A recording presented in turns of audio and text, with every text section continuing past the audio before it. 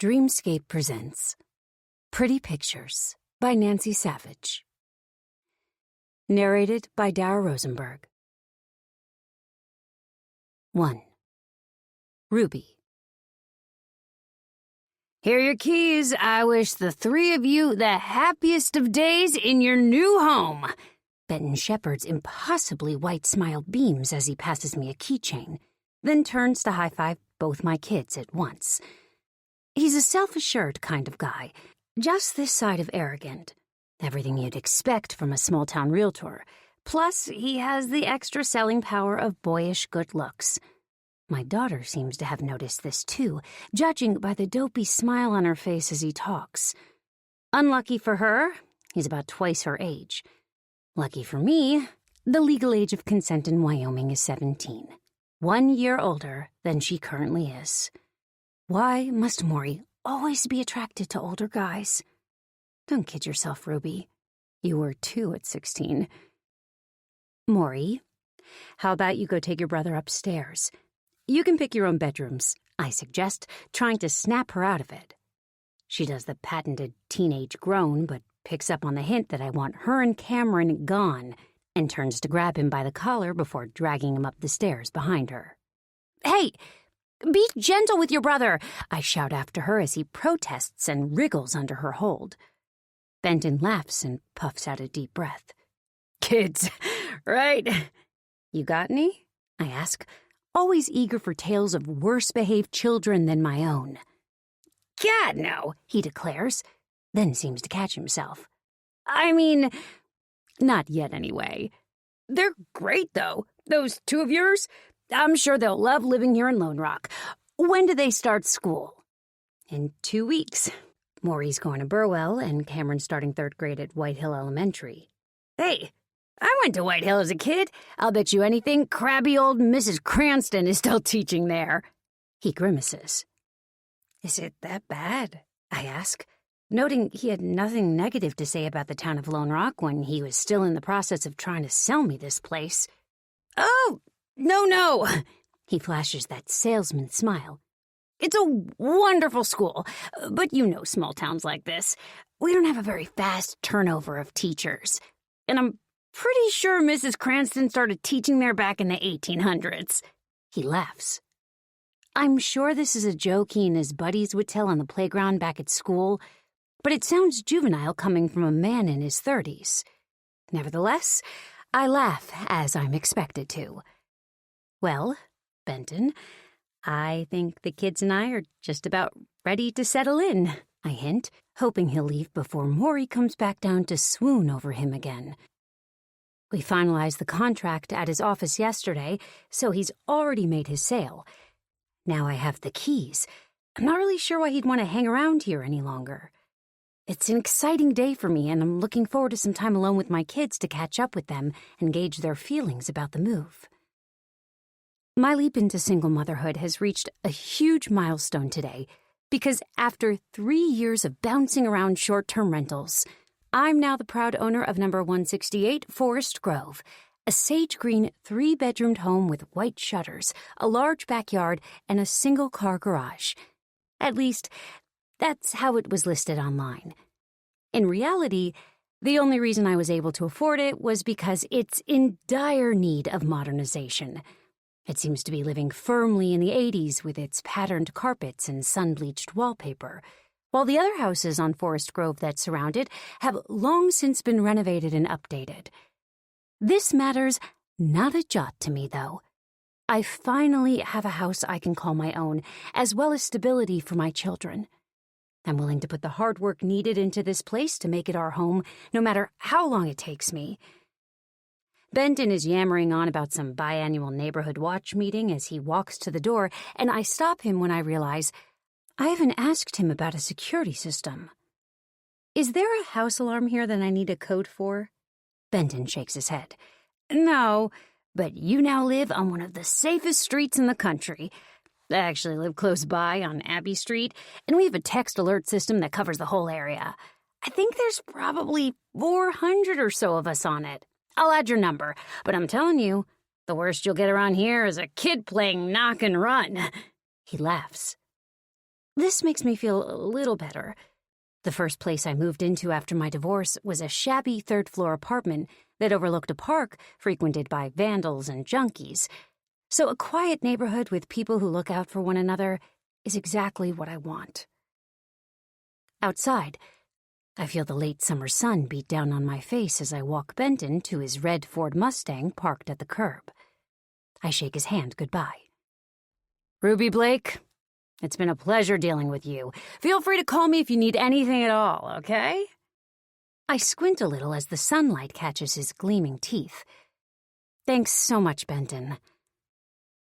I wait for him to drive off, then turn around and see a woman staring at me from next door. She's sitting on her porch, safely out of the sunshine. I can't place her age, but her face has deep-set wrinkles, and her gray hair hangs loose around her shoulders. Hi, I wave. We're just moving in today. I'm sure I said this loud enough for her to hear, but the woman doesn't reply.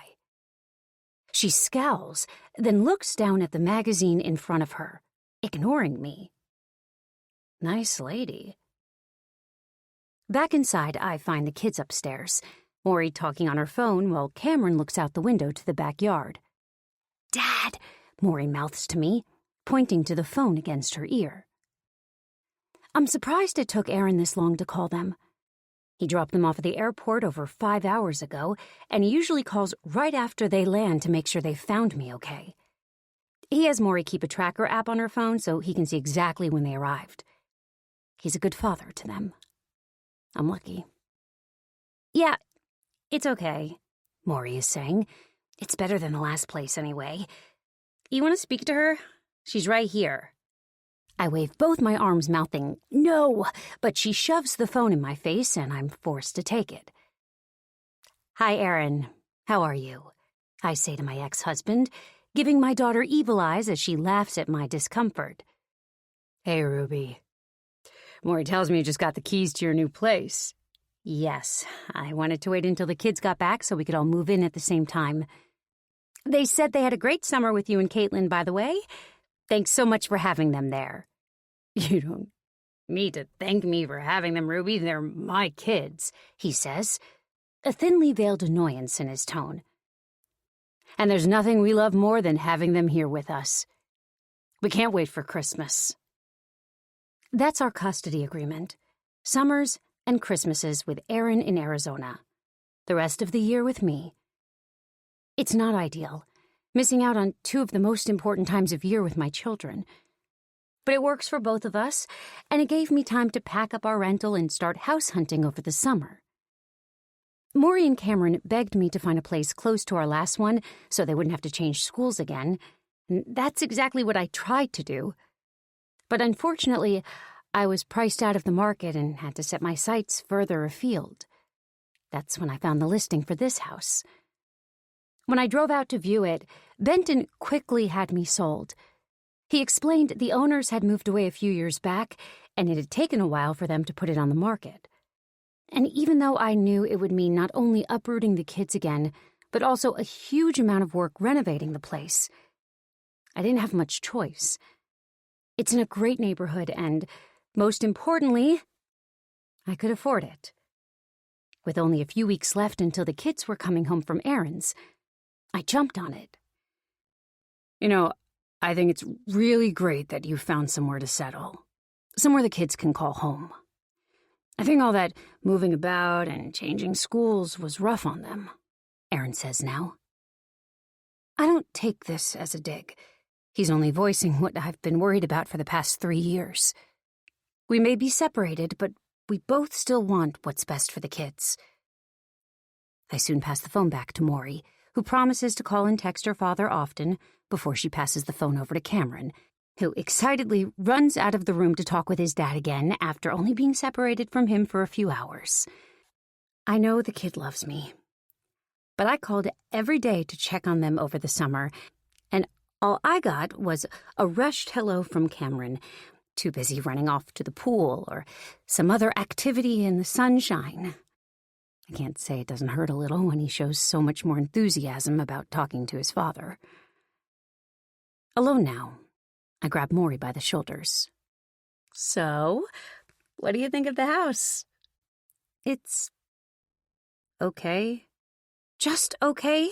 Come on, there's a huge backyard, and you've even got your own room. No more sharing with Cam, and you can decorate it any way you like. Paint it black, paint it pink, draw all over the walls with a Sharpie, cover every inch of them in posters, whatever you want.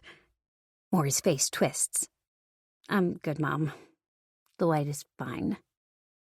Just when I've started to embrace the chaos and unpredictability of parenting a teenager, my daughter is suddenly the sensible one. At what point exactly did the roles reverse? 2. Maury. Mom's trying way too hard. When she picked us up from the airport today, she was waiting with a huge welcome sign that she'd made herself with glitter pens and glue-on streamers. It was so lame. It was almost adorable. I think she's overcompensating because we've been away all summer with Dad and Caitlin, and now she's worried we like it better there with them. I mean, we do, obviously, but I'm not going to break her heart by telling her that.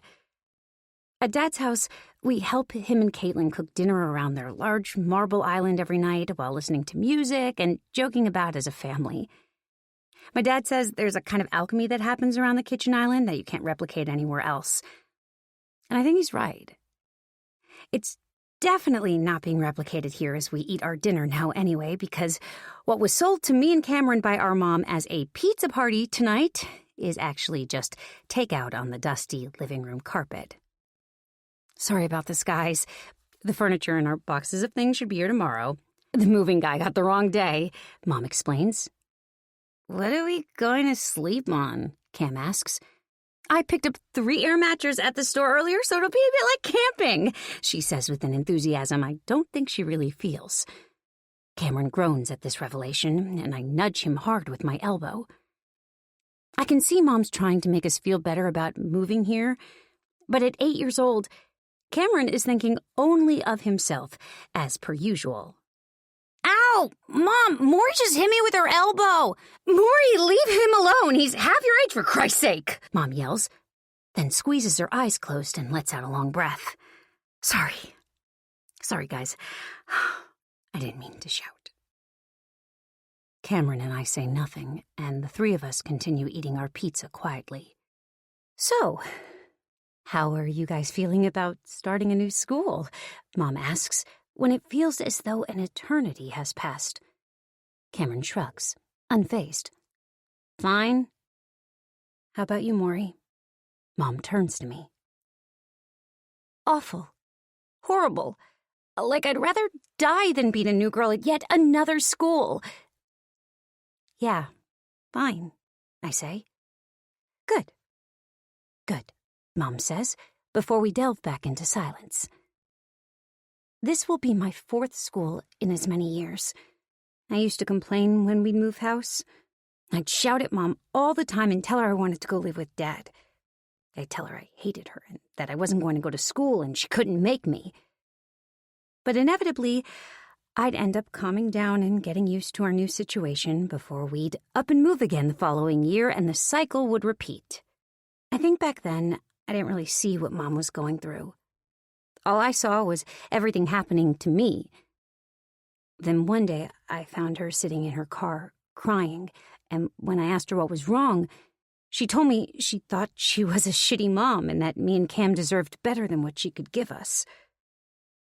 I think those words sparked something inside of me because since then, I'm always more careful about what I say to her. There's something about seeing your mom cry. It's really unsettling. I guess everyone realizes at some point that their mom's human, just like everyone else. So, while I'm glad she's found us a permanent home and we won't have to move again, I'm sure as hell not going to tell her the truth, which is that this house is an old, stuffy museum in a lame-ass town and that I miss being at Dad's house already. When we finish the pizza, Mom walks us around the house, showing us everything she's going to change. The carpets are going to be coming up, the vinyl flooring in the kitchen and bathrooms too, she explains as we walk into the kitchen. and I think I'll probably paint all the doors and put in new hardware. I nod along as though I care about any of this, and listen as she goes into way too much detail about kitchen cabinets and shelving the pantry. "How long's it all going to take?" I ask when she's done. "You know, until this house looks normal?" She considers this for a moment. "I think if I throw myself into it, I could have it done in about a year or so. I mean, it would be quicker if I could afford to hire people to do it for me, but I think it's better this way, more rewarding. And you guys can pitch in a little too, if you like." "No, thanks. I'd just get in your way," I say. "Can I pull up the carpets?" Cameron asks, ready to start now. Mom laughs. "Sure. Not just yet, though. I think we'll probably do it one room at a time." "Is Benton going to help too?" Cameron asks. The amused expression on Mom's face drops. "Benton Shepherd? The realtor?" "Yeah, the guy who was here earlier," Cameron says. "Oh, no, sweetie. He was just the person in charge of selling the house. He won't be coming back here now it's all finalized," Mom explains. The hopeful look in Cameron's eyes fades to one of disappointment. "Oh. Okay." I try to keep my expression neutral, but I feel the same way. That guy was super hot. He kind of looked like a movie star, all tanned and every hair on his head perfectly styled into place. I keep this to myself, though, since my mom would just lecture me about finding a guy my own age instead of always crushing on someone in their 20s or 30s. I think she might be forgetting what 16-year-old boys are like. Why would I ever be interested in them? They're as immature as Cameron, sometimes even worse. All the guys in my last school revolved their lives either around sports or video games. Like, that was their whole personality. "Sorry to disappoint you, buddy, but Benton is going to be helping us out with the renovation. He only does sales," Mom says. "I liked him." "Did you see his car? The red one? It looked like a race car. It was the coolest thing ever," Cameron thrills. I saw Cam staring at Benton's car earlier, and I've got to admit I may have drooled over it a little too. That thing must have cost him a ton of money. Mom rolls her eyes. "Well, I'm sure Benton would be happy to hear that, but I doubt it was 8-year-old boys he was thinking of impressing when he bought it. I mean, I hope not anyway." I laugh at this, but it seems to go over Cameron's head. As night falls, we bring the inflatable mattresses inside from the car and set them up in our empty bedrooms. Mom looks a little sad as she's setting up Cameron's bed, and I get the feeling she's having those thoughts again. The ones telling her she's not doing good enough for us, that she's a shitty mother. I come up beside her and wrap my arms around her waist, resting my head on her shoulder. "I missed you, Mom." I feel her take a deep breath in, smelling my hair in that weird way she always does. Her voice comes out a little cracked. "I missed you too, baby." 3. Ruby. The one luxury kitchen item I own is an Italian coffee bean grinder and stovetop espresso maker set. I treat myself to one glorious coffee every single morning to start my day. The set was a divorce gift to myself and cost me $100. I'm not sure if it would count as luxurious to others, but for someone like me, who uses pans with broken handles and spatulas that are half melted for years on end without replacing them, my beautiful coffee set stands out in my kitchen. And having gone a full 3 days at the new house before our boxes and furniture were finally delivered last Friday by the worst moving company ever, I'm very much appreciating my 7 a.m. espresso right now. Week number 1 at the new house has gone much smoother than I'd been expecting. Cameron has made fast friends with a kid down the street named Leo, so I barely see him during the day anymore. And Maury seems happier now where things have arrived, and she has her own personal space upstairs in her bedroom. I'm hoping she makes new friends easily when she starts school next week. She's always been a little quiet around new people, and I feel bad for pulling her out of her last school to move 50 miles away when she'd gotten comfortable there. finish my coffee and look at the shopping list I've been jotting down on the back of an envelope. It's not the usual eggs, milk, and bread on my list today. Instead, it's brushes and paint, hand tools and sanding equipment, all the things the online videos told me I'd need for a DIY renovation.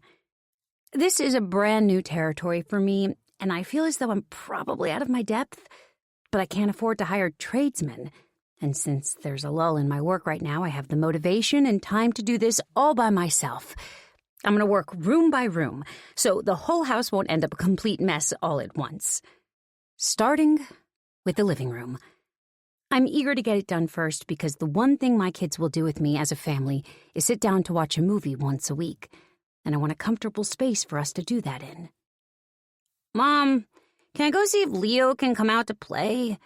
Cameron walks into the kitchen in his pajamas, still wiping sleep from his eyes. Cam, it's still early.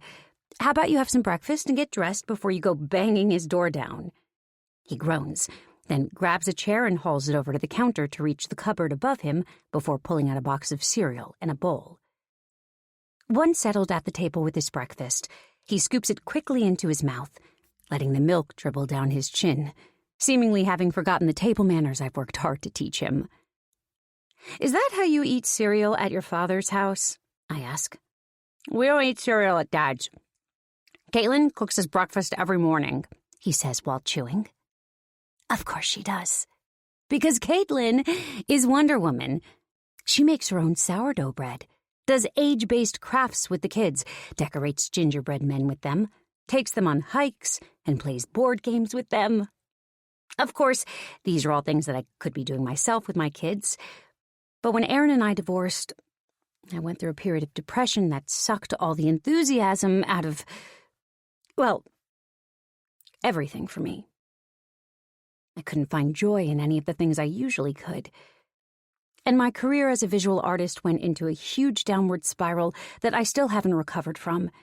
And if it weren't for our divorce going in my favor, I'd be flat out broke by now. At that point, Maury was in the awkward preteen stage and Cameron was 5. I still loved them with all my heart, but I could barely bring myself to get out of bed each morning, let alone take them out to explore nature and build stick forts in the forest with them. When I finally got myself the therapy I needed and realized I was just as worthy of happiness as a single divorced mother as I was before my marriage fell apart, I slowly started to regain an appreciation for the little things in life. But Caitlin was already in the picture doing all the wonderful things with my children that I suddenly wanted to be doing again, too. So I tried. I tried really hard. But when I did crafts with the kids, I was told it was boring. And when I asked if they wanted to help me cook dinner, I was told they had homework to do. And when I offered to take them out to do something fun on the weekends, they wanted to see their friends instead. At first, this made me resent my ex-husband's new perfect girlfriend, who never failed to keep my children happy and involved in everything she did. But when that just left me bitter and self-loathing, I came to realize this wasn't Caitlin's fault at all. She wasn't trying to out-mother me or steal my children's affection. The reason they were happy to do these things with her was because they only spent summers and Christmases there, periods of time where there's no school, no homework, and no friends to distract them, away from home, in Arizona. She and Aaron get the kids full attention during those 12 weeks of the year. And for the other 40, I wake them up early every day for school, make them clean their bedrooms and eat their vegetables, and enforce strict screen time limits. No wonder they think I'm the boring one. All of this is something I've come to accept simply comes with the territory, and I no longer resent Caitlin.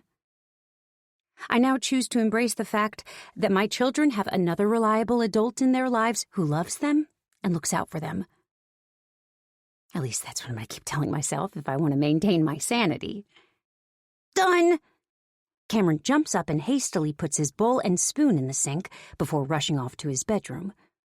He's soon back downstairs, dressed, and turning the house upside down trying to find his shoes. This kid loses his footwear on a daily basis. It always strikes me as ironic that he can never seem to find his shoes, yet somehow he can spot a piece of onion in someone else's food 2 houses over. Before long, he's out the door, under strict instructions to return home to Maury if he needs anything, while I grab my bag and head out to the hardware store to collect my new arsenal of DIY tools, fixtures, and paints. Driving through Lone Rock, I'm impressed with what I see. It's a small town, but there's at least a few of the chain stores that I usually frequent, and the streets here are clean and well kept. I pass by a large arcade and indoor trampoline center that I know Cameron will love. Just past this is a bookstore/cafe that I think Maury might like. Maybe I can take her there this winter, and we can sit together sipping hot chocolate and reading books. These are usually the kinds of images that float through my mind and never end up materializing. But I'm determined now that we've found our forever home to finally have the relationship with my kids that I've wanted for so long. My hardware store haul is successful, but puts me back several $100s, which is nothing compared to how much paying a crew to do the work for me would cost. And I arrive home ready to face this project head-on. I run upstairs and put on the new pair of overalls I picked up in town, because every DIY enthusiast needs overalls, and get straight to work. First things first. The dusty old carpet in the living room needs to get the hell out of here. I know I promised Cameron that he could help me pull it up, but he's still out with Leo. I passed by them on my way home, deep in their own little conversation while kicking around a ball, and I'm too impatient to wait until he eventually decides to come home. I'm dying to see if the original hardwood floors underneath the carpet are still in good shape. I start by hauling out the couch and TV stand, the only furniture currently in the living room, and leave them sitting in the hall. I then pull up the edges of the threadbare carpet at the far side of the wall, rolling it tightly as I go so I can easily get it out to the car later. I'll probably have to pay to leave it at the waste center, but it'll be worth it to have this monstrosity gone. From the looks of it, the original wooden flooring is in pretty great shape. I feel as though I've struck gold as I keep rolling the carpet, uncovering dusty and scuffed, but generally well-preserved wood. With a little sanding and buffing and a fresh coat of stain, I think it should come up nicely. The carpet roll is growing in size as I reach the other end of the room. It's like an enormous roulade, and I wipe my forehead with the back of my hand when I finally reach the end. That was exhausting, and I've barely even started. I sit down and slump back against the Swiss carpet to catch my breath. And that's when I notice it. Something poking out from underneath the roll. It's white and dusty and looks like a piece of paper that stuck where the carpet had just been lying. I reach down and pull at it. It slides out easily from underneath, and I realize it's not a piece of paper, but a photograph. An old one from a Polaroid camera. It looks just like the kind my mom would take when I was a kid. A wave of nostalgia floods over me when I think of my mom snapping a photo of me and my brother sitting outside on the wall eating ice cream, then shaking out the photo as it developed, ready for us to see it within a matter of seconds. Of course, this was before we had phones with built-in cameras. I thought it was magical to be able to see a photo so soon after it was taken. I stare now at the photo in my hand. It's of a young woman. She's got those thick 80s glasses on that age her youthful looks, and she's wearing a corduroy dress with a lace collar. She's got a huge smile on her face and is sitting against a wood-paneled wall. There's a name written in permanent marker on the white strip at the bottom of the photo. Jessie. Was this someone who used to live here? Then it hits me. I've heard about this before. People leaving little mementos around when they're renovating or building a house to be uncovered in years to come by new owners. I'll bet young Jessie didn't think for a second that the carpet they put in wouldn't be pulled up for another 30-plus years. Judging by her age in this photo, my guess is she must at least be in her 50s by now, possibly in her 60s. This is such a cute idea. Maybe I should get an instant camera and do the same with a photo of me and the kids for a future owner to uncover. although it would take a very long time for them to find it because I foresee myself living in this house until the day I die. I stuff the old photo into the front pocket of my overalls to show the kids later, and begin the near-impossible task of hauling the old carpet out to the car as I wonder where this Jessie is now. 4. Jessie. The rain beats down as Jessie leaves Granger's bar and starts the 20-minute walk back to her apartment. It's a little before midnight, and the streets are already empty. Raindrops fall through the narrow beams of light from the street lamps and look like little shooting stars. She was hoping Steve would be walking back to her apartment with her, but seeing him cozy up to Katie all night had quashed that hope. She guesses he's not into her after all. His loss. Jessie can do better anyway.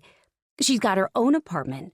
She makes her own money. She has a degree in economics and can speak 3 languages. Thinking about it now, she realizes that sounds more like a resume than a reason why guys should be falling at her feet.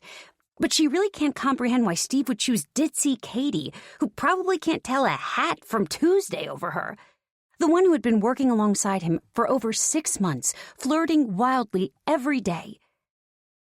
Maybe he's scared of powerful women. That's probably it. Jessie's strength intimidates him. That's the reason he chose Katie over her tonight. Or it could have just been because of Katie's giant breasts. Jessie's heel catches in a grate and she stumbles when it snaps off. Cursing, she reaches down and picks up the broken heel, then carries on her way, doing a pathetic lopsided walk as she goes. She hears a car approach from behind and slow down to a stop before a voice calls out, "You all right? Do you need a ride?"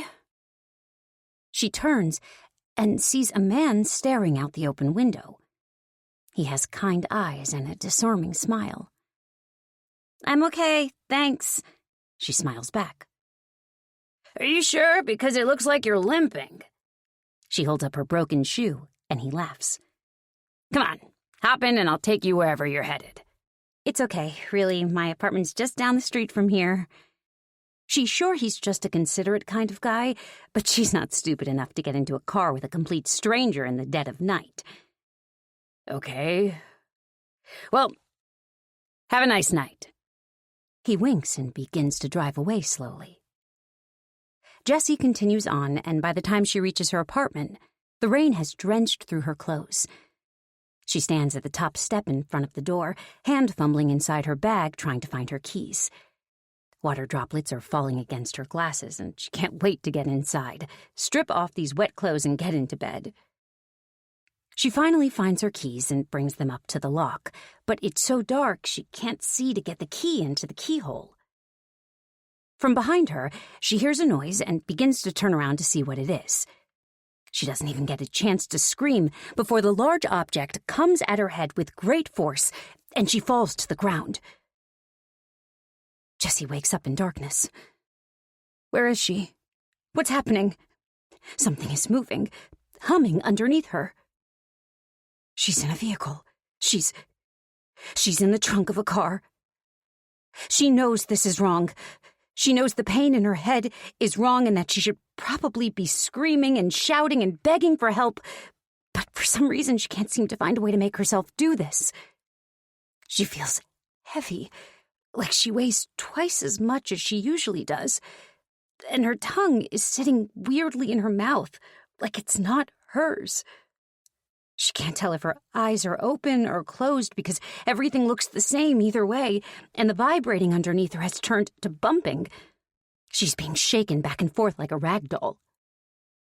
Why can't she find the strength to move, to scream? What is wrong with her?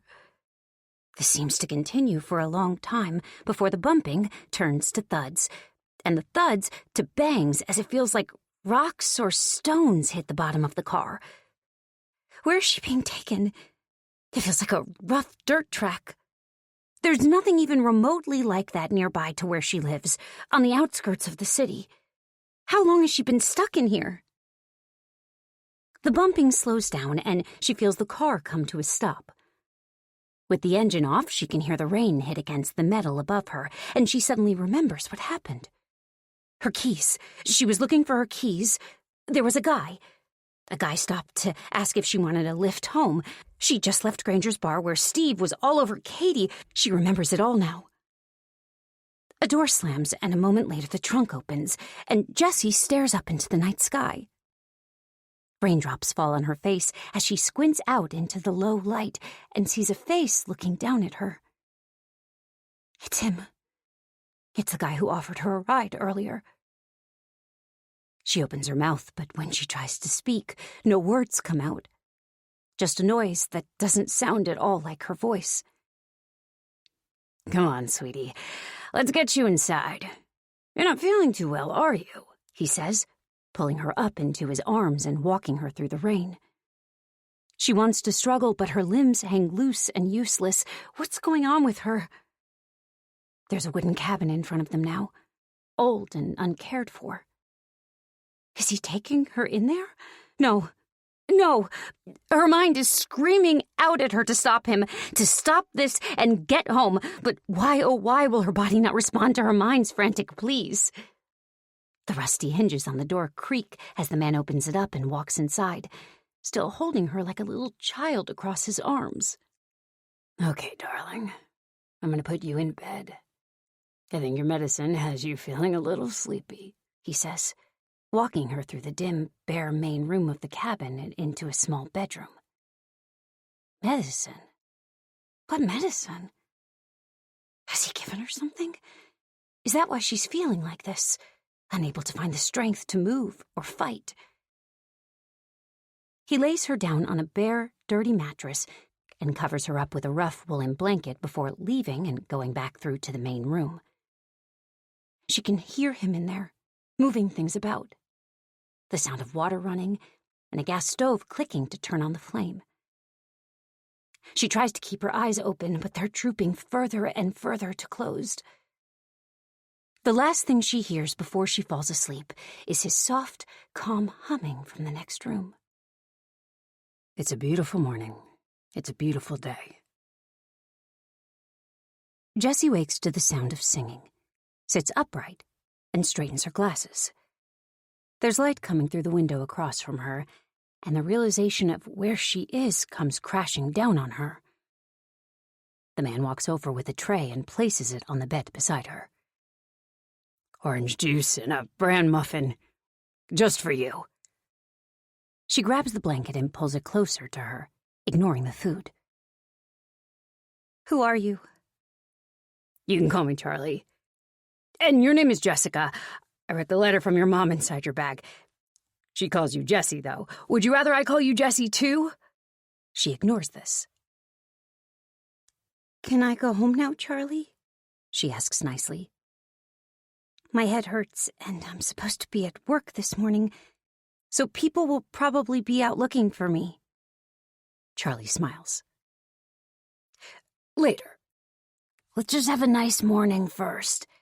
Eat your breakfast, and then we'll get you dressed.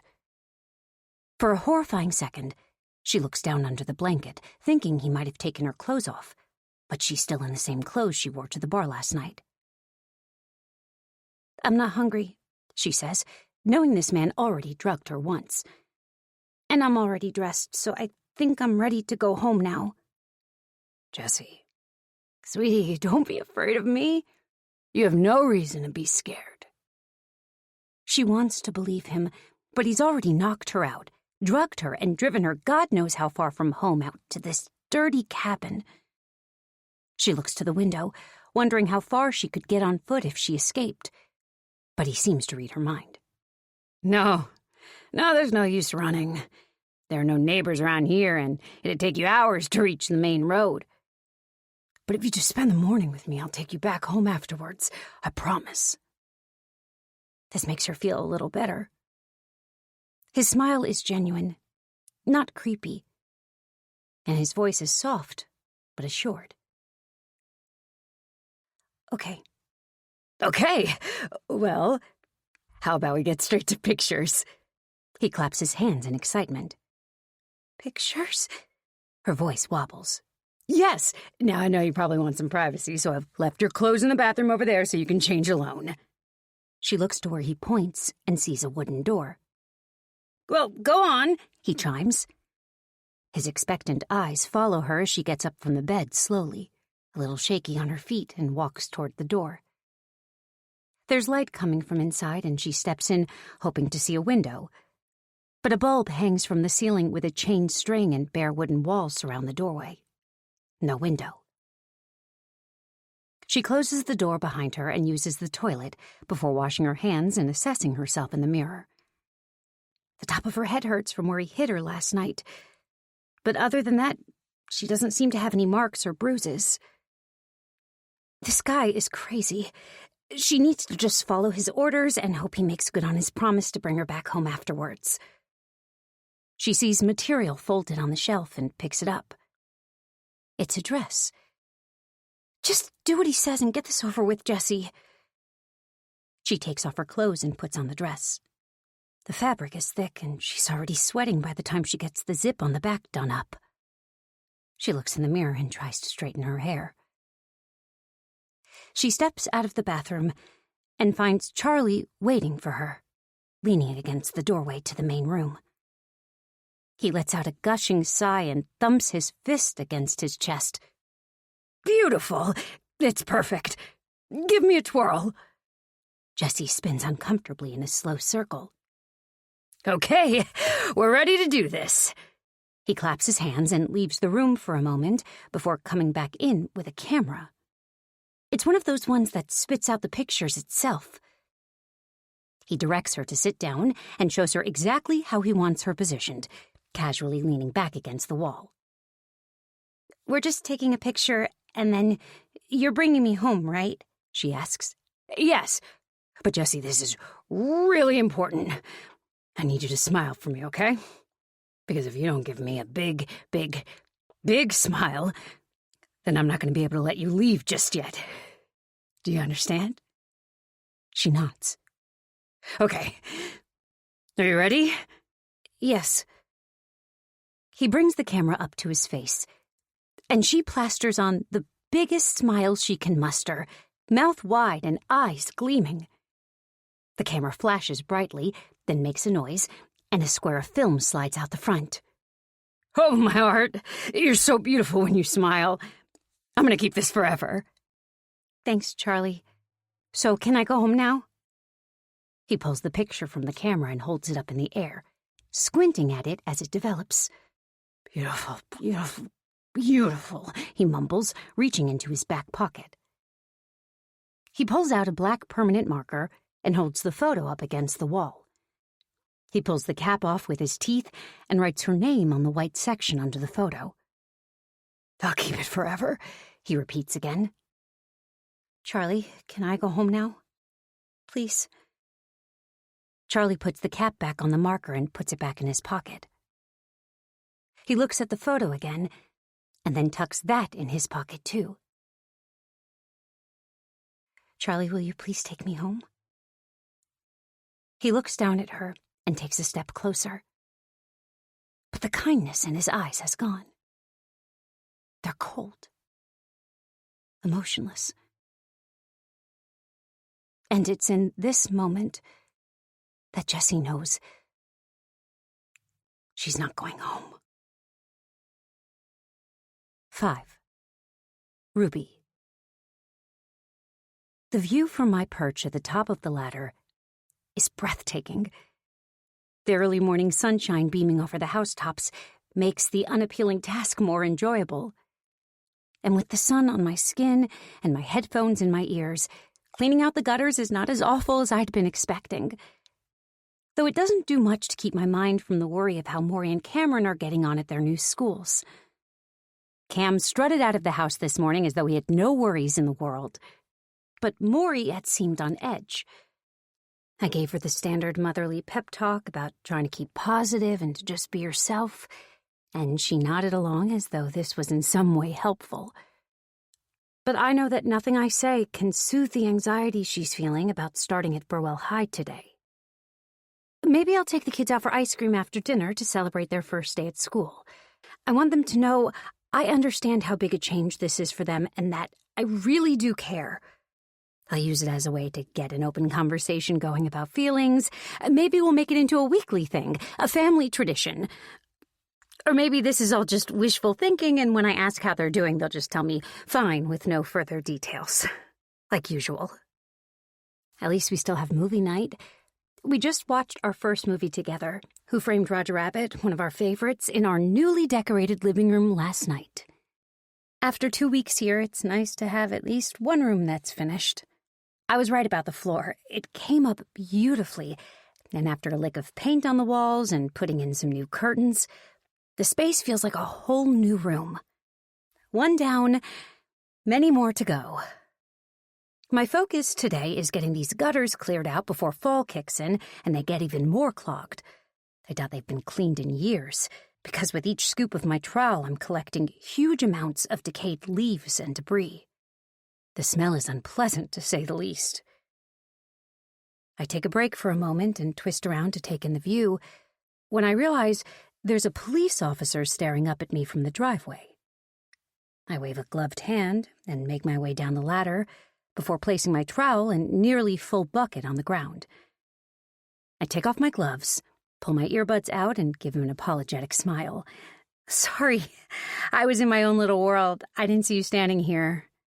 The officer smiles. That's no problem. I've only been here a minute. I see his police car parked nearby and feel a spark of concern. Is everything okay? I ask, fearing something bad might have happened at one of the kids' schools. I'm just here about a noise complaint we got from a neighbor. I put a hand on my hip. A noise complaint?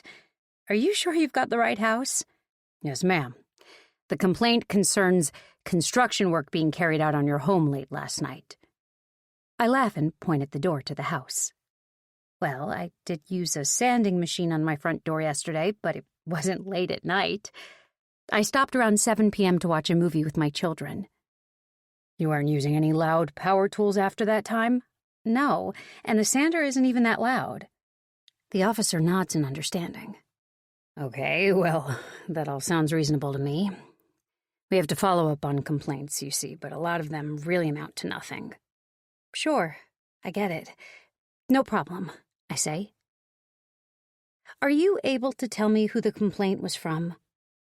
The officer shakes his head. No, sorry. He walks back to his car, and as he drives off, I look around at the houses nearby. I haven't had the chance to meet any of the neighbors yet, but my guess is the complaint must have been from one of the houses either side of ours. There's only a gap of 10 feet or so between each property, so I guess they could hear me doing work outside, but rather than come and tell me it was bothering them, they called the cops on me. Some people, I swear. I'm about to put my gloves on and head back up the ladder when I see 3 women approaching from down the street, hips and arms pumping dramatically. When they see me, they all wave in unison. I wave back and stay put while they power walk over to me. Hi! You must be our new neighbor, says the woman in the middle. I'm Felicity Parker, and this is Kendra and Harriet. Ah, so this is Leo Parker's mom. Cameron has spent so much time playing with him, I'm surprised I haven't seen her around until now. Felicity is tall, blonde, and beautiful in the kind of way that only wealth can bring. No makeup, no surgical tweaks or fillers, just the delicate skin of a woman who has had the money to take good care of herself her whole life. Her 2 friends look a little like knockoff Barbie dolls standing next to her. I wipe the gutter grime from my hands onto my jeans. I'm Ruby. I just moved in with my 2 children a couple of weeks ago. Yes! My son Leo talks about Cameron all the time. It seems as though they're the best of friends already. Felicity's eyes sparkle happily. I know, it's so sweet. I was worried it would take Cameron a while to find any friends around here, but he and Leo seem to be glued at the hip already, I say. I'm aware that as I talk with Felicity about our sons, Kendra and Harriet are looking me up and down, seemingly weighing me up. The 3 women are so similar in appearance that I fear I'd have a hard time figuring out who was who if they were to quickly change places. They all look a couple of years older than me, maybe 40 or so, are wearing athletic wear and have on baseball caps with their blonde ponytails hanging out the back. But where Kendra and Harriet are a little fuller in their figures, Felicity is lean and looks as though she could run laps on them. It's clear she's the pack leader. Well, I'm just in the middle of cleaning out the gutters, and I don't want to keep you girls from your morning walk. I smile. Oh, we don't usually do this, Kendra pipes up. Or maybe it's Harriet, I'm really not sure. Today is day 1. We made a pact over the summer that we'd start doing a daily circuit when the kids go back to school. Oh, well, that's lovely. Best of luck with it, I say genuinely. You should join us. I mean, from tomorrow, that is, Harriet says, or possibly Kendra. Oh, I really wish I could, but I'm using the time the kids are at school to do up the house. I don't think this place has been touched since the 80s. I sigh. The 3 women laugh politely and say goodbye before continuing on with their walk, ponytails bouncing behind them. Every neighborhood has its own mom clique. I guess I just met ours. As I turn back to grab the trowel and bucket, I spot a face staring out at me from the house next door. It's that woman, the one who didn't return my greeting on the day we arrived. I'll bet she's the one who called the cops on me. Has she been watching me the whole time I've been out here? If this woman has some kind of problem with me, I wish she'd just come over and tell me, because if she's going to be calling the cops on me every time I'm doing work on the house, it's going to get old pretty quickly. I plaster on a huge smile and wave enthusiastically at her to show her I'm completely unfazed. Her lips turn downward in a scowl before she closes her curtains and disappears from view. 6. Maury. I have never felt more invisible in my life than I have today. Starting a new high school is like going to a foreign country. The language is different. The culture is different. And while everyone walks around the place with purpose, you have no idea where the hell you're going or what you're supposed to be doing. It took me months to feel comfortable at my last school, and it seemed like the second I began finding my place, we had to up and move again. My mom thinks it's as easy as just staying positive and being myself and everything will be totally okay. But what does that even mean? Be myself. Well, I was myself today, and that tactic got me exactly nowhere. I sat through classes, I ate my lunch, and talked to no one. Nobody seemed to see me or notice that I was there, not even my teachers. And it's not as though it's like that for every student. They already know each other. They're already joking around with each other and whispering in class and hanging out in the halls together.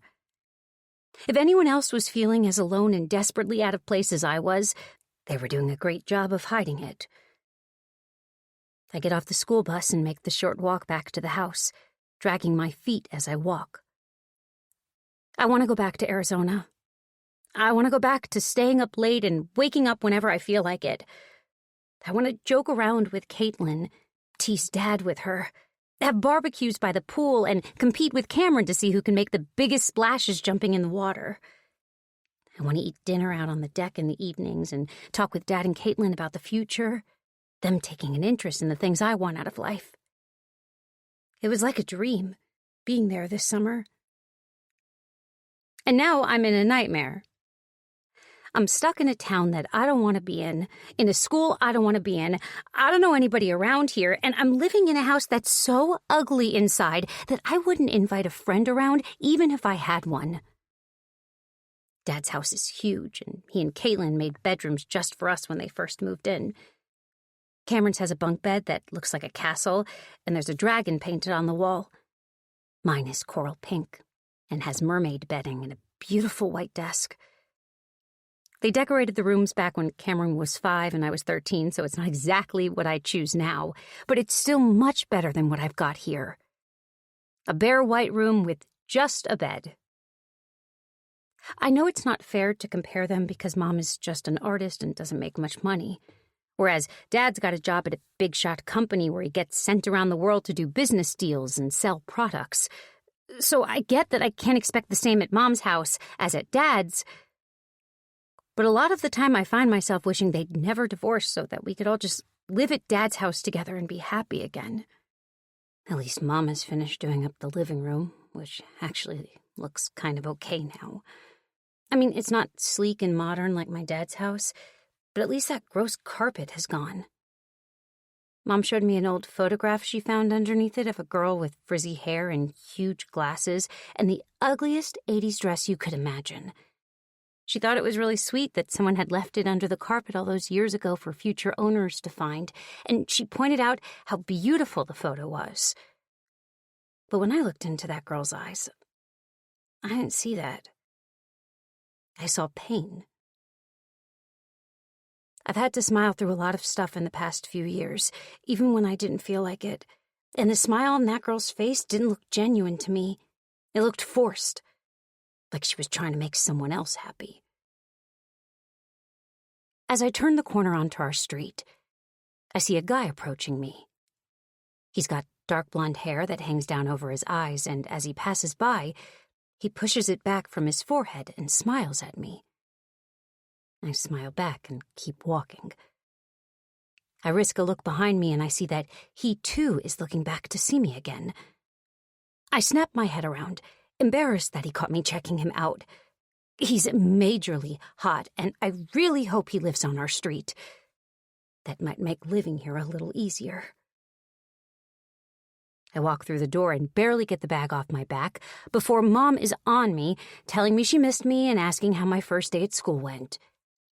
Yeah, fine, I say, walking through the kitchen and pulling a glass from the cupboard. Fine? So it all went well? Yeah, it was okay, I say before gulping down an entire glass of water. Did you talk to anyone? Make any friends? She asks. Yeah, I guess. There were a few girls there I was talking to. I ate with them at lunch. My mom seems to melt with relief at this. Oh, Maury, that's great. She hugs me from behind as I put the glass in the sink, and I wait it out until she lets me go. I knew it would go well for you today. You've got such a strong spirit. I'm not surprised those other girls were drawn to you. You're fun and approachable. I almost laugh at this. If I could choose 3 words that least describe me, they'd probably be strong, fun, and approachable. Apparently, my mother sees somebody completely different when she looks at me. But I don't want to hurt her, and I can't bear the thought of her crying over me again, so everyone will be happier if she just thinks things are going super for me. A thought now occurs to me. Is she doing the exact same thing as me? Just keeping her head down, not complaining or making a big deal out of things to make everyone else feel more comfortable? I stand there looking into her eyes for a moment, trying to see it. Is she as miserable as I am? She smiles and hugs me again. Maury, my baby, I'm so glad your first day went well. All that matters to me is that you guys are happy. And I believe her. She once told me that mother is only ever as happy as her unhappiest child. And since Cameron runs around the place like a squirrel in a nut factory, I'm left with the responsibility of not ruining everything for her by being the unhappy one. So, I guess school went great. I've already made friends. I have no problem with moving to Lone Rock or this gross old house, and I don't want to just shrivel up and die. 7. Ruby.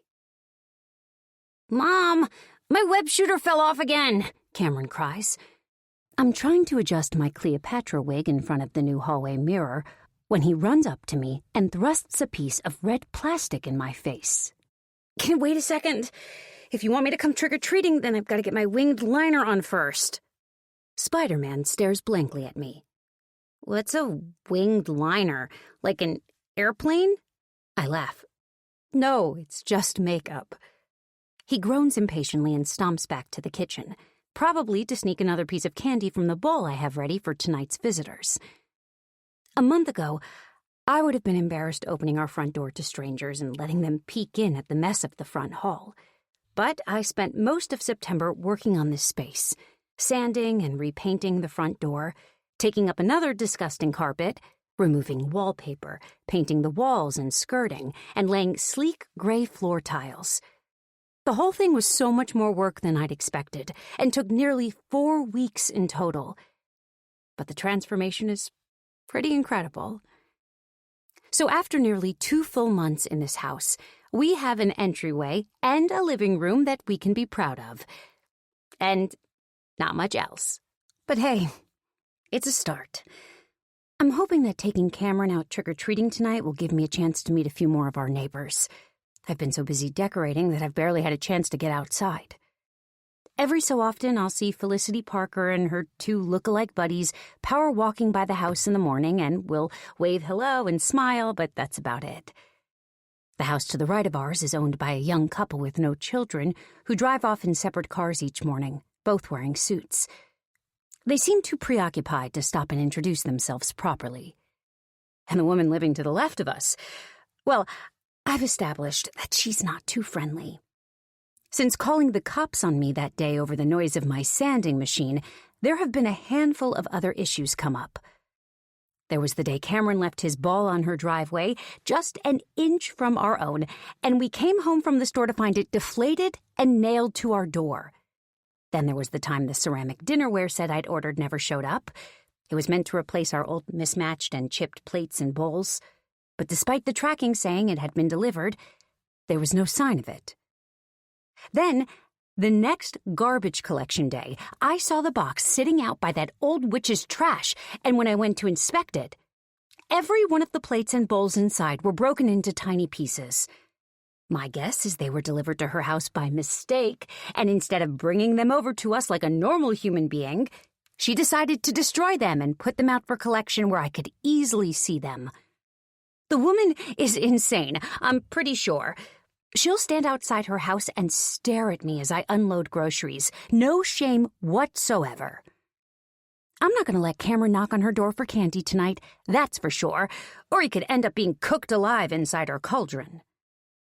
My hands shake with anger at the thought of the woman as I apply my eyeliner and my wing turns into a droop. Oh, Mom. Seriously? Maury scolds me as she walks by and she stops to grab the stick from my hand. Let me do it. She wipes away the mess I've made, then proceeds to draw perfectly neat tips at the side of each eye. She smiles at me in triumph when she's done. Beautiful. Thanks, Maury. Are you sure you won't come with us tonight? I ask. She shakes her head. Somebody needs to be here for the trick-or-treaters anyway. It's an excuse I can't argue with, and I guess I can't expect her to want to join in on Halloween with us forever. But it's the first year she's opted out, and it only serves to further remind me of how fast she's growing up. I leave Maury stocked with a ridiculous amount of candy to hand out and make my way down the street with Cameron, stopping at each house and wishing our neighbors a happy Halloween. There are graveyards set up in people's front yards, skeletons hanging from trees, and hyperactive kids running around everywhere, screaming. It's such a fun atmosphere, and I'm so thankful I still have one child young enough to get wrapped up in the excitement. Cameron is looking around for his friend Leo, and I have to rein him in several times when he nearly runs off without me. By the 10th or so house, his small bag is nearly full to the brim, and when I tell him it's time to go home, he pleads with me for just 2 more houses. I pretend to hum and haw before letting him carry on. I learned that trick long ago. Tell your child they have to go home before they actually need to, then let them think they've convinced you to let them stay a little longer. They'll feel like they won, and ultimately, you get out of there faster. It works at the playground and the toy store, too. When Cameron joins several other kids running up to a house with a completely over-the-top mechanical vampire who laughs and moves about menacingly at the door, a woman dressed up as Alice from Alice in Wonderland walks over to me, and I recognize her as being one of Felicity's friends. "Ruby, you make a great Cleopatra," she squeals. "Thank you, Harriet. I love your costume, too." An awkward smile touches her lips. "I'm Kendra." Oh, of course. Sorry. I'm awful with names, I lie, slapping my forehead. I'm just fine with names. It's the carbon copy soccer moms that I have a hard time telling apart. Kendra's arm is now being yanked by an impatient little ballerina, and she smiles apologetically. Grace won't let me stop and talk to anyone for more than 2 seconds tonight. We say goodbye, and I watch her being dragged off by her daughter to visit more doors. When all of a sudden, a pair of hands come down over my eyes from behind, and I nearly jump out of my skin in fright. I turn around to see Maury laughing at me, in the same everyday clothing she'd been in when I left her earlier, except she's now wearing a pair of cat ears and has whiskers drawn on her cheeks. "You came!" I cry. "Yeah, we ran out of candy at home, and it was either this or turn off all the lights and hide until the kids stop knocking at the door. Where's Cam?" She looks around. I point to the house next to us, but when I look, he's not there. I turn around in a circle searching for him, but I can't see him anywhere, and my heart starts drumming in my chest. I don't know where he is. He was right there a second ago. Calm down, Mom. I'm sure he's fine. He probably just ran off down the street to hit up a few more houses before you could stop him. She's probably right, but it doesn't stop the panic that's steadily rising in my chest. I know I usually let Cameron go off on his own during the day, but it's dark now, and I've heard of way too many abductions, starting with a kid getting lost in the hubbub of a large crowd. I walk quickly down the road, Maury running to keep up with me, and I look at every doorway, every front yard, every group of children, trying to spot my son. It's when I'm approaching the end of the street that I spot him. He's struggling as a man holds on to his arm, pulling him along. "Hey!" I shout. "Hey, get off of him! Leave my son alone!" But before I can do anything about it, the man opens the door to one of the end houses and drags Cameron inside, shutting the door behind him. 8. Maury. I'm panting by the time I catch up with Mom, who for some reason is standing outside a stranger's door, slamming her fist loudly against it. "Hey! Get out here!" She turns to me, gesturing frantically with her arms. "Maury, call the cops right now." "What? Why?" I say, no idea what's going on. Before she can answer, the door opens, and an annoyed-looking man and a guy about my age, who is clearly his teenage son, stand in front of us, confusion painting their faces. I recognize him immediately. He's the hot blonde guy who I passed by that day on my way home from school, the guy who turned back to check me out just as I had been doing the same. "Can you please stop banging down our door?" the man says. "What's going on?" My mom steps up close to him, her hands on her hips. "Where is my son?" The man looks around his driveway and then back at her. I have no idea. Who are you?" "Cameron!" my mother shrieks, trying to get a look inside the house, then giving up and pointing a finger at the man. "I saw you take my son. I'm calling the cops right now." The man looks lost for words, and just as my mother pulls out her phone and begins dialing, a little boy approaches the door from inside the house. He's wearing a Spider-Man costume with the mask hanging down, and I recognize him as Leo Parker, Cameron's friend. I think I saw Cam dunking for apples outside the Jensen's house," Leo says timidly. Mom's face turns ghost white as she figures out what's just happened. The man says nothing as Leo and his older brother look on awkwardly. This is the most brutally embarrassing thing I've ever witnessed my mother do. And right in front of the only hot guy in this town. Well, he is if you don't count that realtor Benton anyway. "Oh my God." My mother buries her face in both her hands. "Oh my God, I'm so sorry. I thought Leo was my son, Cameron. He's in the same costume and I..." The man looks amused. "Don't worry about it. Easy mistake to make. I'm Quentin Parker, Leo's father, and this is Hutch, our older son." I can't look up. This is too painful to watch. "What's going on?" a voice comes from inside the house. A woman who I assume is Leo and Hutch's mother appears at the door, a concerned look staining her beautiful face. Well, it's clear to see where Hutch gets his looks, with parents like these. "Oh, Felicity, I'm so sorry," Mom says, nearly crying at this point. She explains the mistake she made, thinking Mr. Parker had taken Cameron, and the woman is as sympathetic as her husband. But I'm sure this whole family thinks my mom is completely crazy, and by association, me too. Felicity turns to her son. "Hutch, can you take Cameron's sister over to the Jensens to help find him, please?" "Sure," he says. And we both start down the street as Felicity guides my mom inside their house, presumably to help her calm down a little. The trick-or-treating has mostly come to an end, but there are still kids in costumes playing out on the street and stuffing their faces with candy. "I'm Maury, by the way," I tell Hutch. "And I'm really sorry about my mom. I can't believe she thought your dad was kidnapping Cameron." He looks at me, then scoops back a lock of blonde hair that hangs down in front of his face. I'm not sure what passes between us in this moment, but he begins to laugh, and I can't help myself. I start laughing too. And then we're both walking along, cackling stupidly together, and I'm wiping tears from my eyes because I can't believe what just happened. When we finally get a hold of ourselves, Hutch asks, "Haven't I seen you around?" "Probably. We've been living here for a couple of months now." "How do you like Lone Rock?" He raises an eyebrow. It's boring. I know." He cuts in.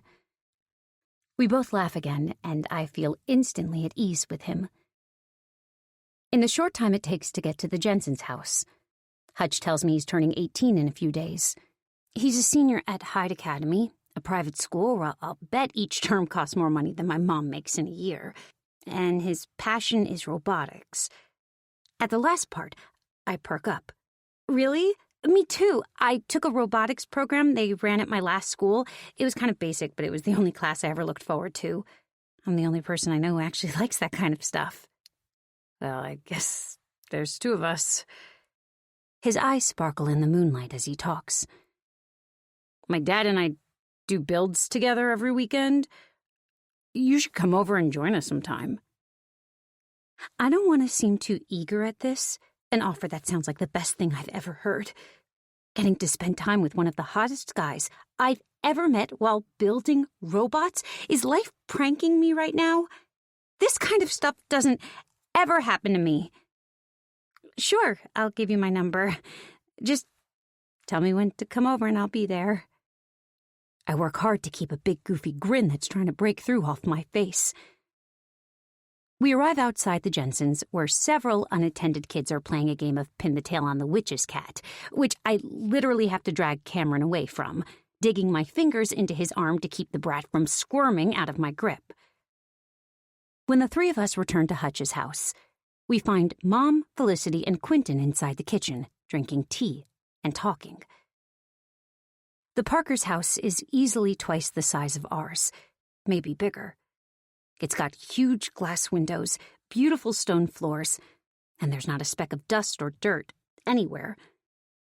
It reminds me a little of my dad's house, not the style exactly, but it has that kind of put-together look, a bit like a showroom you'd see in a catalog.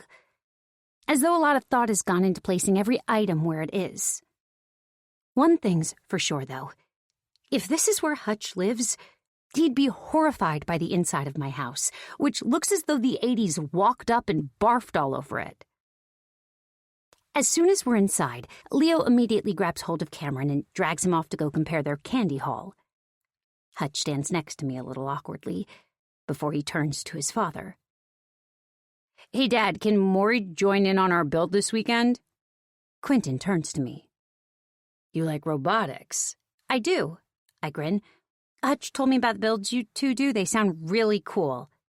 "Well, we'll be making an ant with head sensors this weekend if you want to help out." "I'd love to, thanks." I turn to Hutch and we both catch each other beaming, then quickly rein it in. I don't want Hutch to know how excited I am about this. I never thought blondes were my type, but this guy is hot as hell, and now I've got a date with him this weekend. 9. Ruby. This morning, when I got home from dropping Cameron off at school, I found the woman who lives next door standing on my doorstep. Her name is Bernice Fisher. I learned a lot about her from Felicity and Quentin Parker when I talked with them on Halloween night.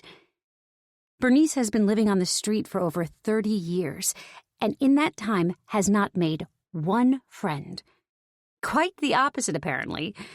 The Parkers told me that everyone on this block has their own stories of run-ins with Bernice. I'm not even close to the first person she's called the cops on, and I doubt it was the first time the officer who'd spoken to me that day had been sent out because of a call Bernice Fisher had made. Quentin told me she'd once reported him for dealing drugs to children after she'd seen him passing his son a packed lunch outside their house. Another time, she'd accused him of breaking and entering when he'd been out helping families tidy up the neighborhood after a bad storm. The feeling around these parts, I take it, is that Bernice Fisher is stark, raving mad. And I have the special honor of living next door to her for the rest of my days.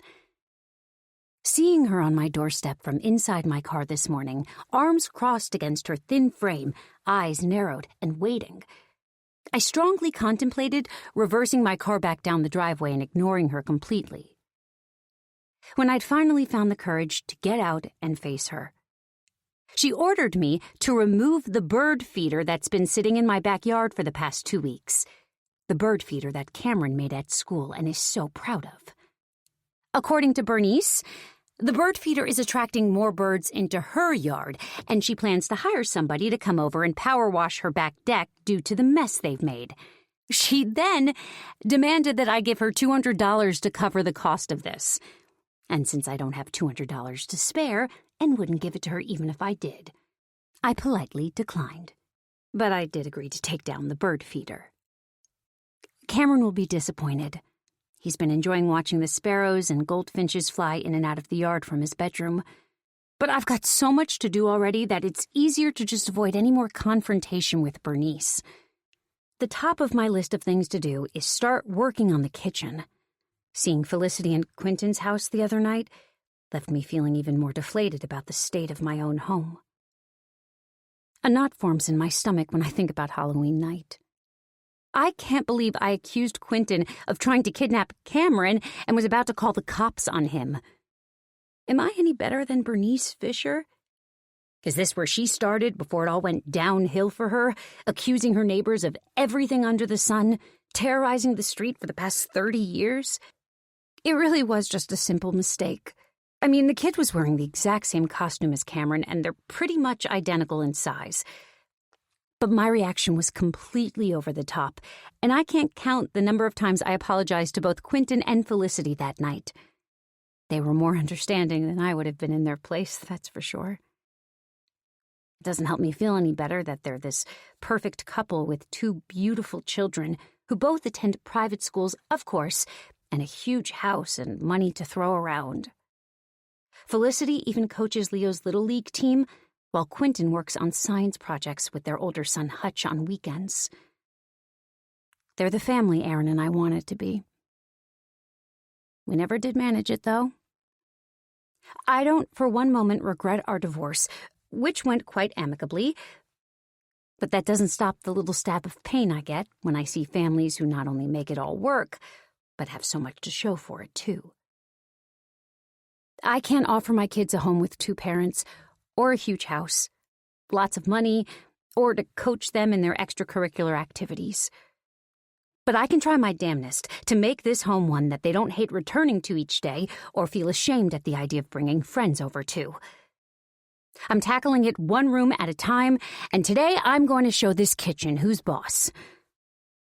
I've had my morning coffee, the kids are back at school, and I'm armed and ready with a tool that looks a whole lot like a crowbar.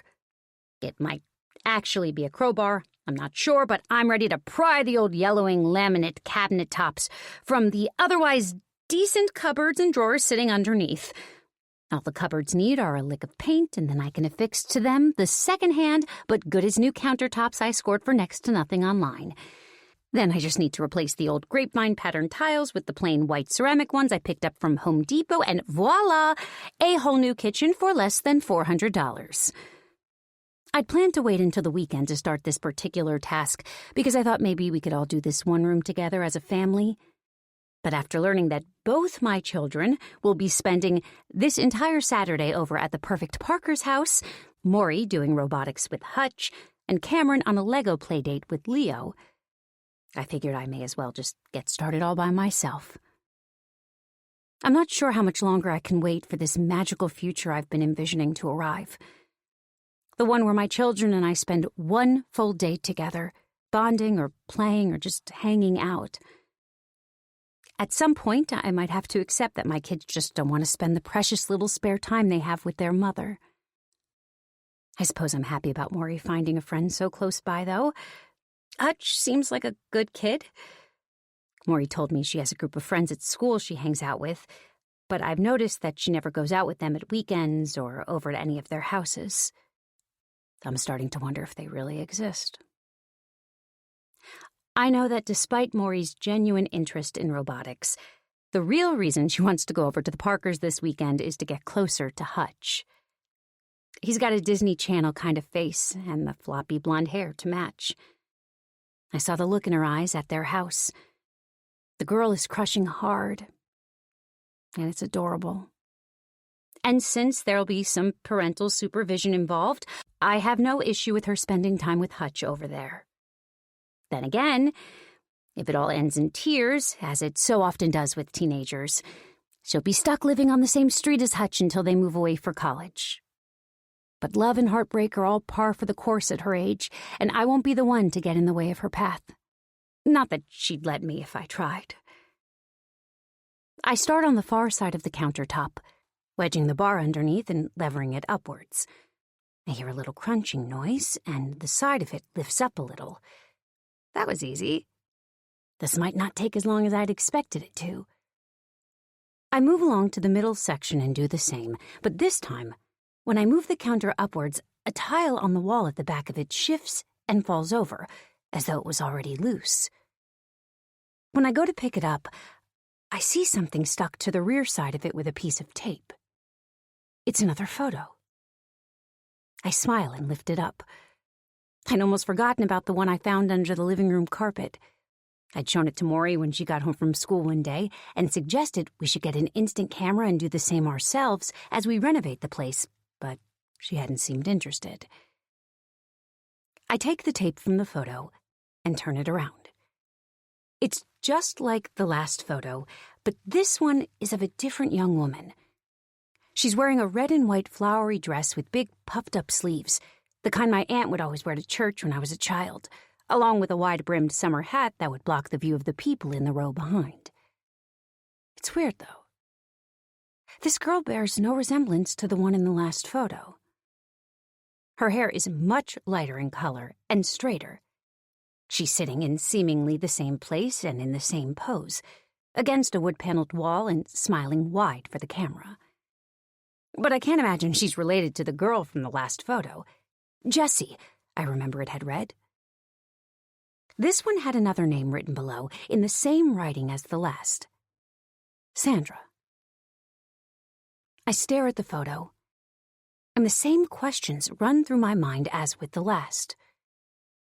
Did it occur to these people that these photos might take another 30 or so years to be uncovered?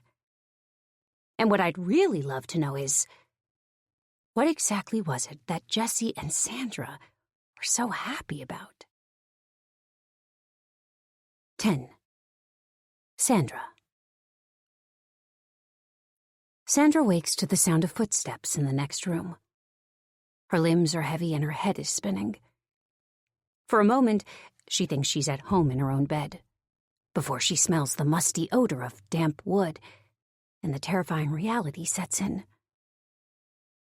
He brought her here last night. He told her his name was Charlie and that he worked for Manning Models as a talent scout.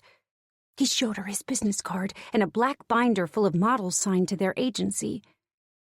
Sandra even recognized some of them. That was when he asked her to come to his studio.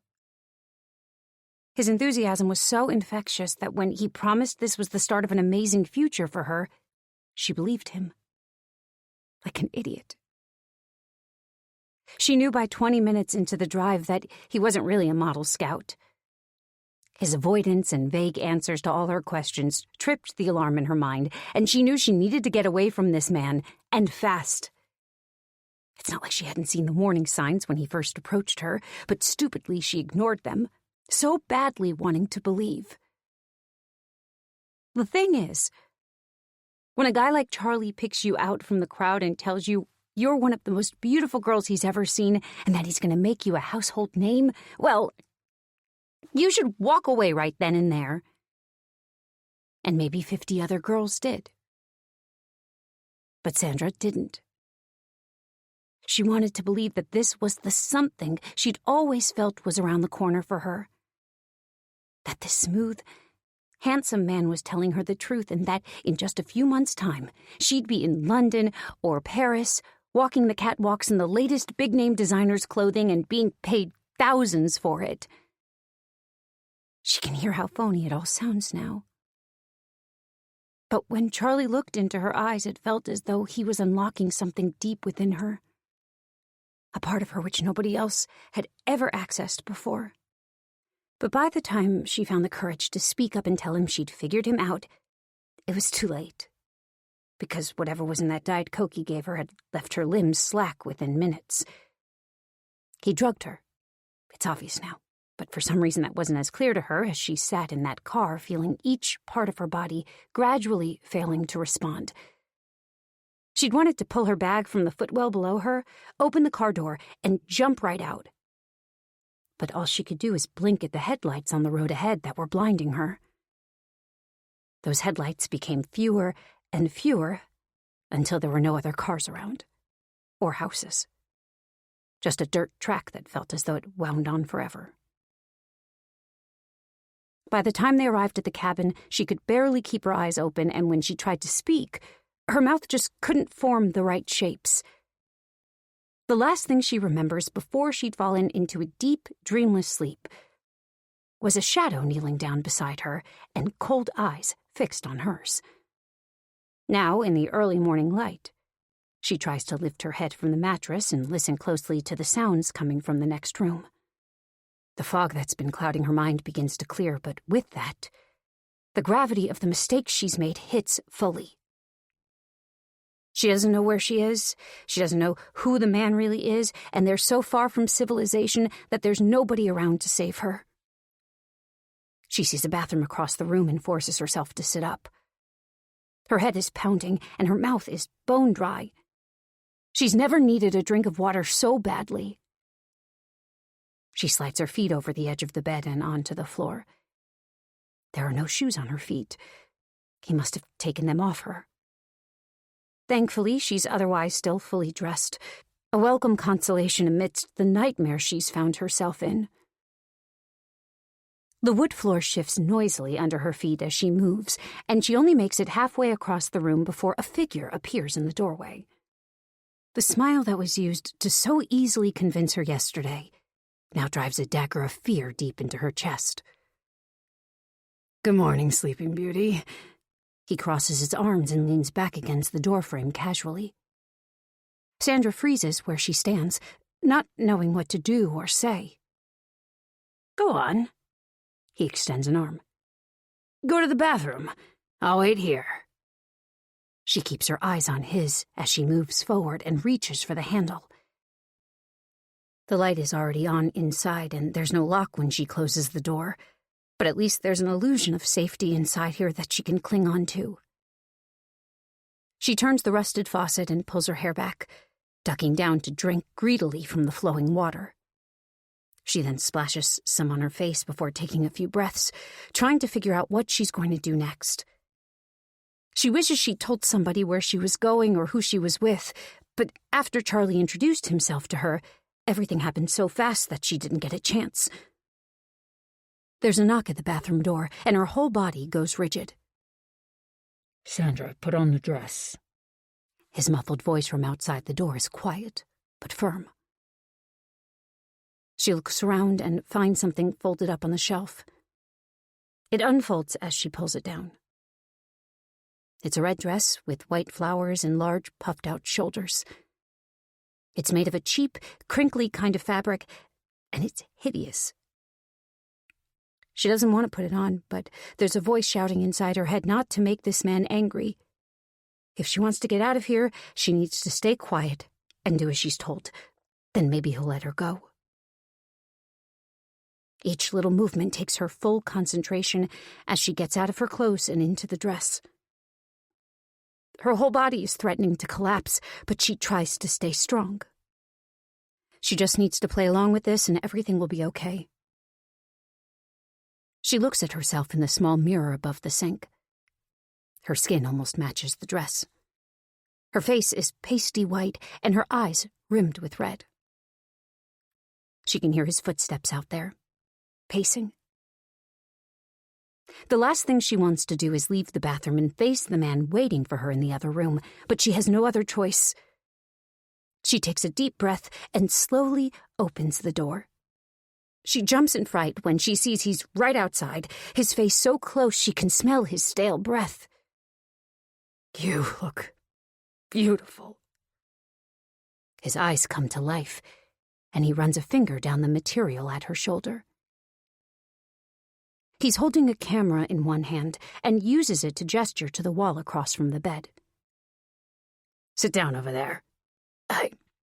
Do I have to? Can we go outside?" she croaks. "Sandra, a little advice. If you want a good picture taken, never argue with the photographer." There's an impatience in his voice that scares her. Sandra knows he didn't bring her here just to take photos, and she can only pray that she finds a way to escape before his real plans are revealed. She walks to the side of the room and sits down slowly against the wall, looking up at the lens pointed her way. No. Charlie lowers the camera from his eye. "Come on, sweetheart. You've got to smile." She tries to morph her features into a smile, but it's as though she's forgotten how. "Did you not hear me, Sandra? Smile!" he shouts, and she flinches. "I just want to go home," she whimpers, her words sticking together as she speaks. "Sandra, this was supposed to be nice. You're my model, remember? And I just want to take one photo, that's all." She swallows down a lump in her throat. Okay. She uses everything she has to force herself to smile. Bigger. Come on now." Sandra stretches her mouth until it's painfully wide. A sudden flash of light goes off before a photo slides from the front of the camera, and he holds it up like a prized possession. "Don't you feel better now? For cooperating?" She nods as a tear runs down her cheek. There's a darkness to his eyes as he studies the photo and mutters to himself, "I'm gonna keep this forever." It only takes a split second for Sandra to make the decision. She prays that her legs will hold her as she rises up and begins to dash for the door, but she's too slow, and in seconds he has her in a tight grip. She tries to kick and scream, but he just pulls her in tighter toward him, and she looks up to see the same smile she saw on his face yesterday.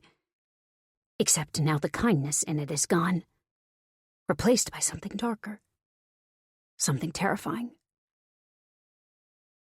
"You're not going anywhere, Sandra." 11. Ruby. I pull up outside Cameron's school just after lunchtime. In my rush to get over here, I forgot to grab a jacket, which I'm now regretting as I get out of the car and make the short walk to the front entrance, the chilly breeze biting through the thin fabric of my sweater. When Cameron told me yesterday about a small scuffle he and another boy had gotten into at school over a wolf sticker, I hadn't thought it anything serious. He'd said he'd planned to put the wolf sticker on the picture collage he'd been working on and had left it on his desk while he went to go sharpen his pencil at the trash can. When he returned, he found the boy had taken it and stuck it firmly to his own collage. Cameron had gotten angry and tried to pull it off the boy's paper, and the boy had shoved him, resulting in Cameron telling the teacher on him. Your typical 8-year-old squabble. But the call I got from the principal 30 minutes ago, requesting that I come in right away to meet with him about another incident Cameron was involved in with the same kid, has me worried. Cameron is not the kind of kid who goes around starting fights. He's gentle, considerate, and tends to make friends with every kid he meets. So this leads me to believe the problem isn't him, it's this other child. Cameron seems to love going to this school, so I don't want anything to ruin that for him. Inside, it strikes me, as it has done in the past, how strange it is that every single elementary school smells the same. Like markers and floor cleaner mixed with teacher's despair.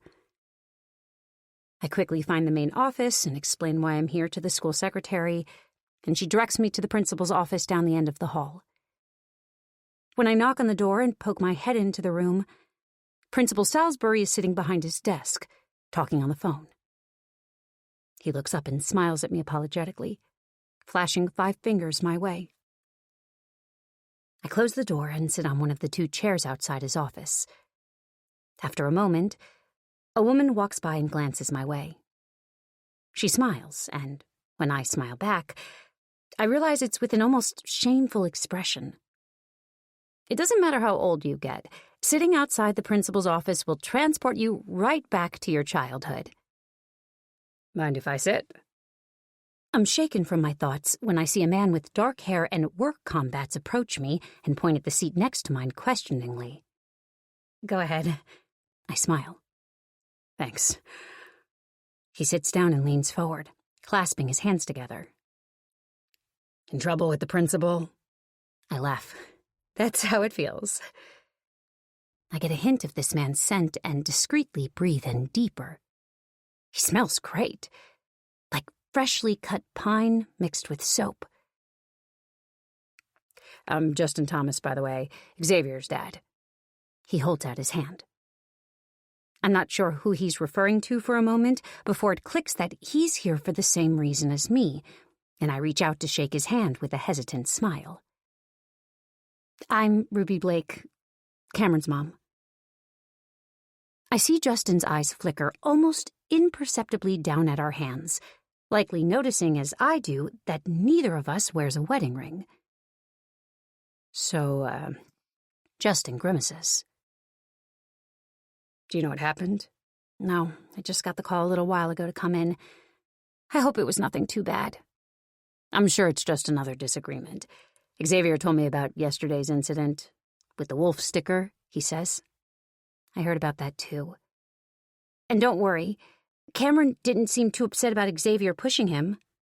Justin laughs. I wasn't worried because Cameron was the one who pushed Xavier.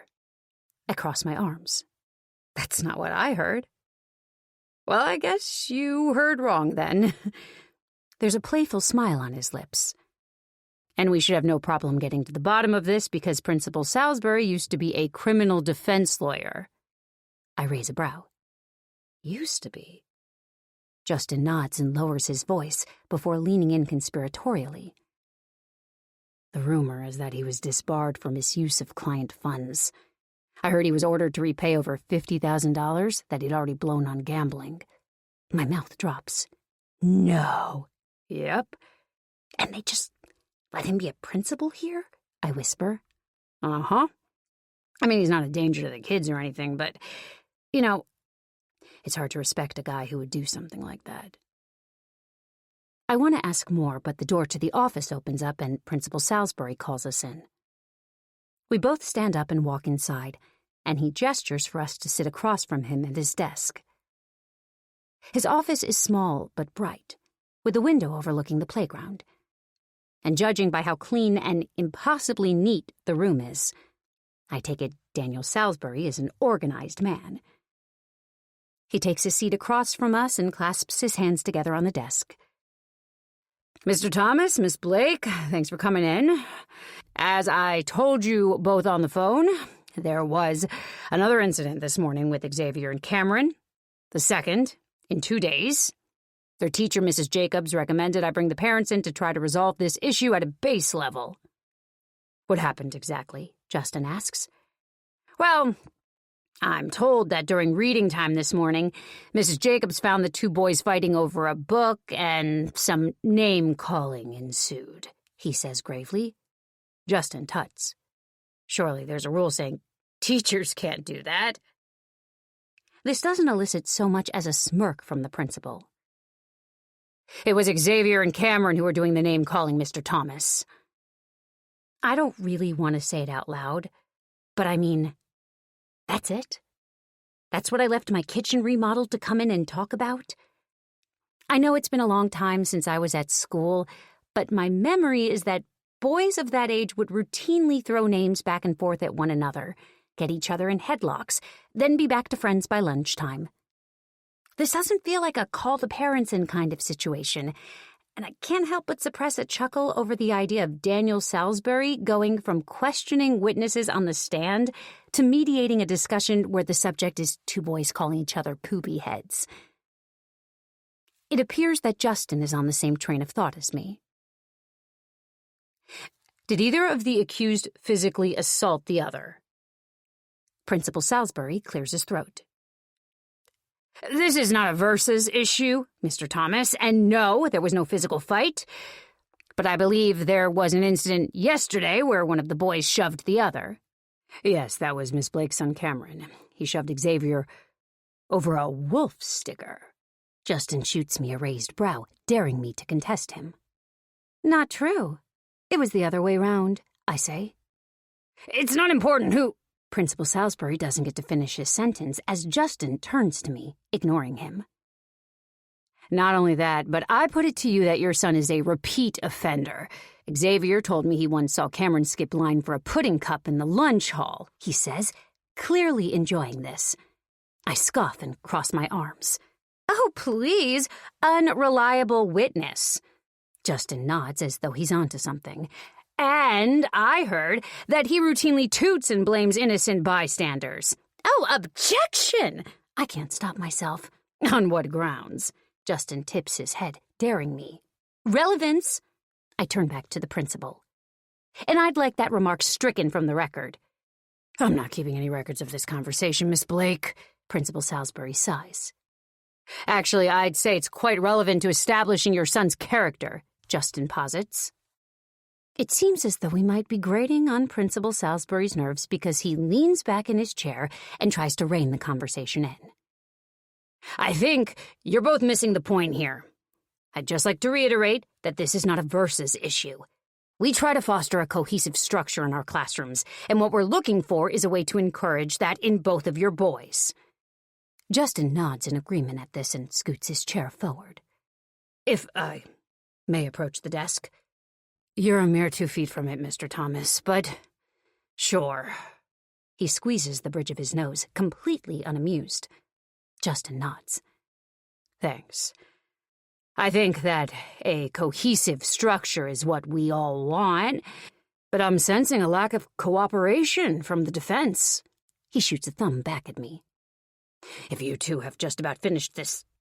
Principal Salisbury seems at a loss for words. This, then I would suggest you try working through your children's issues by giving them the opportunity to get to know each other outside the school setting. It's not long before the principal dismisses us both with a very reluctant handshake, and the moment we close his office door behind us, Justin and I both crack up. I have to muffle my laughter in my sleeve as I wave goodbye to the secretary when we pass by the office. I think that went really well, Justin says chipperly as we walk out the door into the cold outside. I raise an eyebrow. Well, I don't think he'll be calling either of us into his office anytime soon again anyway. He looked like he wanted to punch you. You mean cohesively structure his fist with my face? I laugh at this. Schools have changed since our day, huh? You can say that again. I once got pushed into a huge mud puddle by the biggest kid in my school. My principal saw it with his own eyes, and you know what he did? What? Nothing. He just held out a hand to pull me back up and told me to go clean myself off. This about tracks with what I remember from childhood, and I'm so glad things have changed since then. I'm happy that bullying is no longer tolerated, But on the other hand, I think calling in parents for every squabble or disagreement only stops children from learning how to resolve conflict themselves. When I reach my car, Justin stops next to me. He leans against the hood and crosses his arms. I think Principal Salisbury might be onto something, though. Maybe we should get the boys together. I pause. Oh, well, sure, I guess. If you give me your number, we can arrange something soon. Maybe take them out for ice cream if you want. Justin smiles. Great. It's a date. 12. Maury. Okay, Maury, you want to pass the body shell over? I pick up the shell and pass it to him. Here you go, Mr. Parker. I told you. Call me Quentin, Hutch's dad says, placing the shell around the body of the ant, hiding the magic we've been working on all afternoon underneath it. Sorry, I say, then look at Hutch next to me and make an oops face. Hutch laughs, and his dimples show. There's no denying it. He's cute. Freshly 18 this week. He's 2 years older than me, but he's already taller than his father and has a maturity beyond which I've ever seen in a guy his age. Spending today at the Parker's house, working on this robotic ant project with Hutch and his dad, has been the best experience I've had since moving to this crappy town. And judging from the sounds coming from downstairs, I'd say Cameron enjoys being at the Parker's house better than ours, too. He and Leo are supposed to be doing Lego down there, but I'm pretty sure they've just been having a Nerf fight for about an hour now. In our house, there would be no room for both a delicate robotics project and an all-out Nerf war to coexist. But the Parkers have a dedicated project room upstairs that holds everything from Felicity's sewing machine and reels of fabric to a completed 7,000-piece Lego Millennium Falcon, which Hutch and his dad built. There's a huge wooden table in the middle of the room with benches either side of it, and a wall with shelves the whole way up that has every kind of craft supply imaginable. This is a family who do things together, create things together. It shows, too, in Hutch's relationship with his father. And I've been trying to put my full attention into this build, but when you're working right alongside a guy this hot, your mind begins to wander. Okay, kids, I think you can take over from here. I'm gonna go check on the boys. They probably have the whole house covered in Lego by now. Hutch, you show Maury how to work the remote, Quentin says, then leaves the room. I notice he leaves the door open a little, probably to make sure that robotics are all Hutch and I are doing in here. Alone with him now, I scoot a little further up the bench, closer to Hutch as he explains the controls. Okay, you just move this up and... He smiles as the ant moves forward. This is so cool, I say. Way more advanced than what we did back in my old school. My dad and I started with the basics as well about a year ago, and we've just kind of been working our way up from there, Hutch explains. I take the remote and move the little ant back and forth, and Hutch is so close now that I can hear his breath near my ear. At the press of a button, the ant turns and walks in the other direction. I try to focus, but my thoughts are elsewhere. I wonder if I'm on his mind as much as he's on mine. I know he's attracted to me, too. It's obvious with the little looks he's given me today. Even so, I can't come on too strong because I'm afraid of what his reaction might be. But since that day we walked past each other and both looked back at the same time, he's been on my mind. His blonde hair, his deep blue eyes, and the wanting look on his face when he glances my way. Hutch's fingers graze mine as he picks up the ant, which threatens to fall off the table, and we both pull our hands back as though a bolt of electricity passed through us. We laugh nervously and get back to playing with the ant as my mind begins to drift again. If things do ever go further than flirting, I know that nothing can happen here at his house, not with his whole family here. I'm really glad you came over today, Hutch says. Me too. I grin as our eyes meet. Have you ever been to Lone Rock Falls yet? What's that, a waterfall? Hutch nods. Yeah, and it's pretty great. It's only about 5 minutes from here. I go there all the time. I can take you there sometime if you want. That sounds great, I say. We hear footsteps approaching, and without saying a word, we both instinctively move a little further from one another, just as Quentin comes back into the room. How are you kids getting on? Is the ant working okay? He asks. Hutch clears his throat. Yeah, I think so. Quentin leans between us and picks it up. You two did a great job. Should we bring it down and show the boys? Sure. Hutch gets up and I follow him. We walk side by side as we follow his dad downstairs. We find Cameron and Leo in the kitchen eating ice cream straight out of the container. And when we show them the ant, they immediately want to give it a try outside. Hutch passes over the ant and the controls to his little brother with strict instructions not to break them. Then he turns to Quentin, who's collecting up dozens of Nerf darts from all over the floor. Hey, Dad, is it okay if I take the car out? Maury hasn't seen Lone Rock Falls yet, and I thought I could drive her over there real quick to show her. Sure, I don't see why not. Just drive carefully, okay? He pulls his car keys from his back pocket and flings them to Hutch, who catches them. Outside, we walk shoulder to shoulder down the driveway. I didn't know you had your license, I say. I got it last year, Hutch grins. Passed first time. I'm saving up for my own car, but for now my dad lets me borrow his every once in a while. I sit in the passenger side, and Hutch starts up the engine. I feel a little nervous about being in a car with a newbie driver behind the wheel, but Hutch seems really mature for his age, and I doubt he's the type to try to impress me by driving too fast. Either way, I make sure I'm buckled up tight before he carefully backs down the driveway. We're only driving for a few minutes before Hutch parks the car on the side of the road. We get out and descend a slope on foot, Hutch catching my arm when I nearly fall, and we soon come to a clearing in front of a rushing waterfall. With the embankment hiding the road behind and the water sparkling in the sunlight, it's like suddenly stepping into a painting, too perfect to be true. It's beautiful, I breathe. Hutch steps in front of me and takes hold of my hands.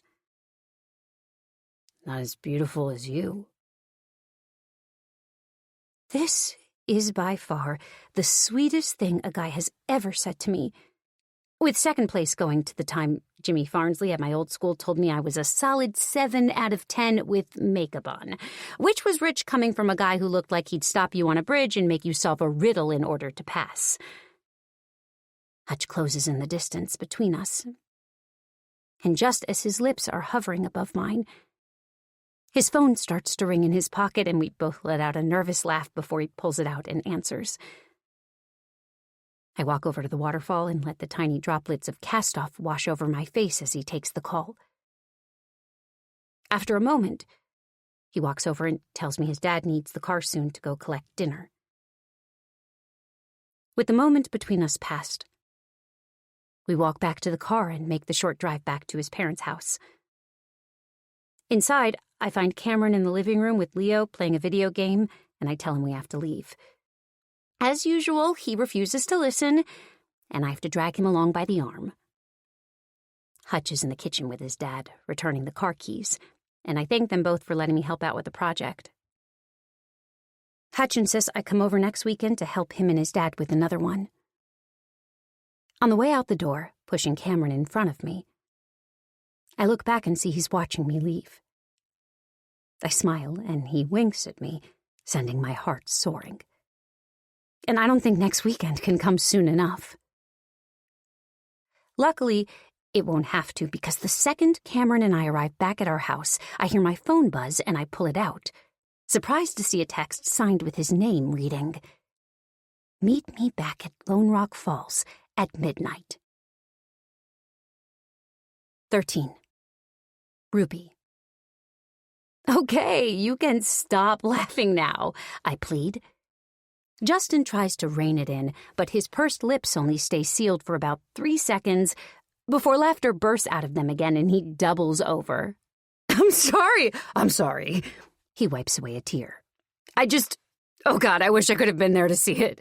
I mean, the image of the guy opening the door to find Cleopatra, Queen of Egypt, standing outside his house accusing him of kidnap. I'm starting to regret telling him about what happened on Halloween night. I cross my arms. Trust me, it wasn't at all funny in the moment. I struggled to maintain a straight face, but a smile slowly creeps across my reddened cheeks. I suppose it is kind of funny. Taking Principal Salisbury's advice, Justin and I arranged to get Cameron and Xavier together outside of school, giving them a chance to get to know one another better. I'd wanted to take them out for ice cream, but when Justin found out I'd just moved into a fixer-upper, he'd insisted that he and Xavier come over, eager to take a look around. I'd been a little apprehensive at first, since my kitchen currently resembles a building site, what with the countertop still missing and the floors all ripped up. But saying this to Justin over the phone had only served to further his excitement about seeing the place. He'd shown up with 2 tubs of Ben & Jerry's for the boys and a fully stocked toolkit for me, tied up with a red ribbon. I'd gratefully accepted it, being woefully under-equipped for many of the tasks ahead of me, even after my hardware store haul. It seems Justin's a real DIY enthusiast because he's only been here 30 minutes, but in that time he's shown me a whole new vision for the place. He's got unusually strong opinions about things like light fixtures and storage solutions. We're now sitting on the back step, drinking coffee, watching the 2 boys as they work together to climb the large tree that sits at the end of the yard. Xavier is holding Cameron's foot to give him a boost up. You'd never know they'd been the cause of such problems in their classroom. I suppose Principal Salisbury was right.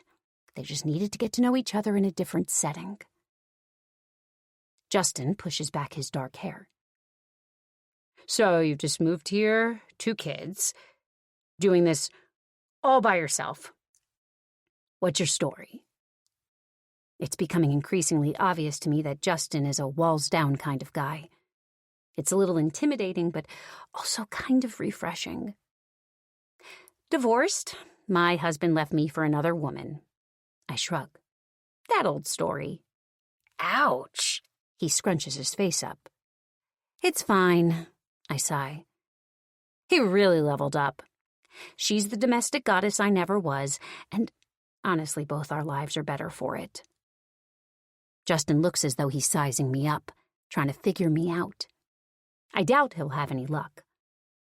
I've been living in my skin for over 38 years, and I still haven't figured out exactly who I am. I haven't had to ask Justin about himself because he freely handed out all information up front. He's a man who doesn't beat around the bush. At 40 years old, he's a carpenter, a widowed father to 8-year-old Xavier, and a lifelong resident of Lone Rock. He lives close by, in a house he and his wife Elle built themselves before she passed away when Xavier was just a baby. All this he shared unreservedly with me, a woman he's only met once before. My own observations are that he's strangely upbeat for a guy who has faced great loss. He's funny, he's almost too handsome, and he seems like a great father, so naturally I'm wondering what his deep dark secret is. There has to be something wrong with him.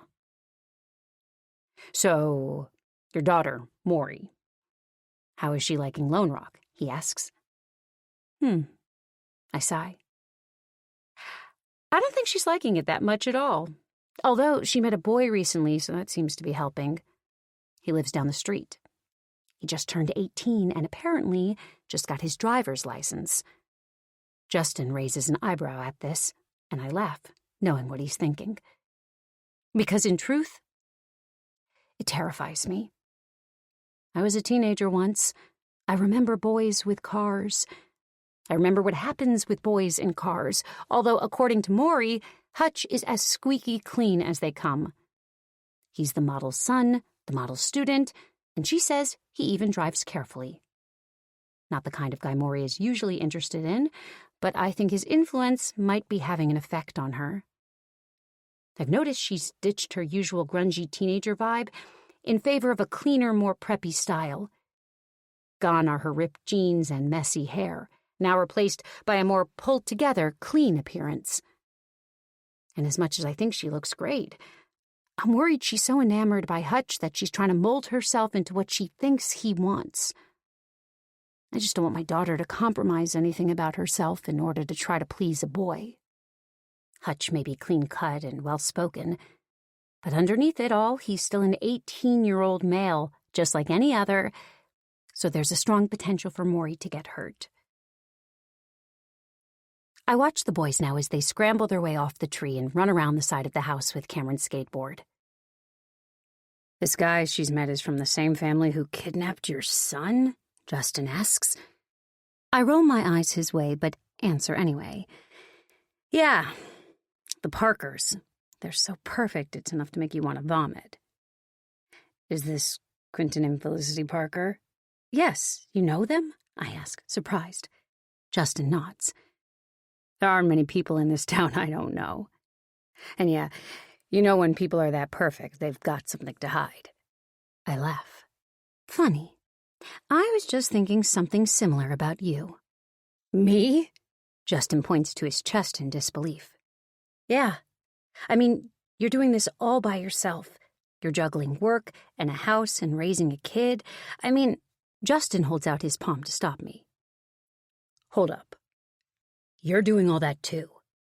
Is it somehow more commendable just because I'm a man?"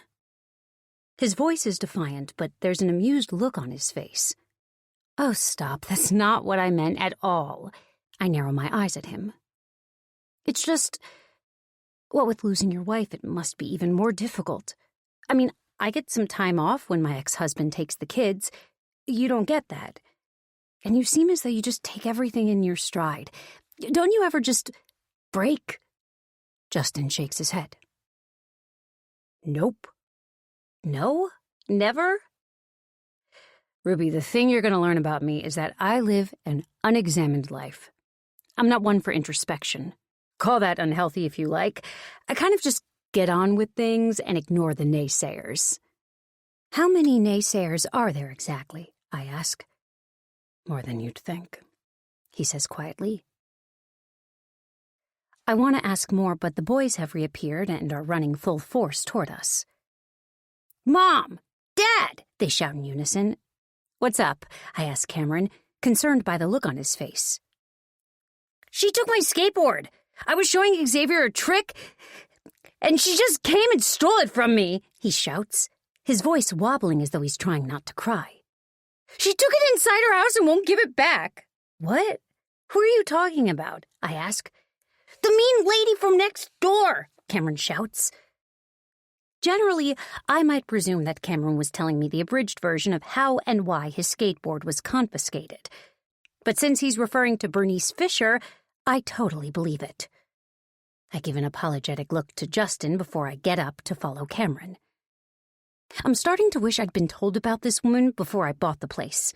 Bernice has been nothing but a pain in my ass since we got here, and the thought of living next door to her for the next 20 or more years until she croaks sounds exhausting. I get to her front drive, Cameron right behind me, and march up to her door. "Mrs. Fisher!" I shout and knock loudly. I ring the doorbell a couple of times for good measure. Then wait. The old witch is hiding in there, and apparently she's not coming out. I open up her mail slot and shout through. "Bernice, I know you're in there. My son wants his skateboard back." Cameron and I wait another minute before we see Justin walking toward his car with Xavier behind him. Giving up on Bernice, I walk back around to our driveway. "Sorry about this. The woman next door to us has been giving us a hard time since we moved in. I don't know what her problem is." "It's okay. We'd better be getting home anyway," Justin says. "I hope you managed to get that skateboard back." "Yeah," I say. "But then it'll just be something else with her tomorrow." Cameron runs around the side of the car to say goodbye to his new friend, and Justin takes a step closer to me. "So, next time Xavier and I come over, I'm going to install that new countertop for you." "Is that right?" "Next time," I say, a little shocked by how forward this guy is. "Yep," he says, popping the P at the end. "We'll see you sometime next week." He winks at me as he gets into his car, and I watch, mouth agape as he drives off. I'm not sure I've ever met a guy like Justin before, so cocksure and uninhibited. Cameron pulls at the side of my top. Mom, I really want my skateboard back. I look back at our neighbor's house, then nod to him. You go inside. I'll get your skateboard back for you. Cameron runs into the house, and I, metaphorically, pull up my sleeves as I, a mother scorned, march right up to Bernice Fisher's house, ready to stand up for my son. But the strangest thing happens when I get to her door. My hand is out, poised to knock, when the door swings open and Bernice stands there, a dark look clouding her haggard face. She shoves the skateboard into my hands and looks right into my eyes as she speaks quietly. Do not trust Justin Thomas. He was the one that did it, she says, before slamming the door in my face. 14. Maury. If you told me when Mom first moved us out here 3 months ago that I'd soon be dreading leaving Lone Rock to go to my father's house in Arizona, I'd have said you were out of your mind, certifiably insane. But it's been 2 weeks since I first visited Lone Rock Falls, and since then I've been back 4 times, each time after nightfall, when Mom and Cameron are asleep. I stay up some nights, my phone in my hand, waiting for the text to come, and on the nights it does, I make the 15-minute walk in the dark to the waterfall, where I find him waiting for me. The first night I snuck out to meet him there, he'd leaned down to kiss me, and it felt as though my legs might drop out from underneath me. But each time we get together, I feel more and more comfortable wrapped up in his arms. And the fact we're keeping this a secret from everyone makes it all the more exciting. And on the weekends, when I go to the Parkers to join in on the robotics builds, the best part of the day is when we find a stolen moment together to share a kiss. So, the thought of Christmas break being just around the corner and having to leave him behind and not see him for over 2 weeks feels like torture. I may as well be stabbed in the heart right now. My mom knows that I find Hutch cute. I've told her, of course, and she teases me about it when I go to his. But if she knew the truth about the make-out sessions, I know she'd put a stop to me going over there. My mom still thinks of me as a child. She even calls me baby, for God's sake. I love my mom, and I know she's trying really hard to make our home better, but it's a complete mess. And I'm so much happier when I'm at the Parkers' house. I think Cameron is too. Last Saturday, after our latest robotics build with his dad, Hutch had waited until we were alone and pulled me by the hand behind the door. His face was just inches from mine. Will you stay for dinner tonight? I felt his fingers lace with mine, and I smiled. I'd love to. So, with Hutch's mom's blessing, and a text reply from my own mom saying it was okay, both Cameron and I had joined the Parkers for dinner that evening. Cameron and Leo sat next to each other, pretending their slices of garlic bread were airplanes crashing into the broccoli rainforest, while Felicity and Quentin had conversed with me and Hutch as though we were their equals. We discussed history and what places and time we'd love to have seen, and Quentin had even proposed a question to everyone at the table. If you could meet anyone in the world, dead or alive, who would you choose? Felicity had said Marilyn Monroe, which I thought was funny because she kind of looks a little bit like her, but with long hair. Quentin chose some physicist that I'd never heard of. Then Hutch chose Abraham Lincoln, and I chose Ada Lovelace, which Quentin and Hutch both said was a great answer. Although if I had been honest, I probably would have said Taylor Swift, but I thought they'd be less impressed by that. After, we'd all had dessert, homemade apple pie with whipped cream. And the whole evening was just so great that when it was time for me and Cameron to leave, going back to my mom's small, messy house and dealing with her annoying questions, what did the Parkers make for dinner? Did Cameron remember his table manners? Did you both say thank you to Felicity and Quentin before you left? was the last thing I wanted to do.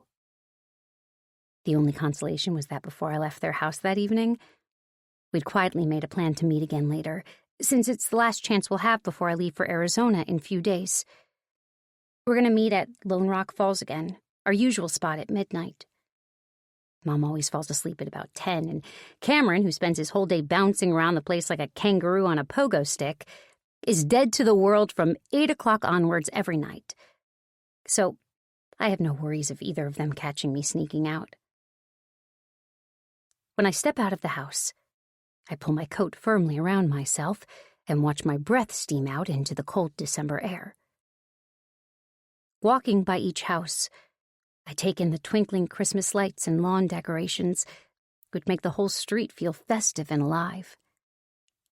My mom hasn't put up any decorations this year. She says there's no point because it'll just be her alone there until we get back from Dad's house after New Year. I don't know if she realizes how much of a guilt trip she's laying on me and Cameron when she says things like that. It's not like we choose to go to Dad's house for summers and Christmases. That's what they agreed, without ever asking me or Cameron what we wanted. Although, if they had, we would both have just chosen to stay with our dad all the time. And I can't even imagine the guilt trip my mom would lay on us then. Spending so much time at the Parkers recently has given me a glimpse into the type of life that I never had the chance to get. The big house, the attentive parents, the dinners around the table together. I mean, we get some of that at my dad's, and Caitlin is great and all, but I've forgotten what it feels like to have both of your parents together. It felt safe. I remember that. But then, Mom and Dad fought so much that as time went on, that feeling of safety grew less and less stable until one day everything just crumbled and fell apart. Now me and Cameron go where we're told to, when we're told to. And if that means Mom spends Christmas alone, that's not our fault. Hutch doesn't have to deal with flights back and forth between his parents' homes or his parents asking thinly veiled questions about the other one, wanting to know what they're doing and who they're seeing without actually having to come out and ask it. As I climb down the embankment and hear the falls rushing close by, I look around in the dim light that comes more from the streetlights on the road above than the nearly full moon in the sky, and I see that he's not here yet. I walk over to the bench to wait for him. I pull out my phone to see if I missed a text, but there's nothing. It's quiet on the road above. There's barely any cars out at this time of night, and it's so cold that after a few minutes, I begin losing the feeling in my fingers. I'm wondering where the hell he is when I hear a twig snap behind me, and then a pair of arms creep around my shoulders. I jump in fright, but laugh when I turn around to see him smiling at me. "Hey," he says, and kisses me softly on the lips. After a moment, I pull away. "You kept me waiting." "Sorry. I had to make sure everyone was definitely asleep." "I guess I forgive you," I tease, and then laugh as he grabs me and pulls me up into the air, spinning me around before lowering me back down and kissing me again. This is where I'm happiest now. Right here, in the moonlight, with the water roaring nearby. It's like we're the only two people in the world. I don't want to go to my dad's house. I don't want to leave you. You're so lucky you don't have to deal with any of this. Your family is perfect, I say. I get a side eye for this. Trust me, our family isn't as perfect as we might seem. Maybe he's telling the truth. But whenever I look at Hutch, I see a guy who has two perfect parents, the perfect home, and seemingly no roadblocks in his way of living an incredible, balanced life. My life is a mess in comparison. I'm gonna miss you. He rests his forehead on mine before pulling me closer, holding me tightly. We stand there for a while, embracing the short amount of time we get to spend alone together. And soon it's time to leave again. By the time I reach my house, it's after 1 a.m. I slot the key in quietly and close the door behind me before taking my shoes and coat off and putting them back in their places. I'm 2 steps up the stairs when I hear her voice. "Maury, in here, please." I curse under my breath and slowly walk into the living room, where I find my mom sitting in the low light of a lamp, a book open on her lap. She puts it down next to her and sighs. "Where were you?" There's no point in me making up some kind of over-the-top ridiculous lie, like I was sleepwalking or that I thought I'd heard a burglar outside. She'd just see right through it. "With Hutch." I sigh. She rolls her eyes. "Well, I figured out that much myself." "Where?" "We just met up nearby," I say, not wanting to out our special spot. "Maury, I know he's only a couple of years older than you, but technically, he's an adult. And if you two are—" "We're not having sex, Mom," I say. "Hutch is sweet and respectful, and you have nothing to worry about." "So why the sneaking around?" she asks. I try to find the right answer to this. I don't know, there's always other people around when we're at his house. We just want a little time where it's just the two of us, you know?" Mom nods in understanding. "Okay. I get it. You know, it's not that long ago that I was a teenager." I have to look down at my feet to stop myself from rolling my eyes. The amount of times Mom has reminded me that she and Dad were high school sweethearts and that she was only 22 when they had me, and that she's a young mom, is embarrassing. It's as though she thinks it makes her cooler or more relatable in my eyes. But if there's a difference between her and the older moms around the place, I don't see it. "I'm sorry for sneaking out. It's just this was my last chance to see him, and I'm going to really miss him when I go to Dad's next week," I say honestly. Mom gets up from the couch and hugs me tight, then kisses my hair. "That's really sweet. I know Hutch is a nice guy, and I trust that you have good judgment. But with the age gap, it's important that you wait at least a few months until you're 17 before you and he consider taking your relationship any further, okay?" Her voice is kind, but there's no hiding the underlying sternness to it. "Just like you and Dad did, right?" I can't resist. Mom looks down at her bare wrist, eyes wide. "Gosh, it's late. We should really be getting to bed." 15. Ruby. And just like that, Maury and Cameron are gone again. I dropped them off at the airport this morning and clung on to them until they pried themselves away from my grip. Their father will get to enjoy the holiday season with them, and I'll be wishing them a happy Christmas over the phone again. The same for New Year. When I arrived back from the airport alone and listened to the deafening silence that filled the house and looked around at the clutter of unfinished odd jobs and works in progress around me, I knew I had 2 choices. Spend the holiday period wallowing in my own self-pity, or roll my sleeves up and throw myself into getting this house renovated.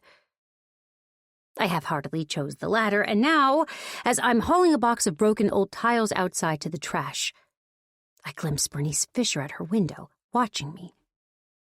She sees me look at her and turns away, closing the curtains. That woman must have absolutely no life of her own, because she seems to spend her time waiting at her window for something, anything that she can log a complaint with someone about. I don't know what capacity Bernice knows Justin Thomas in, but her warning to me a couple weeks back that he did it could have been referencing anything from cutting in line at the grocery store to single-handedly pulling off the Kennedy assassination.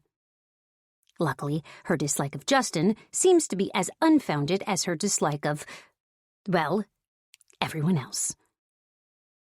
Justin has been a saving grace for me, coming over and helping me install the new countertops in the kitchen, and then again to help with tiling the backsplash. Xavier comes along with him to play with Cameron, and Justin always brings ice cream for the two boys and some kind of DIY-related gift for me. After the toolkit, it was a stud finder and then a set of wrenches, each time wrapped up with a red ribbon. I'd have to be blind not to notice his flirting. The man doesn't have a subtle bone in his body. I was wondering how long it would take him to actually make a move when I finally got a text from him yesterday. You, me, that kitchen sink waiting to be installed, and a bottle of wine tomorrow night. I'll be over at 7. I didn't have much choice but to agree. I've been putting off installing the new sink I bought for the kitchen, and the offer was very much appreciated. And the fact that I've since meticulously shaved, exfoliated, blow-dried my hair, and bought myself a brand new set of lace underwear is purely coincidental. Since my split with Aaron, I've only been on one date. It was a blind date, set up by a mutual friend, and it was going great until midway through our meal when he got a text from his ex-wife asking him to come over to help fix her laptop. He literally got up mid-plate of spaghetti, threw 3 20s on the table, apologized, and left. That kind of put me off the whole dating thing for a while. And since I haven't really been putting myself out there at all, it's been a long time since I've had any prospective suitors. So, the fact that there's now an attractive man who not only knows how to take the lead, but has taken it upon himself to help fix up my house is a new development in my life you won't find me pushing back against. And I guess there's no ex-wife to compete here with, because she's dead. Oh, God, did I really just think that?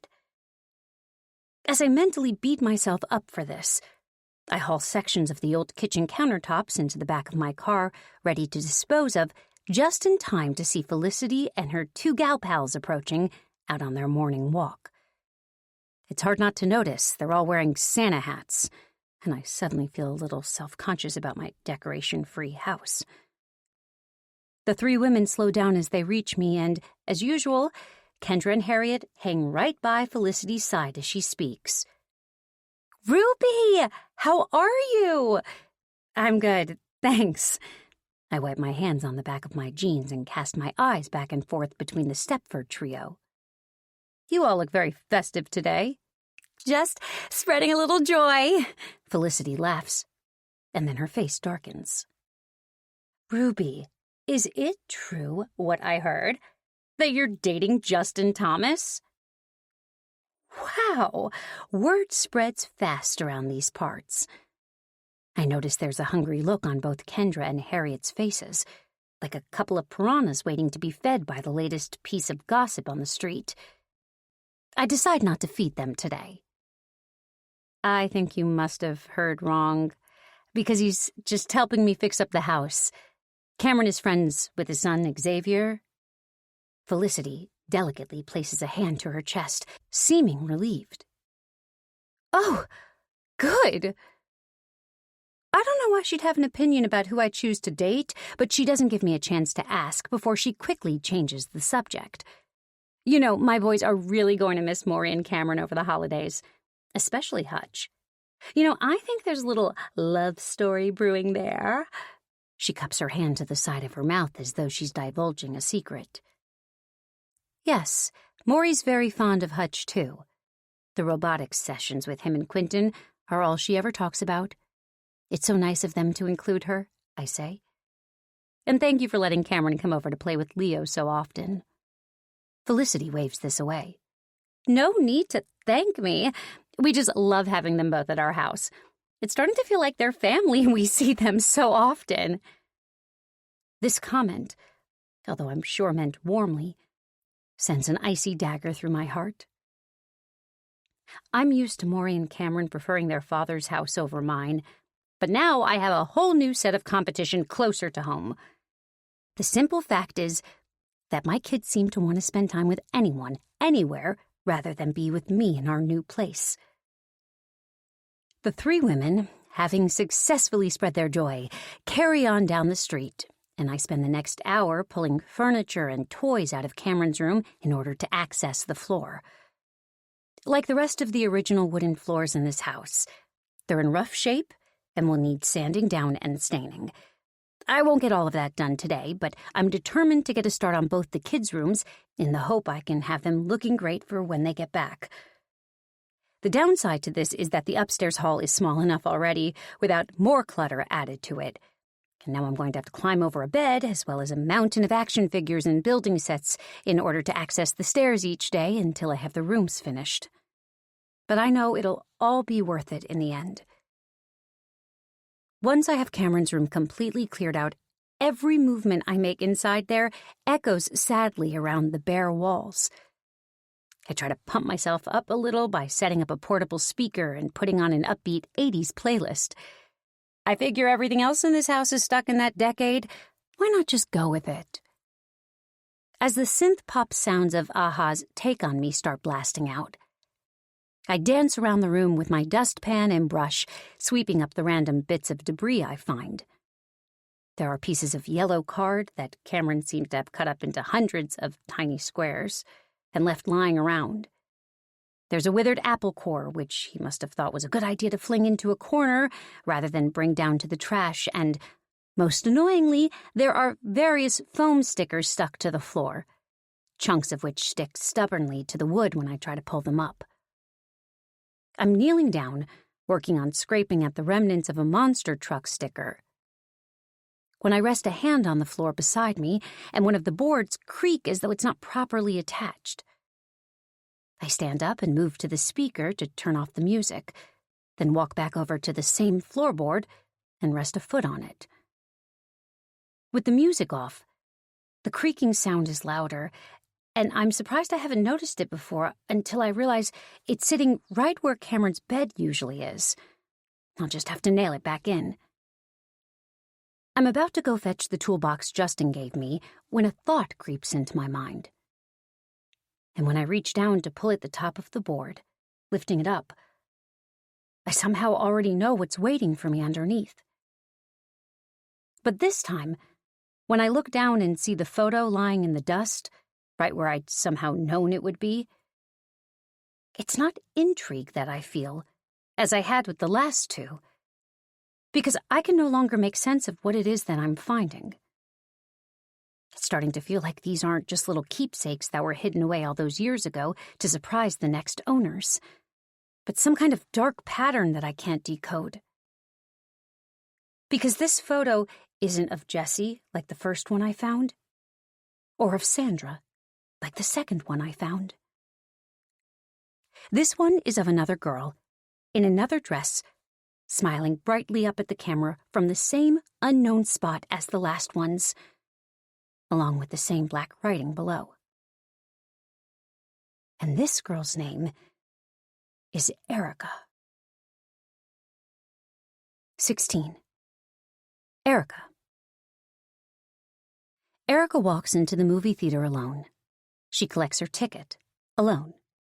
She goes up to the concession stand alone and picks up a large popcorn, a large Pepsi, and a huge Hershey's chocolate bar, all for herself because she really doesn't give a damn anymore.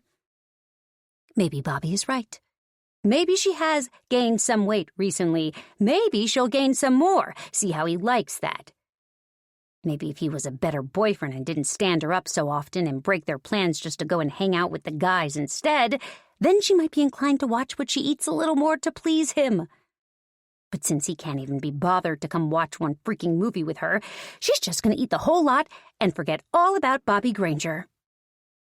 Erica's mom once told her that if a man really loves you, he'll move mountains to be with you. Bobby won't even move his behind off Eddie's couch to come meet her 2 blocks down the street, so that says a whole lot about how he feels about her. She's going to break up with him. She doesn't need him. She said this before, but this time she really means it. She's done with Bobby for good. She takes a sip from her drink as she shuffles along an empty row of seats to the sweet spot right in the middle, then places it in the holder as she settles down into the plush red velvet seat. The lights go down and the trailers begin to play. But rather than pay attention to the new movies coming out, she can't stop thinking about Bobby. This is how it always goes. Erica tells him she's done, he says fine, and then after a few days, one of them calls the other and they get back together until the cycle inevitably repeats. It's been nearly a year of this since she first met him.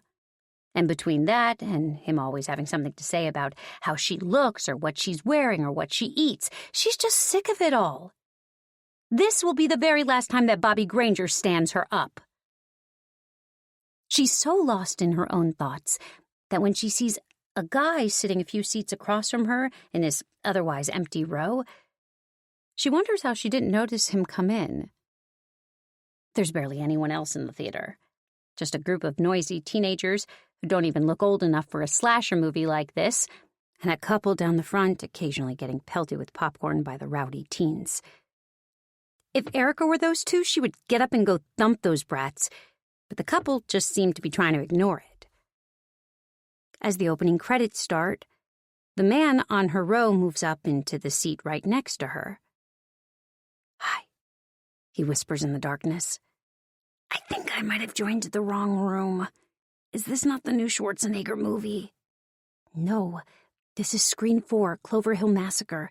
The Schwarzenegger movie is playing on Screen 2. Damn it. And I'll bet I've already missed the start of that, too." "You're not missing anything, trust me. I saw it last week, and it's one long cheese fest from start to finish."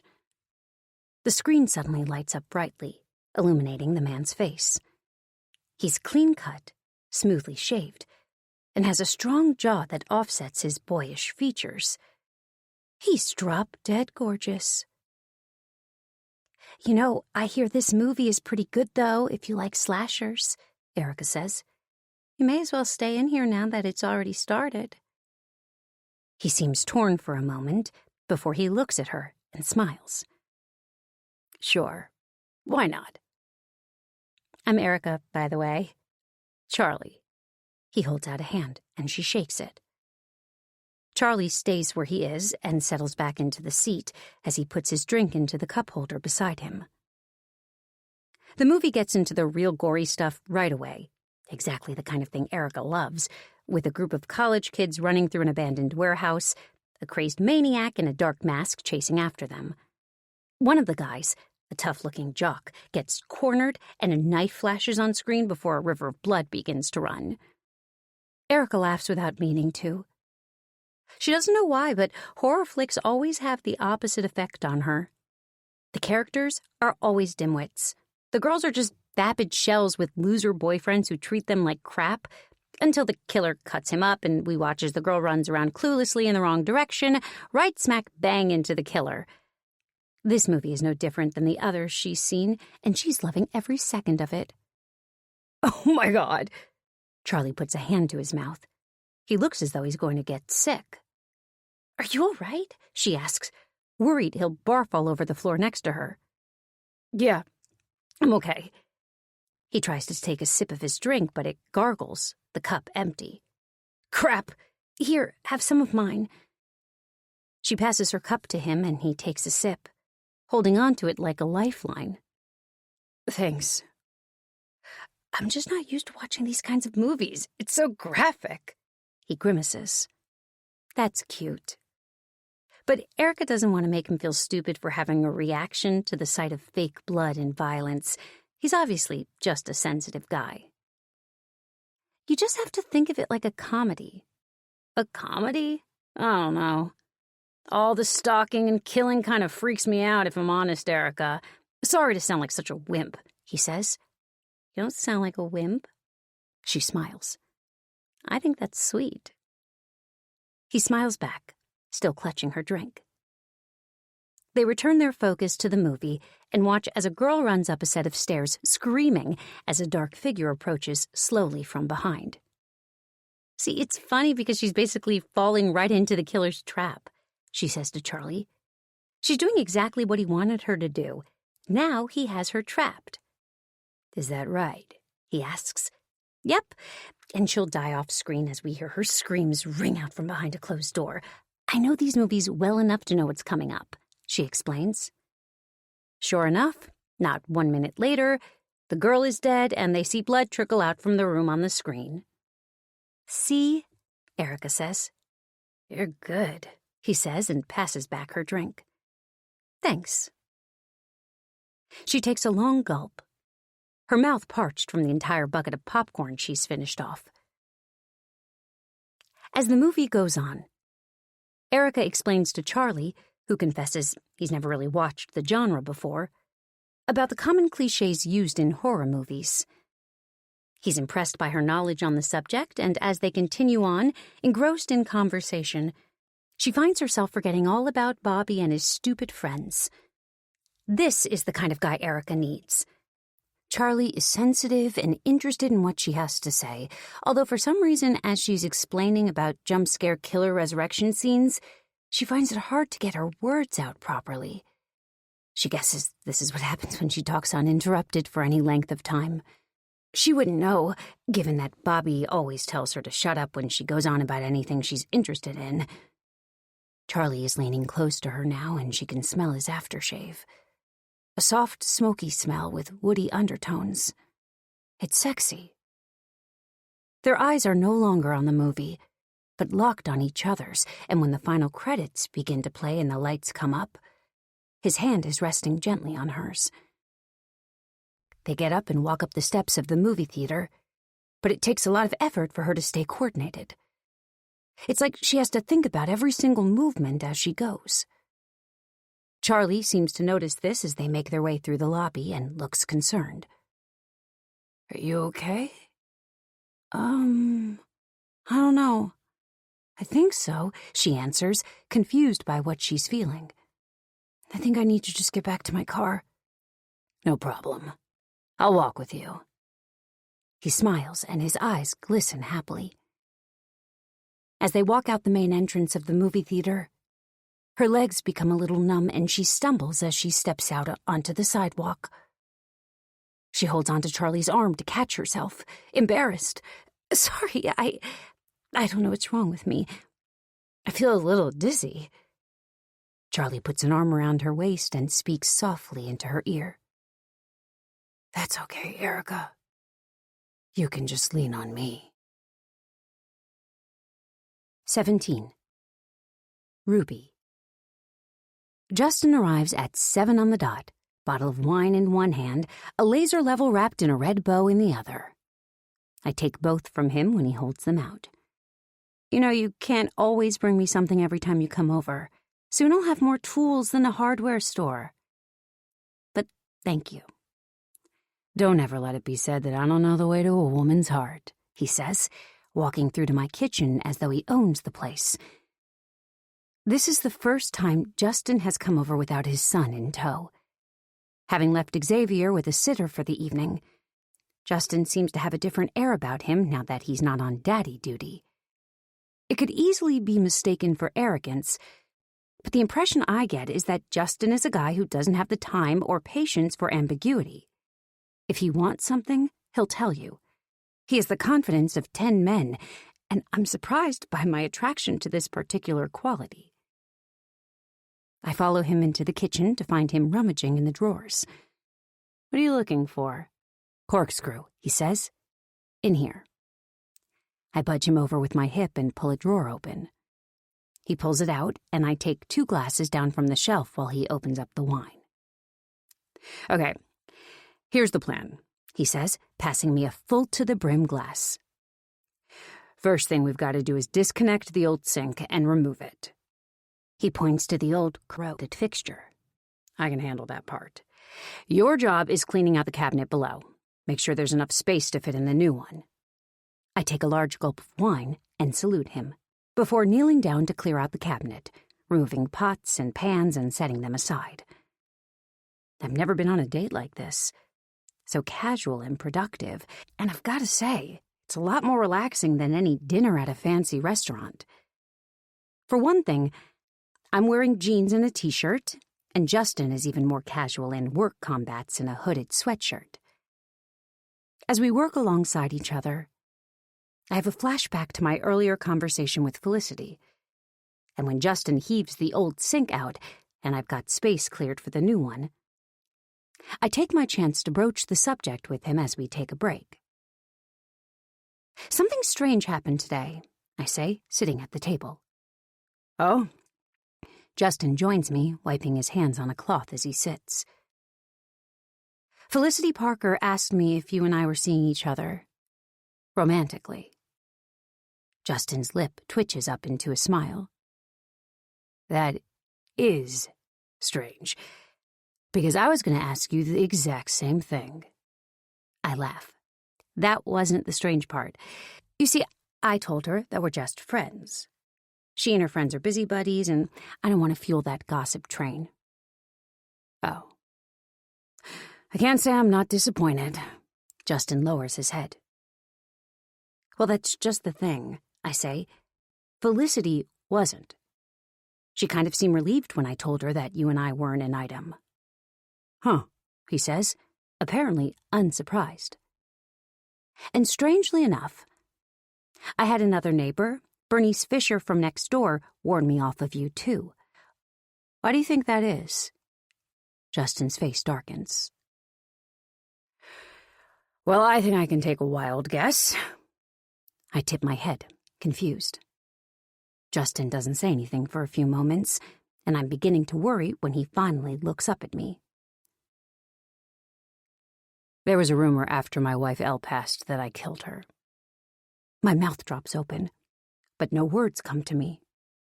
Yeah, crazy, right? Justin says. They all thought it was impossible that such a beautiful woman with a nice house, a loyal husband, and a brand new baby could ever take her own life. I place my wine glass down and put my head in my hands.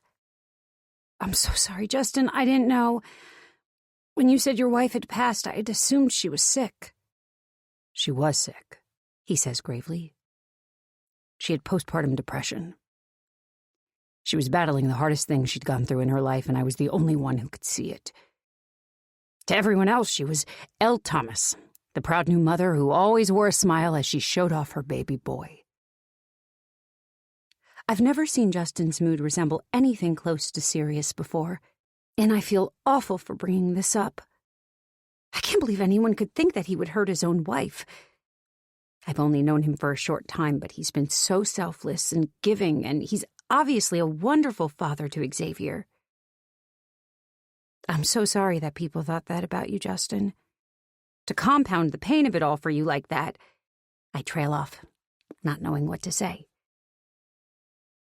Justin looks down at his hands for a moment before he taps the table and gets up. That's all in the past. We don't need to talk about it. I nod silently, then watch him snap back into work mode as though nothing just happened. All right, we have the old sink out. Now we need to make sure the plumbing is in okay shape. He picks up a wrench from the toolbox. You hold the pipes steady while I work on them. I'm a little thrown by what I've just found out, but I try my hardest to regain my composure and join him at the sink. When Justin finishes tightening the last bolt, he wipes his hands on his jeans before turning to me with a proud smile. All done, he proclaims, beaming at the sleek stainless steel fixture that now adorns my countertop. I'm impressed. You really know what you're doing. I aim to please. He shoots me a sly wink. We clean up the mess we've made, then move through to the living room. Once we're settled beside each other on the couch, I reach into my pocket. I want to show you something. I pull out the 3 photos I found and pass them to him. He takes them and flips through them, studying each one, a puzzled look on his face. Well, these 3 girls sure do look happy. Who are they? Jessie, Sandra, and Erica. He nods. I see that. Do you recognize any of them? I ask. Did any of them used to live around here? He looks closer at each girl before passing the photos back to me. No. Why? I sigh. I'm sure it's nothing, but I found them hidden around the house. At first I thought it was just a cute little hello from the past, left for future owners to find. But now I'm not so sure. I mean, they looked to have been taken in the 80s, so I kind of thought you might remember these girls from living around here when you were small. Nope, sorry, he says. You could ask the previous owners of the house. This hadn't occurred to me, but now that I think about it, it might be a good idea. I guess I could get their number from my realtor, Benton. Benton Shepherd? Justin asks. I laugh. Wow, you really do know everyone in town. A frown creases his forehead. Well, a lot of people know Benton. He's not the kind of guy to slip under the radar. You've seen his car, right? I roll my eyes, remembering how impressed Cameron had been by Benton's flashy red Mustang. You think he's compensating for something? Yeah. A heart, Justin scoffs. That guy has some questionable business practices. He might be all clean-cut and smooth, but he's as shady as they come. A wolf in sheep's clothing, my father would have called him. What do you mean? My interest is piqued now. Benton makes his living pressuring people into selling their homes for far less than they're worth, convincing them it's the best offer they'll get. He has no problem with lying about the condition of properties, covering up major issues. He's only interested in his commission, fast sales, and will do whatever it takes to get there. Justin shakes his head. You think he's a crook? I ask. I mean, if it looks like a duck, waddles like a duck, quacks like a duck. He shrugs. Well, there was no fast sale on this house anyway, I say. He told me it was empty for a few years before he eventually sold it to me. Justin looks around. Well, that one's hardly a shocker. I grab a cushion and throw it at him. Hey, I happen to love my little time capsule, although I'll be happy when it finally starts looking a little less outdated. That's what I'm here for. Free labor. Justin throws the cushion right back at me. You know, I say, I meant to clarify earlier on that I only told Felicity that we weren't seeing each other because I wanted to avoid gossip. Not because I'm not interested in you. Justin's eyes dart around as he pretends to calculate the double negative. So, that means I don't let him finish before I lean in and kiss him. He's taken the lead in every other way so far. Now it's my turn. 18. Ruby. I pour my morning coffee, still half asleep, and stumble my way over to the kitchen table. Sitting down, I take a much-needed sip of the dark, life-giving liquid and proceed to neatly line up the 3 photos on the tabletop. I run my fingers over their smiles. Identical. The wide eyes, the huge grins, the hideous but on-trend dresses for that time. Who are you? Why are your photos hidden around my house? I was disappointed last night when Justin told me he had never seen these girls before. He knows everyone around here. He's lived in Lone Rock his whole life. At 40 years old, he may have even been an infant when these photos were taken, but if any of these girls were still around Lone Rock by the time he was a young child, surely he'd recognize a photo of them. And the fact that he doesn't leads me to 2 possible conclusions, one of which must be true. The first, these women were not from Lone Rock. The second, they were from Lone Rock, but they were no longer here by the time Justin grew older. Neither of these explanations bring me any further to understanding why their photos have been hidden around this house for decades. 3 young women who look to be of no relation to each other. 3 identical poses in the same exact spot, which doesn't even seem to have been inside this house. It's not making any sense to me. And then there's that nagging question in the back of my mind, the one that won't go away. Are there more? I'm not sure what exactly comes over me as I look down at these photos. Maybe it's the double espresso that I've just chugged down on an empty stomach. Maybe it's the fact that I'm missing my kids so badly that it feels like half my heart has been ripped out and is over there in Arizona with them. Maybe it's these goddamn huge grins on these 3 girls' faces that seem more and more tortured by the second as I stare down at them. But before I even know what I'm doing, I'm tearing the house apart, bit by bit, trying to find another photo. I pull off skirting boards. I test every floorboard and tile, trying to find something loose that might hide another maniacally grinning girl behind it. I'm pushing out dressers and beds, leaving a trail of destruction in my wake. It's like I'm possessed. I don't even know what I'm trying to prove or how another photo might help me figure this out, but for some reason, the mere idea of another one of these photos living secretly inside my house as I go about my day, unaware of its existence, makes me feel as though my spine has grown 1,000 little centipede legs that wriggle around under my skin. I can't stand it. I don't know who these girls are. I don't know why their photos were left here, but it's no longer cute. Their smiles are burned into my mind, their mouths wide in a macabre grin, taunting me. I don't know how much time has passed when I hear my phone buzzing on the kitchen table, and I run downstairs, nearly tripping over the mountain of things piled up on Cameron's bed, which still sits in the upstairs hall. Any progress I've made on the house pales in comparison to the absolute chaos the rest of the place is in right now. By the time I get to the phone, I'm sure I'm going to miss whoever is on the other end, but when I look at the screen, I see Maury's name and I quickly swipe to answer. Maury! Whoa! Mom, dial it back a little. Are you okay?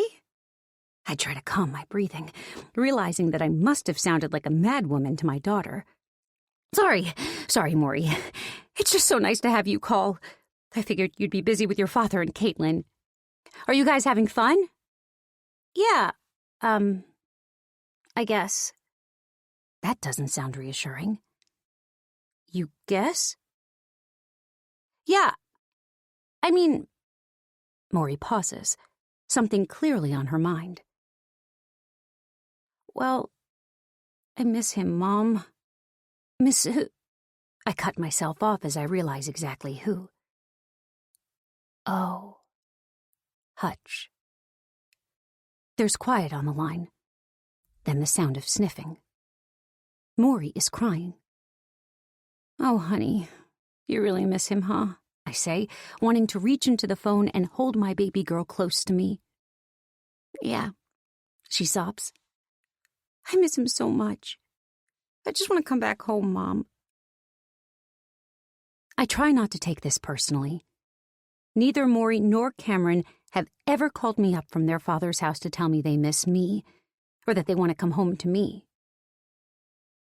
But it is one of life's fundamental facts that there are no stronger emotions in the world than those of a teenage girl in love.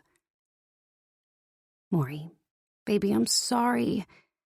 I know you miss Hutch, but you'll be home in just a couple of weeks and you two can catch up then, and you'll have so much to talk about after the break. The sobbing at the other end of the phone continues, and it's torture for me. Not being able to hold my daughter and kiss her hair and tell her it's all going to be okay. It's completely irrelevant that in a year from now, she will probably have forgotten this boy and have moved on to another. The fact is, at her age, love is all-consuming. Every hour of every day is spent thinking about that person who makes your world go round. It's been a long time since I've had feelings like that, but I remember those days. I even remember having those feelings about her father, Aaron. Hard as it is to imagine now. And when Justin lingered at the door last night, his lips still hungry on mine as we said goodbye, I sure can't say my feelings for him felt at all tepid. In fact, the whole night was pretty damn steamy, let me tell you. But I'm not in love with Justin. And that's the difference between 16 and 38. I'm able to separate my hormones from my emotions. I spent the next 15 minutes pouring supportive words into the phone until Maury's ragged breaths become more stable and she eventually calms down enough to tell me that she really is having a great time over there, despite being utterly lovesick, and that Cameron is so immersed in a Christmas movie that he can't even make it to the phone right now to say hello. When we eventually hang up the call, I have a realization that sends a warm glow all the way through my core. Maury and Cameron might enjoy being at their father's house more than being here with me. They might have more fun there. They might love to cook and eat meals with Caitlin and their father, play games and do endless wonderful activities. But when my daughter had real feelings, overwhelming ones that were eating away at her heart, she called me. She needed my voice to soothe her. She needed her mom. This alone is enough to pick me up and carry me through the rest of what already promises to be a very long day. 19. Ruby. Felicity shakes her head, her blonde hair swishing around her narrow shoulders. No, I don't know them. My heart sinks. I'd come over to the Parkers' house after speaking with Maury to ask them about the photos, but Felicity had insisted that I come in and try a slice of her homemade cinnamon cake. I'd been hoping Felicity or Quentin might be able to tell me who these girls are. My manic searching this morning didn't turn up any additional photos, but I just can't shake the feeling of unease that settled over me. I don't know who these women were or how their pictures ended up in my home, hidden in the most obscure places, but their haunting smiles seem to follow me in my mind wherever I go, seared now into my consciousness. Honey, how about you? Felicity calls her husband over from where he pours us coffee. Quentin hands both me and Felicity a cup, then sits down, pulls on a pair of glasses and picks the photos up to study them. He holds one of them out to Felicity. This kind of looks like the woman who works at the auto shop, don't you think? Felicity shakes her head. No, the ages don't line up. Judging by when these photos look to have been taken, these women would be in their 60s by now. And she's late 40s at most. He makes a throaty noise. I guess you're right. The dark-haired one looks a lot like Miss Tammy, Leo's older kindergarten teacher. It's possible this could be her mother, Felicity suggests. Quentin shakes his head. No, Miss Tammy's mother is the secretary there, remember? She was the one who showed us around that first day. Oh, yes, that's right, she muses. It's been so long, I forgot. Wasn't she the one that sang us the class rules in the tune of Twinkle, Twinkle, Little Star?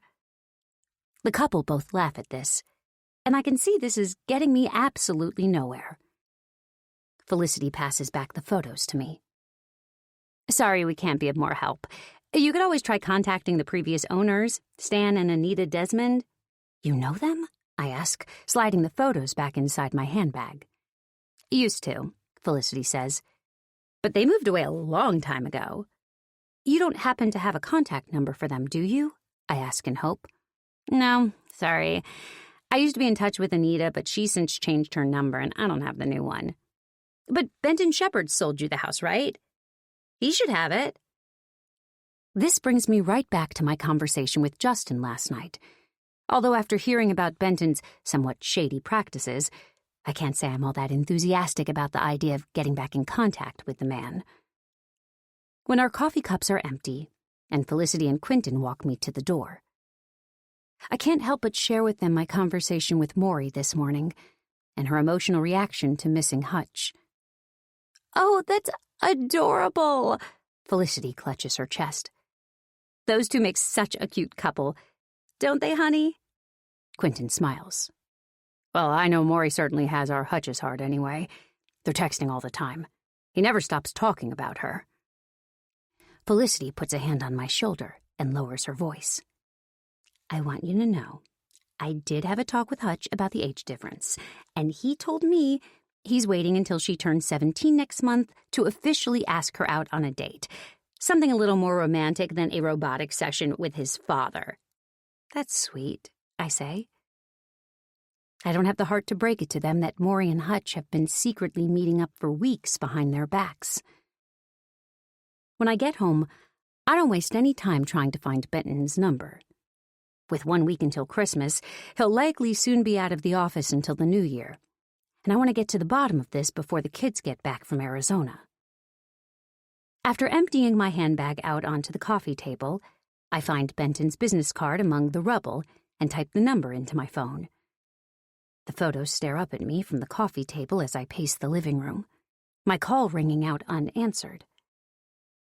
The eyes of the girls in the pictures seem to follow me as I go, watching me.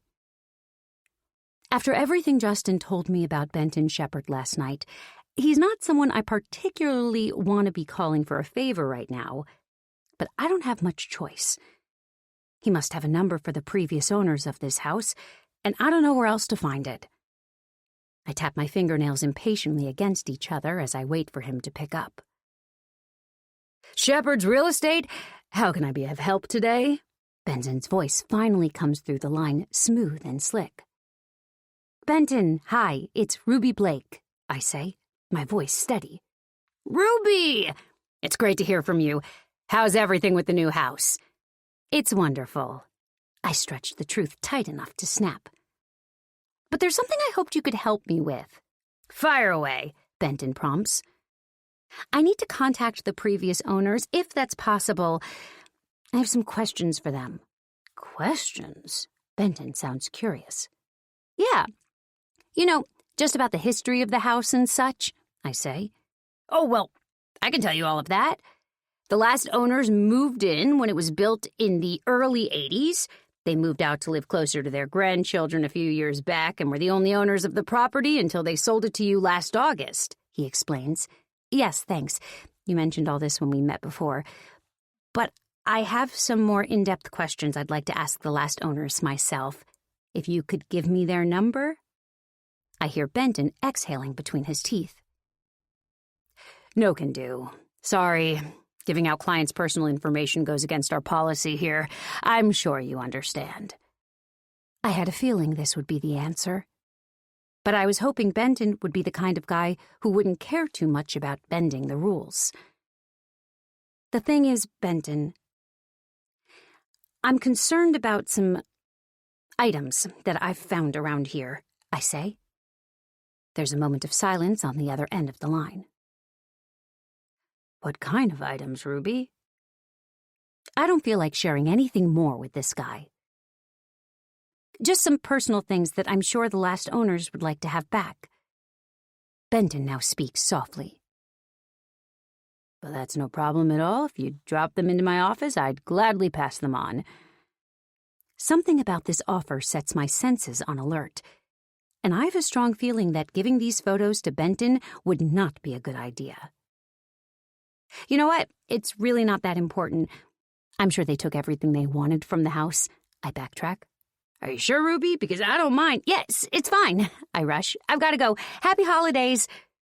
I end the awkward exchange feeling a little rattled. Why did it seem like Benton knew exactly what the items I was referring to were? I mean, he couldn't, could he? He was easily born a full decade after these photos were taken. A part of me just wants to throw the damn photos in the trash and forget all about them, but I know that wouldn't shake the questions from my mind. Who are these girls? Why does nobody around here remember them, and why were their photos left hidden here? Despite their beaming faces, I can't escape the suspicion that something bad happened to these women. And what's more, after our phone call just now, I can't shake the feeling that Benton Shepard somehow knows more about this house than he's telling me. 20. Ruby. "Can I ask you something?" Justin turns in his seat to face me. "Shoot," I reply, glancing from the road to him and then back. "What did the brake pedal ever do to you?" I roll my eyes and ignore him, tunnel vision on the red light ahead of me, waiting for green. "No, seriously," he continues. "You seem to hate that thing, kicking it at every time you need to come to a stop. My whole life, I've never felt a seatbelt have to work this hard." I sigh. "And let me guess, you're a perfect driver?" Justin shrugs. "I'm all right. I mean, enough to know that a brake pedal doesn't work like a light switch." If this guy wasn't both achingly handsome and endlessly helpful, I'd likely kick him out of the car right about now. But since I was the one to ask Justin to keep me company while I make the drive out to Arlington Mills, I have no choice but to take his driving critique in the half-serious manner in which it's meant. I'll try not to be so heavy-footed with the brakes, I say sarcastically, then sigh. I'm just a little nervous. After my call with Benton yesterday, I was afraid I'd hit a dead end in my search to find the identities of the smiling girls, until I realized that, thanks to Felicity and Quentin, I already had the previous owners' names, and an online search for Stan and Anita Desmond had brought up an address in Arlington Mills, about a 3-hour drive from Lone Rock. Without thinking it through long enough to hold myself back, I'd called Justin and asked if he could find Xavier a sitter so he could join me on a road trip. In typical Justin fashion, he'd said yes without even asking me where we'd be going or what we'd be doing. In truth, there are 2 reasons I asked Justin to accompany me today. The first, because I enjoy his company, and this is a chance for us to spend some time alone together.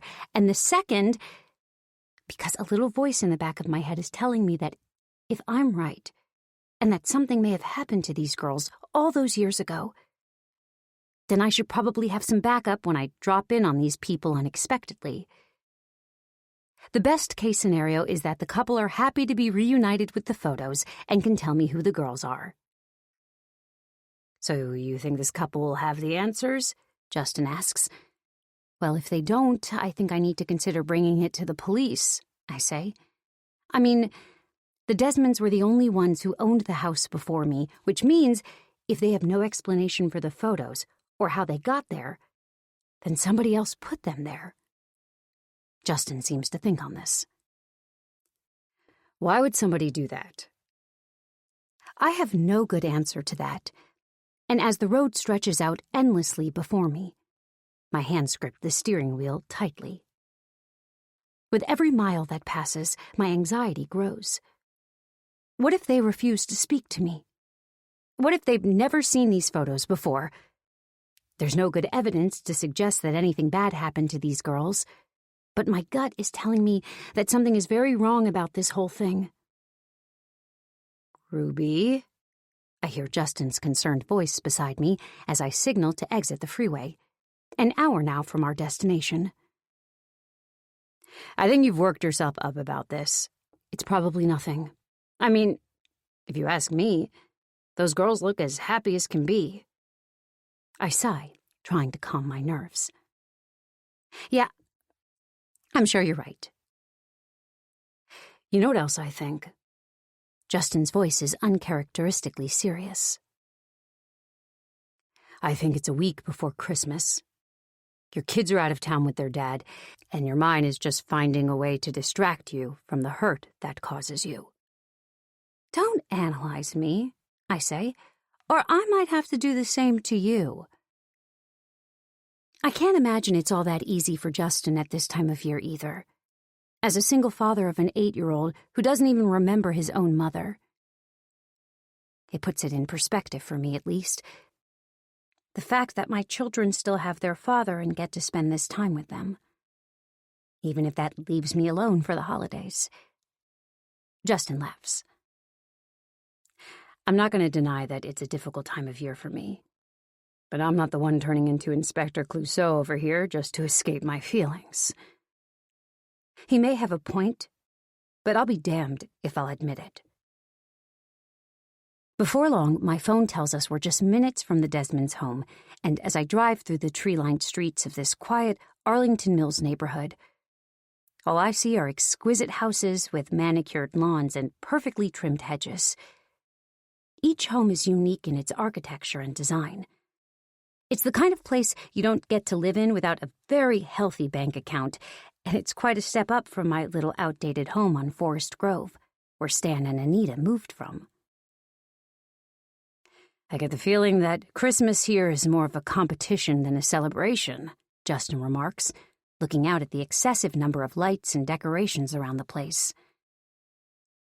When we arrive at the address, I step out of my car and take a moment to stretch out my legs as I look up at the beautiful house in front of me. The white exterior is offset by dark shutters, and a perfectly manicured lawn showcases 3 wooden reindeer statues. There's a small deck out front, and a wicker couch with patchwork cushions on it. The whole place is the perfect mixture of modern and rustic, and it's hard to believe that a couple who used to live in the time trap that I call home now own a place like this. Justin puts a confident arm around my shoulder. What are we waiting for? We walk up the stone path toward the front door, and before I get a chance to linger, Justin rings the doorbell twice and winks at me.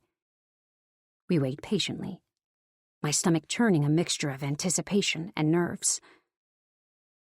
Moments later, the door swings open, revealing the friendly face and warm smile of a woman who I'd guess is in her 60s.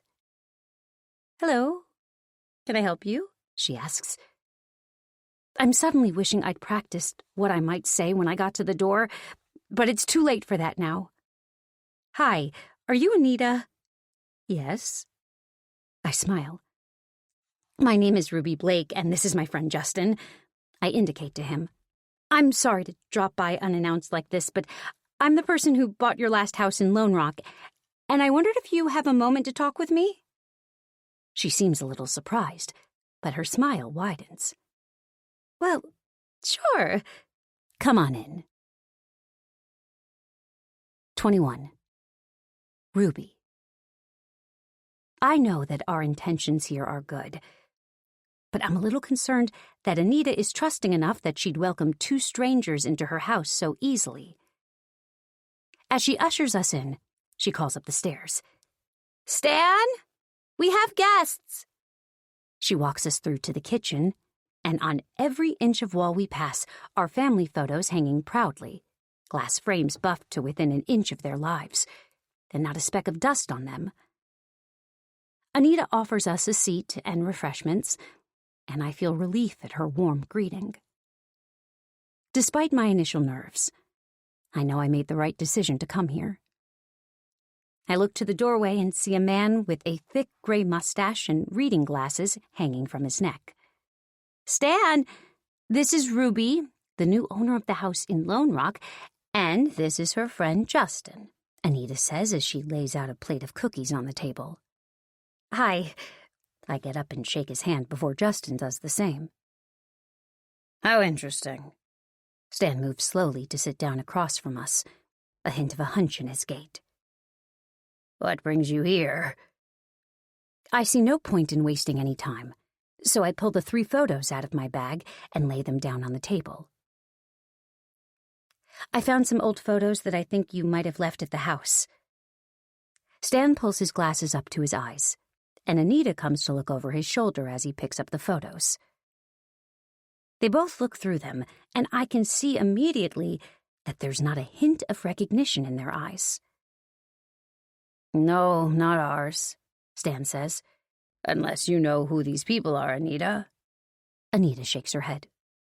"No, I've never seen these girls or these pictures before." My heart drops, and my disappointment must be obvious because Anita looks at me with sympathy in her eyes. "Did you drive all the way out here just to find the owner of these photos?" I nod and sigh. "I have no idea how they ended up in my house. They were there when I moved in. I've been finding them hidden behind tiles and under flooring as I've been renovating the place." "That's quite an undertaking." Stan puffs out his cheeks and blows. "The place hasn't been touched since we first did it up in '85. No matter how many times I told Stan here that we needed to redecorate, we never did, so it was outdated even by the time we moved out." Anita laughs. I smile. It had definitely gathered some dust in the few years you'd been gone, that's for sure. Stan and Anita share a glance before turning back to me, the same expression of confusion on both their faces. "It's been more than just a few years since we moved from Lone Rock," Anita says. "We've been living in Arlington Mills for the past 16 years. Something pulls tight in my chest. That's not what Benton said when he sold me the house. He said you just moved a few years back." Stan shakes his head and tisks. "Benton Shepherd, we're not his biggest fans. When we moved from Lone Rock, we kept hold of that house for a few years. Our first grandchild had just been born, and we wanted to be closer to family out here, but weren't yet settled on the idea of selling. Then when we made up our minds about 10 years ago and first approached Benton about selling the house in Lone Rock, there were some issues that had to be taken care of before it could be put on the market.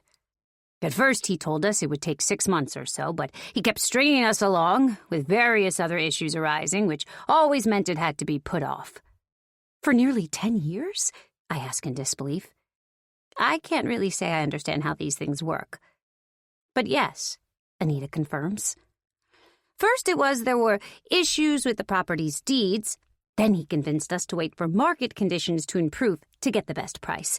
Then it was various other things that he needed sorting before selling the house. Anyway, January this year he finally called and told us the house was on the market, and then by August we had the news of its sale. So all's well that ends well, I suppose. None of this sounds right to me. There are no issues that take 10 years to prepare a house for sale. Benton not only strung this nice couple along for years on end for reasons that likely only benefited him, but he also lied to me about how long the house was empty for. Stan is still turning the photos around in his hands and looking carefully at them, his glasses exaggerating his curious eyes behind them. You know, what I find most interesting about these photos are the dresses. Anita rolls her eyes at this. Maybe you're forgetting the 80s, Stan, but these were the exact kind of things I used to wear back then, too. Stan places the photos back down on the table. Yes, that was the style then, but these photos weren't taken in the 80s. What do you mean? I ask. I mean, Stan points at the photos. Look at the back of them. I quickly snatched them up, sure that if somebody had written a date on them, I would have seen it, because I must have looked at these photos 100 times by now. And looking at the backs of them again now, I see that I'm not wrong. There's nothing there. I look up at Stan, confused. There's nothing written there. Look closer, he says, and points to a serial number printed on the back of the film. It's a jumble of numbers and letters, but there's no date there. I don't understand, I say. Stan's eyes are lit up, clearly excited to explain to us something only he knows here. See, some Polaroid photos have a unique serial number on the back which contains information. It might not look like much, but it actually represents the camera model, production batch, and the date that the photo was taken. And if you look right here, he taps the back of one of the photos. At the last 2 digits, the year is right there. I stare down at the last 2 digits on the photos, and my heart begins to drum in my chest. I have to squint to be sure I'm not reading these wrong, because the numbers that stare back at me paint a very different picture in my head than everything I thought I already knew about these photos. Stan is right. These weren't taken in the 80s. Not even close. These photos were all taken within the last 7 years. 22. Ruby. Shepard's real estate office is situated in a brand new commercial business park on the east side of Lone Rock. It's a step up from what I gather was Benton's last place of business, judging by the worn sign on the small office building that sits empty next to the drugstore in town. I guess he's moving up in life. I pull into the parking lot and take a deep breath to calm my nerves. Having used up his babysitter, Miles, Justin is home with Xavier today, unable to join me on this particular mission. Since leaving Arlington Mills yesterday, I've had some time to think, and I've come to a few conclusions. Namely, Benton Shepard is not only a crook, but he's also the only person who has had access to the house since Stan and Anita moved out years ago, and therefore must know something about these photos. I find a spot near the entrance and turn off the engine before stepping out of my car. Cold rain beats down on the asphalt and bounces off the roofs of the vehicles. I have to hold my hood up against the rain as I make the short dash toward the entrance. The exterior of the office is modern, with large windows that I'm sure on a nicer day lets in plenty of natural light. I can see a couple inside, chatting to a woman behind a desk. A sign above the door proudly displays Shepard's name, and I push open the glass door to enter. Dripping on the carpeted floor, I wait my turn to approach the reception desk. The walls are full of photos of properties for sale, and the soft scent of fresh coffee floats through the air. When the couple in front of me leave, the young woman behind the desk greets me with a polite smile. I introduce myself, only to be told that Benton is out but shouldn't be too long. I'm offered a seat and a coffee while I wait, and gladly accept both. I sit down next to the window and try to think through how to best approach Benton with what I know. There's one fact that he can't escape. He told me the last occupants of my house had moved out only a few years ago. I now know from Stan and Anita that it was actually closer to 16 years ago. This doesn't necessarily change how I feel about the house, but not being truthful about the length of time it had stood there abandoned was clearly a misleading tactic to make the house seem less undesirable. As for the photos, maybe he has a good explanation for them. Maybe they're friends of his, or girls he dated in the past. But like Stan Desmond said yesterday, the old-style dresses in the relatively new photos is the thing that stands out as weird. And it's this, along with the fact the photos were hidden around the house, that gives me the creeps. "Here's the man himself," the woman behind the desk sings songs before I spot the red Mustang parked outside, and the door opens. Benton walks in, shaking the rain off his shoulders.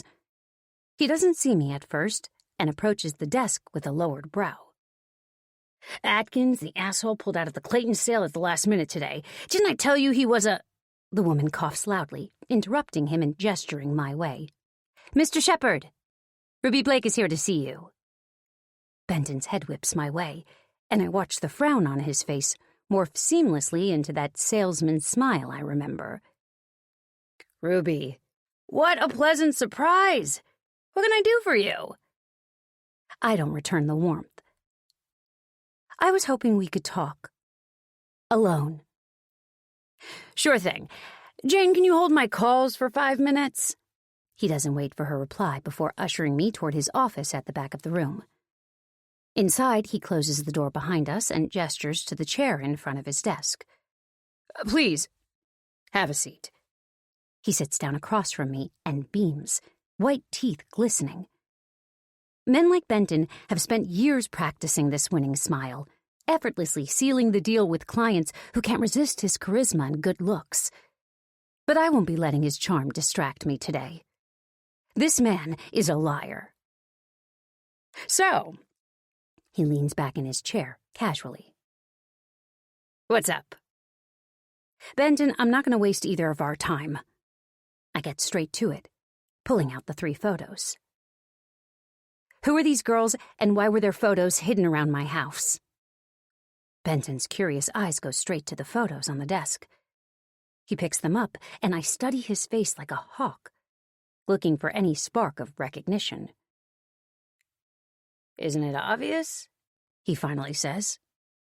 "It's Sandra, Jesse, and Erica." "You know them?" Relief washes through me. He cracks a crooked smile. "Never seen them before in my life. Just going by what's written on the photos. You say you found these at the house?" My heart sinks, and I nod, not taking my eyes from his. "Well, they probably belong to the last owners. But like I told you on the phone the other day, I can't give you their information. Sorry." Stan and Anita Desmond, Arlington Mills. I sit back, crossing my arms. Nice couple. Benton's mouth falls open. "You found them?" "Yeah. Beautiful house. Lovely neighborhood. And they've never seen these photos before because, as noted in the serial codes on the backs, they were all taken within the last 7 years. And as you know, the Desmonds moved away from Lone Rock 16 years ago." Benton brings his hands together, wordlessly. I can see his mind working. He knows I've caught him out on at least one lie, and it may well cause the others to crumble. "Yes, well, the Desmonds and I have been working closely for some time to—" "Benton, you told me the house was only empty for a few years." Benton nods. Well, it was. I scoff in disbelief before tapping my imaginary broken watch, trying to fix it. Okay, so we disagree on how many a few is, Benton concedes with a smirk. But it was on the market for less than a year when you bought it. Because after Stan and Anita told you they wanted to sell, you strung them along, lying to them for another 10 years. Benton's smile falters for a split second before his mask slips back into place. I'm not sure what you're talking about, Miss Blake. I assure you I have never lied to any of my clients. I think my last nerve must be located in my forehead because it's now ticking. Don't bother lying. I know you manipulated that sweet couple to keep their house from selling. And since you have a reputation in this town for a fast turnover, I can only imagine it had something to do with you wanting the house empty. And why exactly was that, Benton? I seethe, looking pointedly at the photos. Benton sighs and leans forward, resting his arms on the desk. Ruby, I'll level with you. That house had a lot of issues that needed seeing to. A lot of red tape, a lot of roadblocks, most of which were out of my hands. Could I have pushed to speed the process up? Probably. But I always try to get the best price possible for my clients. And in the end, it was an outdated house, and the Desmonds benefited from waiting until the rest of the street caught up with the modern world before selling. He seems to have an answer for everything. The photos. They were put there while you had the keys. How do you explain that? I tap them again now. Benton sighs and picks them up again. Well, I guess it's possible that one of the contractors or cleaners who came in over that time left them there. They're just photos, though. Are they important in some way? I don't know, I admit. I think it's very strange that the house was left empty for years, and yet these photos ended up hidden there. That is weird. But I've found stranger things in old houses, believe you me. He grinned suggestively. If walls could talk, huh? I don't buy this act for a second, because the walls in my house are talking. And they're screaming Benton Shepard's name. 23. Ruby.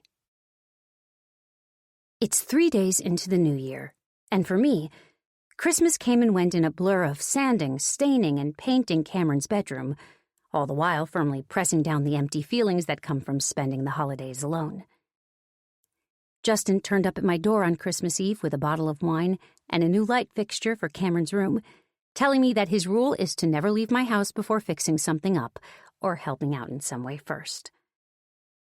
He'd stayed for a few hours before we eventually untangled ourselves, and he left to return to Xavier and his parents, who he had staying with him over the holidays. Every phone call I've had with Maury or Cameron recently has been so short that I'm starting to feel as though I'm forgetting their voices. There's always something more exciting to see and do than talk with their mom on the phone. At least Maury seems to be feeling a little better about being away from Hutch. I'm sure when she returns, it'll be him that she's most excited to see, not me. But I'm long used to playing second fiddle in my kid's life, and as long as my babies are home with me, I'll be happy. With so much spare time on my hands recently, and a keen determination not to spend it on self-reflection, out of fear of getting to better know myself, Justin and I really do make a great couple. I've been spending an uncharacteristic amount of time online. Namely, looking for answers about who those girls are. I started by cross-referencing the names Jessie, Sandra, and Erica with Lone Rock, and when that came up with nothing promising, I expanded my search to a wider area. Then, finding myself no closer to identifying them, and following an instinct which has been slowly gnawing away at me, I eventually started searching for missing persons who share their first names, but without last names or any other details about these women. I've yet to find any matches online. I realize I've become obsessive about this, and when Justin suggested that I should drop it for my own well-being, I half-heartedly promised that I'd try. But within 12 hours, I was back online again, searching. I've considered bringing it to the cops, but what would I say? Hi, here's some photos of 3 really happy girls. How soon can you set up an investigation room? But I don't even see their smiles anymore. In fact, when I place my finger over the lower half of their faces, all I see is terror in their eyes. I'm starting to realize I may never know who these girls are, or how their photos ended up in my home. All that my conversation with Benton Shepard did was confirm to me that he's about as trustworthy as a small child with a permanent marker. The man lies like the rest of us breathe, and if I'm right about my suspicions, and he is lying about those photos, there's only one reason: to protect himself. But then the question remains: why would he have left those photos in the house if he was going to sell it to me? If he wanted to keep them hidden, surely he would have taken them out before giving me the keys. Benton may be many things, but stupid isn't one of them. None of this adds up. I find myself yet again pondering on this never-ending circle of unanswered questions as I take my trash outside. I step onto the driveway and feel the crisp January air against my skin. A lot of people in the neighborhood have already taken down their Christmas decorations, which I'm grateful for since every twinkling light is another reminder of a holiday I no longer get to celebrate with my kids.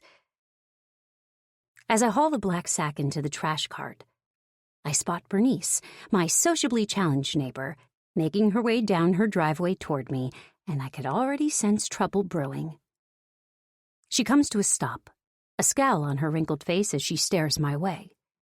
I can feel her eyes boring into me, and I'm reminded again that this will be my life here, forever, until the old cow finally drops dead one day.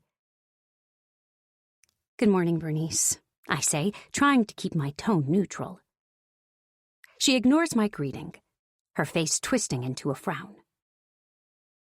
"I want you to know that I'm going to be bringing a list with me next week to the meeting. I'll be raising my concerns there." "What meeting?" I put a hand on one hip. "The Residents' Biannual Safety Forum," she snaps, then shoves a piece of paper my way. "This is a copy of my list." I scan the words and feel my anger rise. "For God's sake, Bernice, you can't be serious," she scoffs. "As a heart attack lady." I take a deep breath, trying to keep my frustration in check, and glare at her retreating back as she shuffles away, muttering curses under her breath. I look down at the piece of paper in my hand. There are 15 infractions listed, all in relation to my household. From kids playing too loudly in the garden, to men showing up in the late hours of night, and even dates and times listed. The whole thing is ridiculous. I shake my head. Living next door to Bernice has been a nightmare. I'm so tired of constantly tiptoeing around her. I guess I don't have much choice but to try to find out when and where this meeting will be, so I can go along to defend myself when she pulls out this stupid list. I hear a car horn beep twice behind me and look back to see Felicity and Quentin pulling up, their car window rolling down. "Ruby!" Felicity leans over her husband to call out. "Hi," I say, making my way to them. "We just wanted to stop and say Happy New Year," Felicity coos. "How are you doing, all alone over here?" "Great, thanks." I swallow down a less kind response. A woman like Felicity, with her handsome husband and 2 perfect sons, probably can't comprehend why such phrasing might cause upset. But I can't hold it against her that her life worked out perfectly and mine didn't. Quentin leans an arm on the side of his window. "So when are the kids home? Hutch is about to go crazy waiting on Maury to come back." Felicity echoes this. "Oh, Ruby, you should hear the boy talking about her. It's love, I'm sure." I laugh. "That's sweet. They're back on Friday, so I'm sure she'll call over during the weekend. Cameron will be excited to see Leo, too." "It's so nice to have new neighbors with kids the same age range as ours," Felicity says. "Hutch was just a baby when we moved here, and the kids on the street were all older. And now that he's grown up, it's all babies and toddlers on the street. All Kendra and Harriet talk about are diapers and playgroups. Well, I'm here worrying about driving license and college applications. I don't want to ignore Felicity's ramblings, but it suddenly comes to me that the Parkers might know something about this meeting Bernice was talking about. Hey, do either of you know anything about the upcoming residents' meeting? Quentin nods. Sure, the biannual safety forum. It's kind of a mix between a neighborhood watch meeting and a friendly get-together. It's held at Lone Rock Community Hall. Felicity leans forward in her seat again. Aren't you on the community text chain? There was a message sent out the other day with all the information. I'm on the text chain, but I didn't get any message about a meeting, I say, confused. Strange. Benton usually sends them out to everybody, Felicity muses. Well, anyway, it's at 7 o'clock Monday night. Maybe we'll see you there. Felicity and Quentin wave goodbye and drive off, leaving me with my mind quickly connecting the dots. Benton, who lives close by on Abbey Street, is in charge of the text thread for our community. I know I'm on it because I've already gotten several texts about missing pets and weather alerts since I moved here. But for some reason, I didn't get the text about the meeting. It's almost as though Benton doesn't want me there after I confronted him about the photos a couple of weeks back. Like he's afraid I might come along and start asking more questions. Well, sorry, Benton, but I'm going to be at that meeting. And you can bet your ass I'll be bringing the photos along with me. 24. Maury. I never thought I'd say it, but it's actually kind of good to be back home in Lone Rock. Dad dropped me and Cameron at the airport this morning. I know for a fact that he had his tracker app for my phone running because he texted me about 2 minutes after we got into Mom's car, saying he was glad we got home safe and that he missed us already. The only thing is, I was kind of expecting Mom to have made more progress on the house, but when we got there and I stepped inside, I had to bite my tongue to keep from saying anything that might upset her. The place is no better than when we left. There's stuff everywhere. It's like she started a bunch of projects and just gave up halfway through.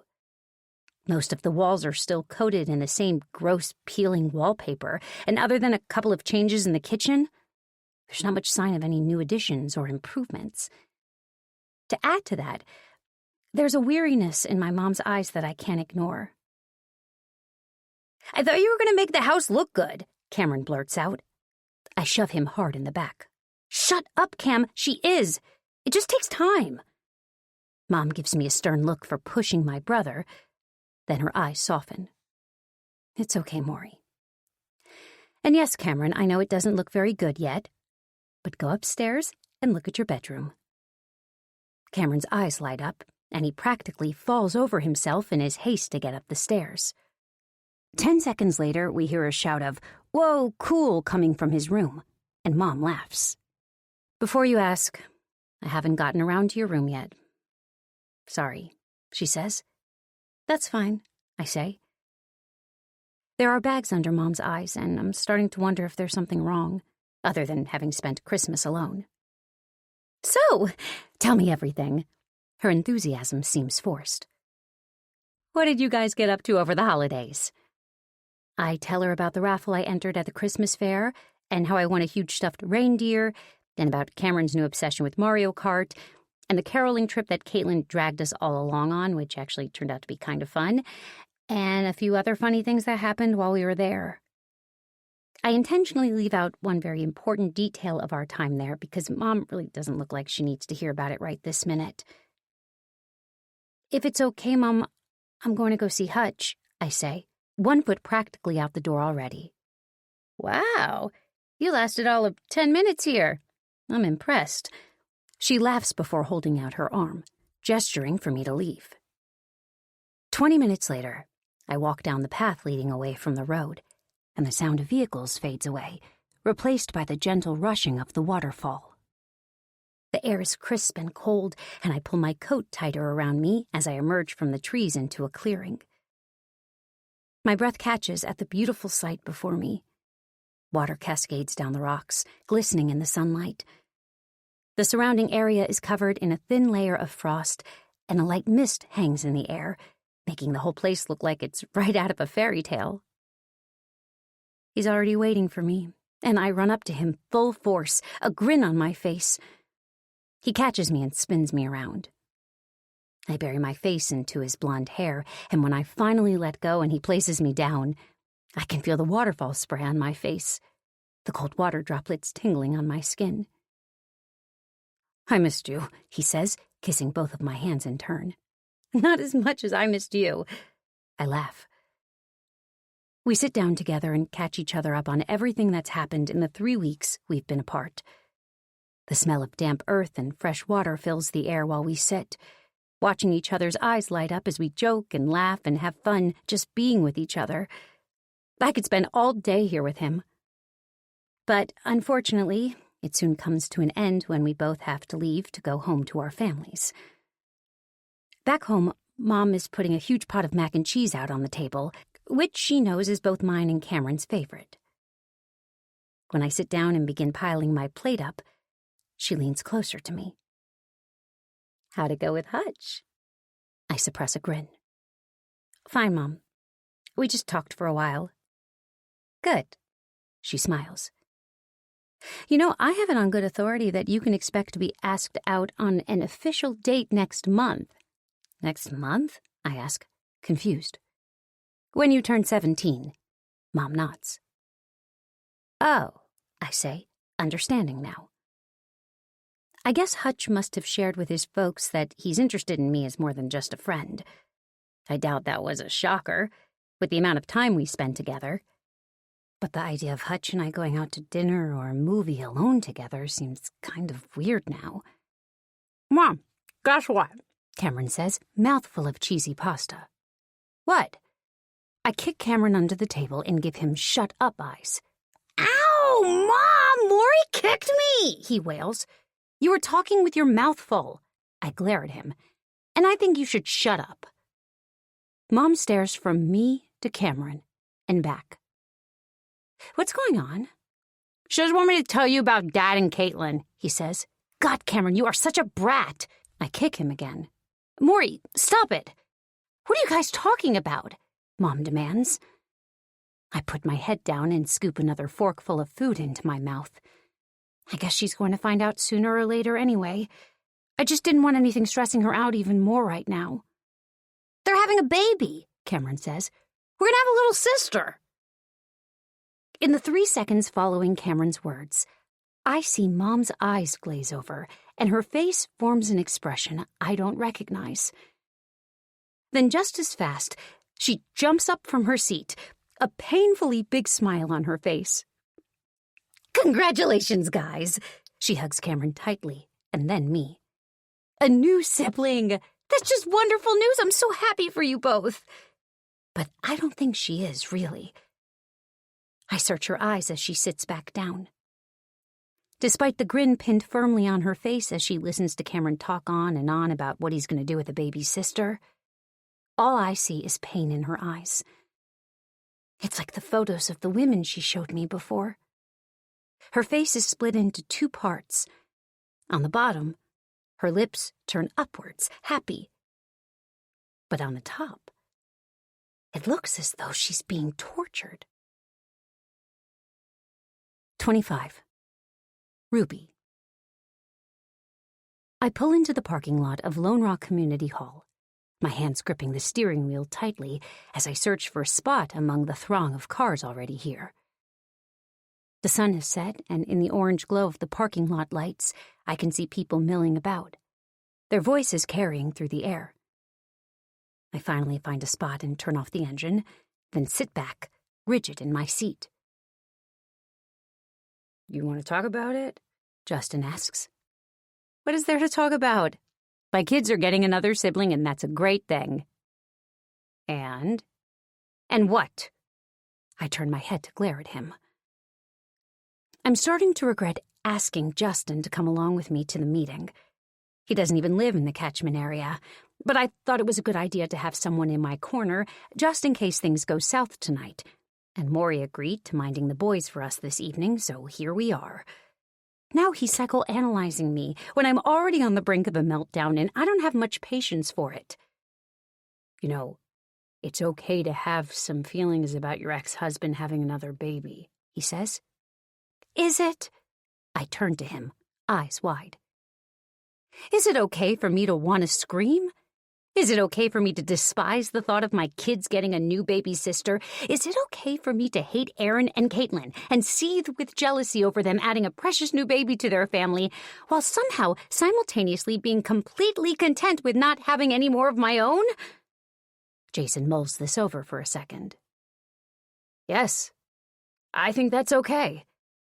I dare to say it's even normal. I slam my head back against my seat and take a deep breath, letting it out slowly while I collect my thoughts.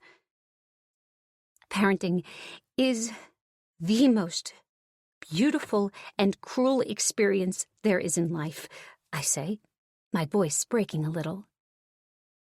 One day, you give your child their last bath, or read them their last bedtime story, and the occasion isn't memorable. You don't even notice it.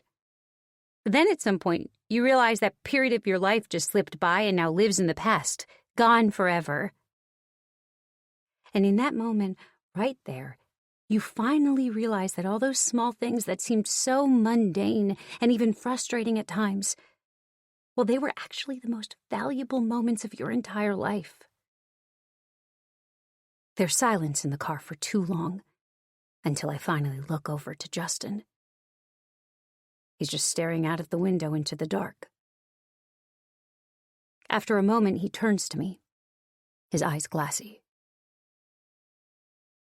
Christ, Ruby. Sorry. Don't be. But you can apologize to Xavier in advance when we get back, because I'll probably end up hugging that kid way too hard before bed tonight. I crack a smile at this and open the door to get out. Right now, I need a distraction, and this meeting should be the perfect thing for that. We walk through the parking lot, the streetlights casting long shadows that seem to follow us as we make our way toward the hall. I see the glow of light spilling out from the windows of the building, and my heart begins racing with anticipation. There's no escaping the fact that what I'm here to do tonight will stir up a hornet's nest in this small community. Somebody here knows something about these pictures, and I'm going to shake the hive until the truth comes out. Justin reaches for the handle of the heavy wooden door and pushes it open, holding out his arm for me to enter first. Inside, the room is filled with the buzz of conversation. The scent of coffee and old wood fills the air. And it's immediately clear that everyone here already knows each other, their conversations flowing easily as they mingle around the snack table. Feeling a little out of place, I stay close to Justin as we each grab a cup of coffee and try to blend in.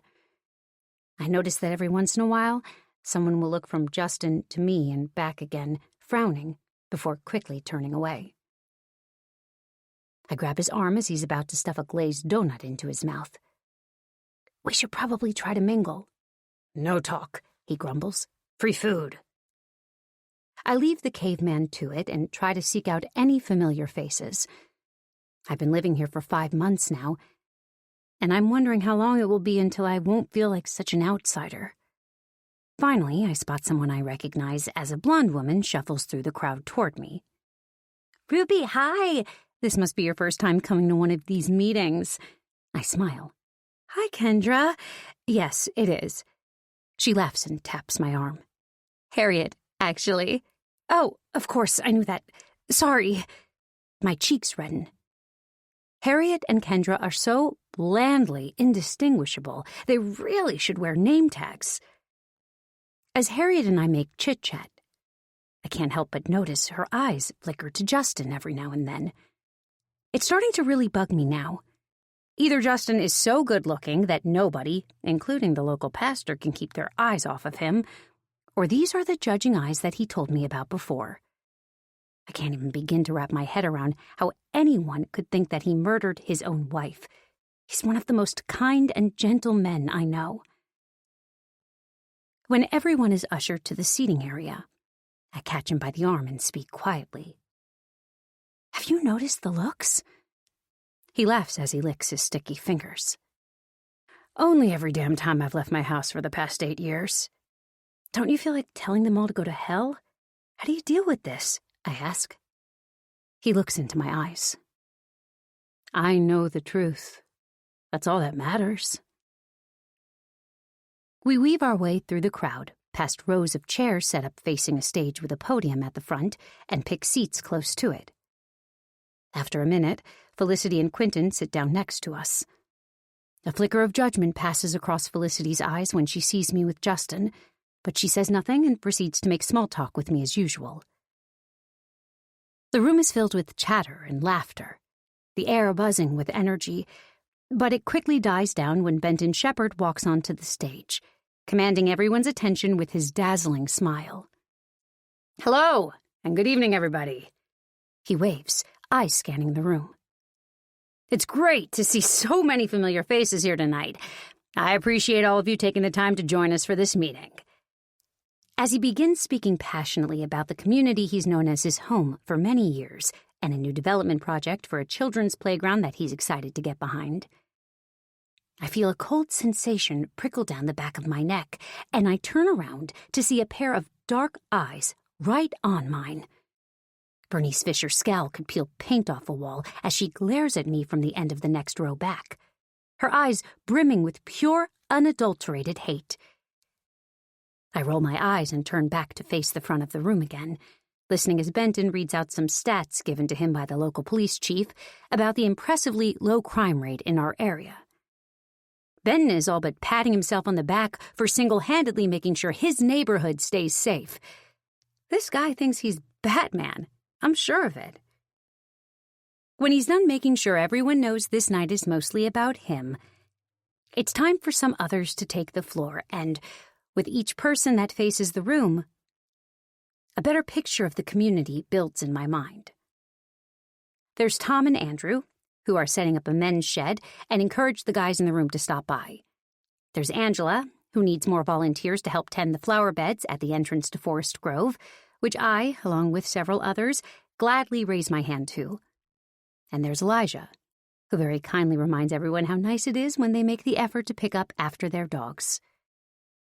Everyone seems so nice and friendly, and I'm starting to feel proud to have joined such a balanced and connected community. Unfortunately, that feeling is extinguished when Bernice Fisher gets up to have her say. 26. Ruby. It's impossible not to notice the hushed groans and displeased whispers around the room as Bernice walks slowly up to the podium. Evidently, I'm not the only person around here who is tired of this woman's caustic attitude. Here we go, I hear Felicity sigh. I sink down a little in my chair, trying to stay calm as Bernice takes the podium, list in hand. I knew it was only a matter of time before she'd get up there and start spouting off about me, but now that I see her sour face staring out into the crowd, I want to shrivel up and disappear. I've been raising my concerns for months about a new resident on my street, Bernice starts, with no introduction or pleasantries. And since she refuses to listen to me, I have no choice but to address it here. There are some groans from the audience as Bernice pulls her glasses up from around her neck and opens her list. The new resident at number 168 Forest Grove has consistently been... Bernice is cut off before she's barely begun by a panicked-looking Benton who rushes the stage. Bernice, I'm going to have to stop you there. I understand that you have concerns, but there are proper channels for addressing personal disagreements, and this meeting is not one of them. My cheeks are burning. I'm sure all eyes in the room are fixed on me right now, but I daren't even look. Bernice crosses her arms and holds her place firmly as Benton closes in on her. You expect me to stay quiet as Ruby Blake invites a killer into our neighborhood. Justin's dry laugh beside me is nearly drowned out by the murmurs that float around the room. Benton now has Bernice by the arm and is guiding her away from the stage. She struggles with him and manages to pull free from his grip. Fine. I'll sit back down, she shouts before turning to the crowd again. But I know, as well as everyone else here does, that Justin Thomas killed his wife. I begin to rise in my seat to defend Justin, but he pulls me back down and shakes his head. She's not worth it, Ruby. Don't bother. An awkward silence falls over the room as Benton returns to the podium. He brushes down his suit and clears his throat. Well, I think that's it for our speakers. Thank you to everyone for coming out tonight, as well as for your continued participation in keeping this community safe and connected. As the crowd claps and Benton blesses everyone with a gleaming smile, I take a deep breath and stand up. A few people are getting up to leave now, and I make a dash for the stage. Benton is just starting to walk down the steps, and he gives me a strange look as I rush past him. Excuse me. Sorry. Everyone, I speak loudly. Those who have already gotten up out of their seats begin to sit back down, brows raised. Benton, standing at the end of the row I just exited, crosses his arms. I just have an inquiry to make. I open my bag up and pull out 3 printed sheets of paper. I had the forethought to scan the photos and print them out large before coming tonight, in order for everyone to get a better look. I moved into number 168 Forest Grove a few months back, and I found these 3 photos in my home. I hold each photo out in turn to the perplexed crowd in front of me. Does anyone know who these girls are? I wait a few moments. There's a little chatter amongst the audience, but no raised hands or voices. Doesn't anyone recognize even one of them? I plead. Benton starts back up the steps, and I'm sure he's about to haul me off like he did Bernice. I can read the expression on his face. He doesn't want me showing these around.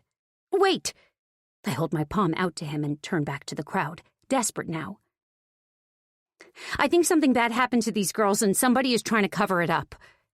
There are confused murmurs from the crowd, but I just speak louder. Somebody left these photos hidden in my house, and I think these are the smiles of people under duress. If anyone knows something, it was him! A shout cuts me off. He did it! He left them there!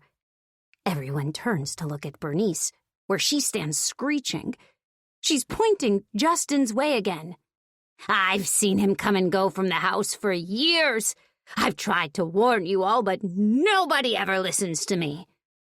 Fire shoots through my veins at the sound of her high-pitched voice. What is that woman's problem? Why has she got it in for Justin? Thankfully, nobody seems to give Bernice's panicked squawking much mind, and an elderly man sitting next to her takes her by the elbow and gently leads her away as she continues shrieking incoherently in Justin's direction. Benton rushes up to me, teeth gritted. It's time for you to leave. Most people are getting up and gathering their things now, eager to get away from the circus that's broken out. This is a mess.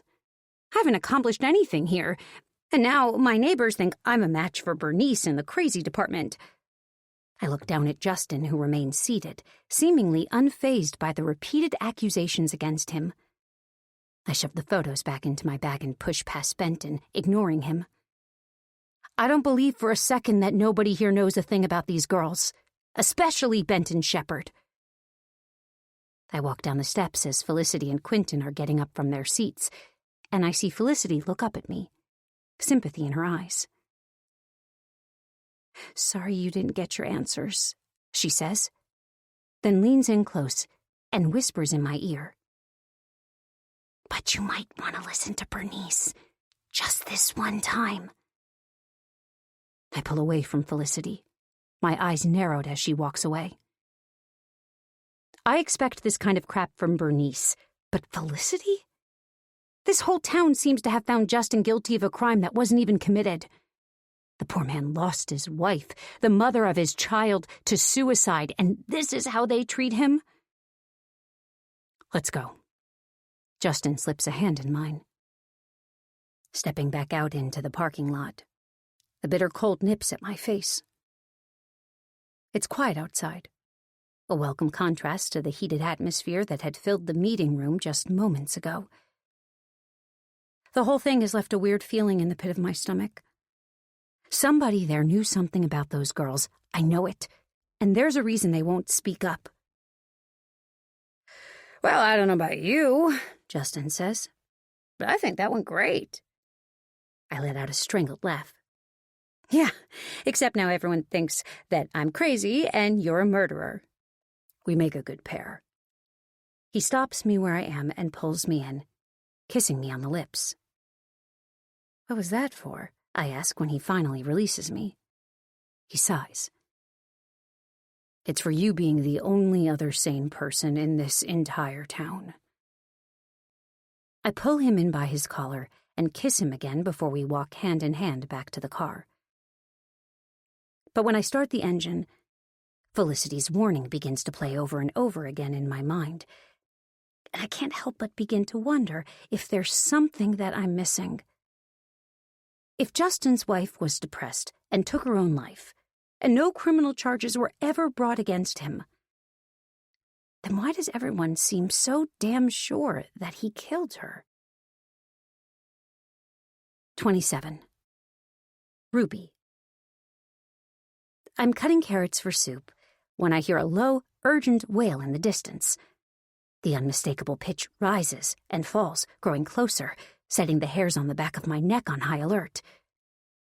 I put my knife down and wipe my hands on a dish towel before moving to my front window. A few locals I recognize are standing on the street outside, concern etched on their faces as 2 police cars pull up in front of Bernice Fisher's house. I throw the dish towel over my shoulder and step outside, just in time to see an ambulance blare its sirens up the street and park right next to the police cars. What's going on? Maury's voice comes from behind me. I don't know, I say, looking around at the chattering mouths and crossed arms of the bystanders outside. A large crowd has now gathered, and it's evident that something is going on inside Bernice's house. I spot Felicity across the street, her usual shadows, Harriet and Kendra right by her side. Instructing Maury to stay inside with her brother, I open the door and make my way across the street. Felicity turns when she spots me, and I can see from the look on her face that it's bad news. What's going on? Is Bernice okay? I ask. Felicity shakes her head, her eyes glistening. Oh, Ruby, it's terrible. Bernice is dead, Kendra says. Tom Griffin, the mailman, found her this morning. My heart hammers inside my chest, and I can't find any words to speak. He told me he'd noticed her mail was piling up for the past 2 weeks. Harriet's eyes light up perversely as she speaks. He tried her door, and it was unlocked, so he let himself inside. He found her decaying body in the kitchen. Murdered, Kendra adds, and nobody has seen her since the night of the meeting, so presumably it was just after that. I feel my legs go weak. Felicity holds out a hand to steady me. Are you okay?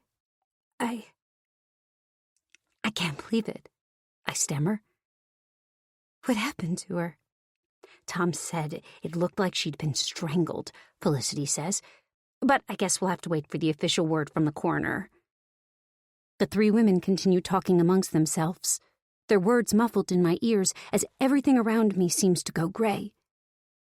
It's not like I haven't noticed how quiet it's been around here in the 2 weeks since the community meeting.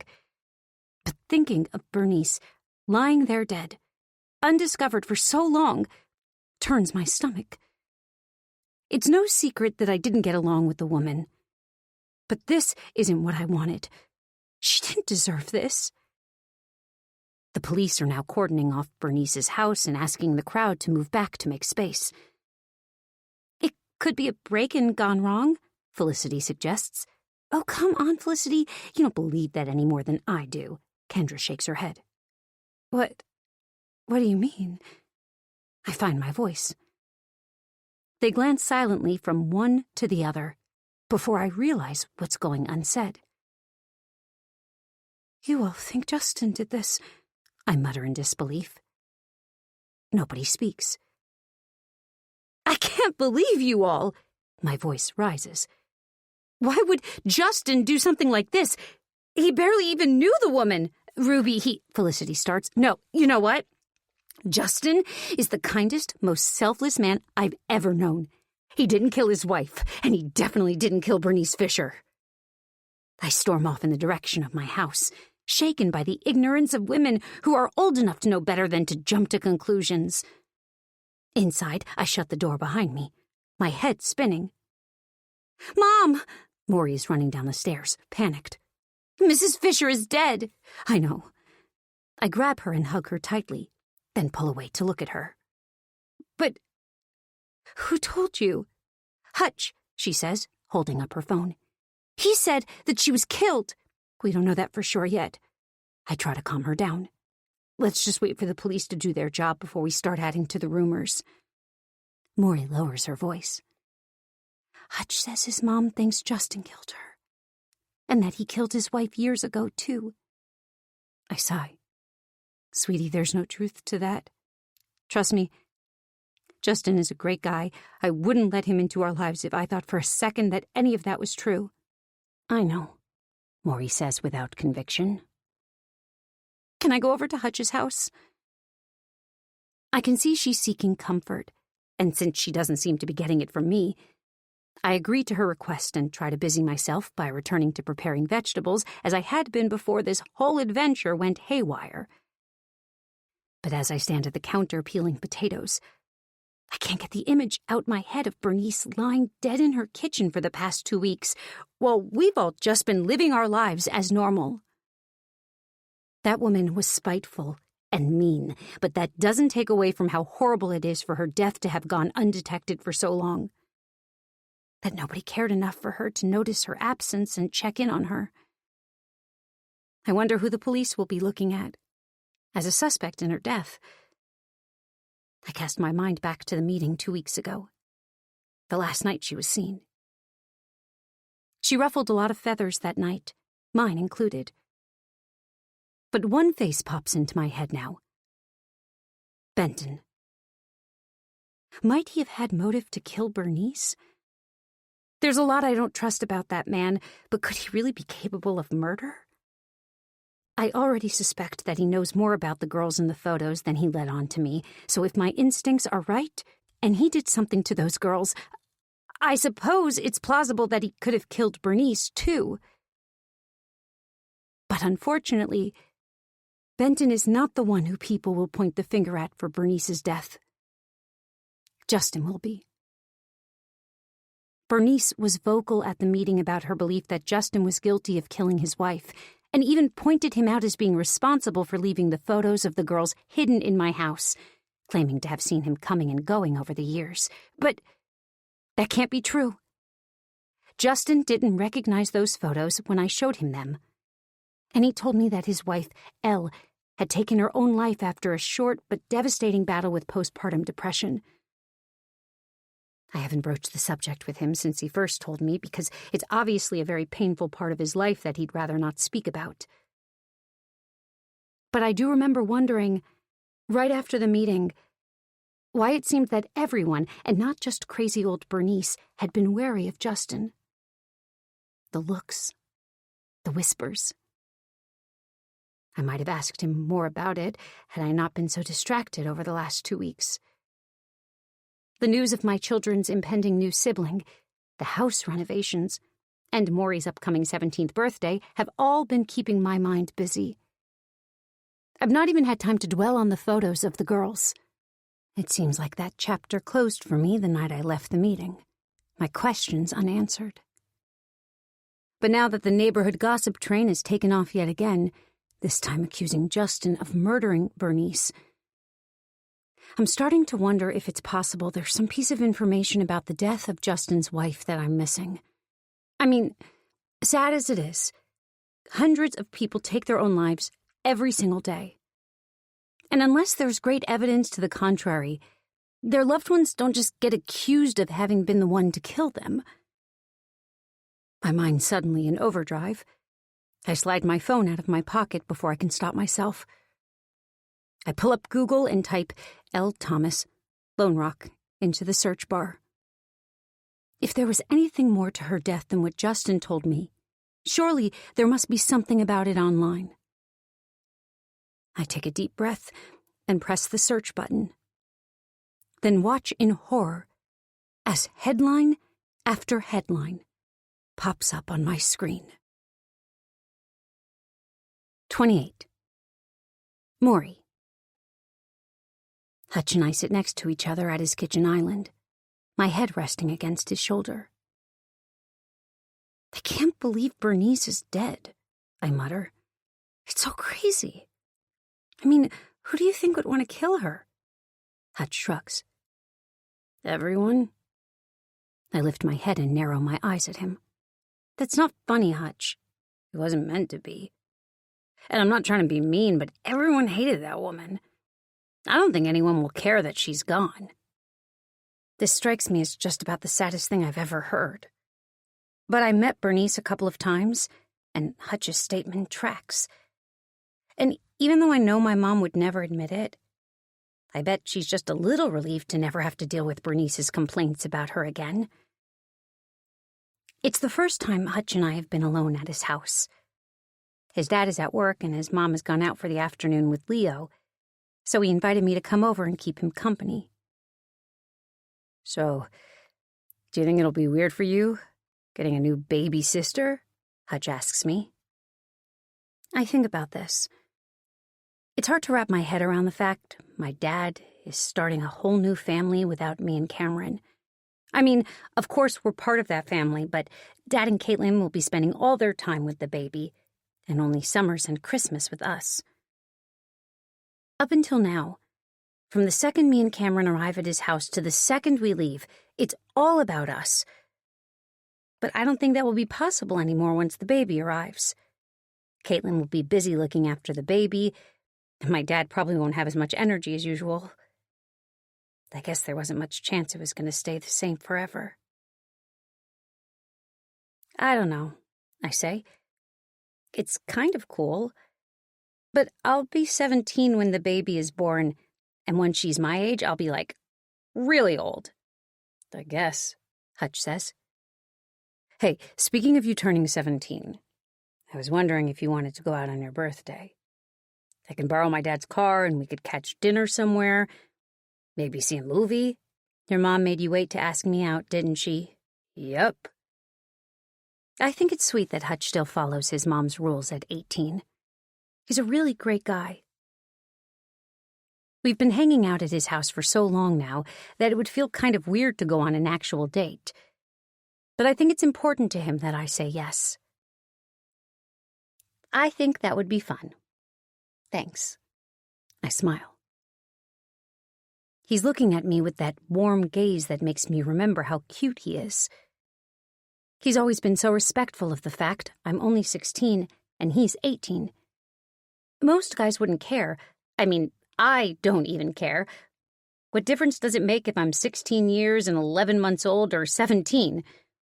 What magically happens between those two times that makes it more appropriate for us to date? But Hutch is a guy who follows the rules, and I know he'd never push any boundaries or make me feel uncomfortable in any way. That's just the kind of guy he is. It's sweet and endearing, and it only makes me like him even more. Hutch suggests he make us some food, and I watch as he rummages through his fridge, pulling out various ingredients to make sandwiches. His messy blonde hair falls into his eyes as he focuses on the task, and I can't help but smile at how adorable he looks, even when he's just making us lunch. As he spreads mayonnaise on the bread, I lean against the counter and stare at a photo stuck to the fridge door. Is that you and your grandmother? I ask, pointing to the picture. Hutch looks up, his eyes softening as he nods. Yeah, it's me and Nana at Disney World. She passed away when I was a kid. I can hear the sadness in his voice. It looks like you two were close. We were. He keeps his focus on the sandwiches. Leo's too small to remember her, but she used to take me everywhere. On vacation, to the theater, to bingo nights. I laugh at this. You liked going to bingo nights? I liked going with Nana, he says meaningfully. Sounds like she was an amazing woman. He puts a plate down in front of me, and I thank him before taking a bite of the sandwich. Hutch nods, his eyes avoiding mine. She was. You know, nothing's been the same since she's been gone. She was like the glue that held my family together. I don't get what he means by this. Hutch's family is perfect, like a TV family, where everyone always looks amazing and their house is stupidly big. It always seems to me like you've got the kind of family everyone wishes they had, I say. Yeah. Hutch looks down at his hands. My mom works really hard to make sure of that. She even sets up these family photo shoots once a year with a photographer, smiling and happy. But that's not how it really is at home. My parents fight all the time. My dad works so much, and my mom blames him for everything that ever goes wrong.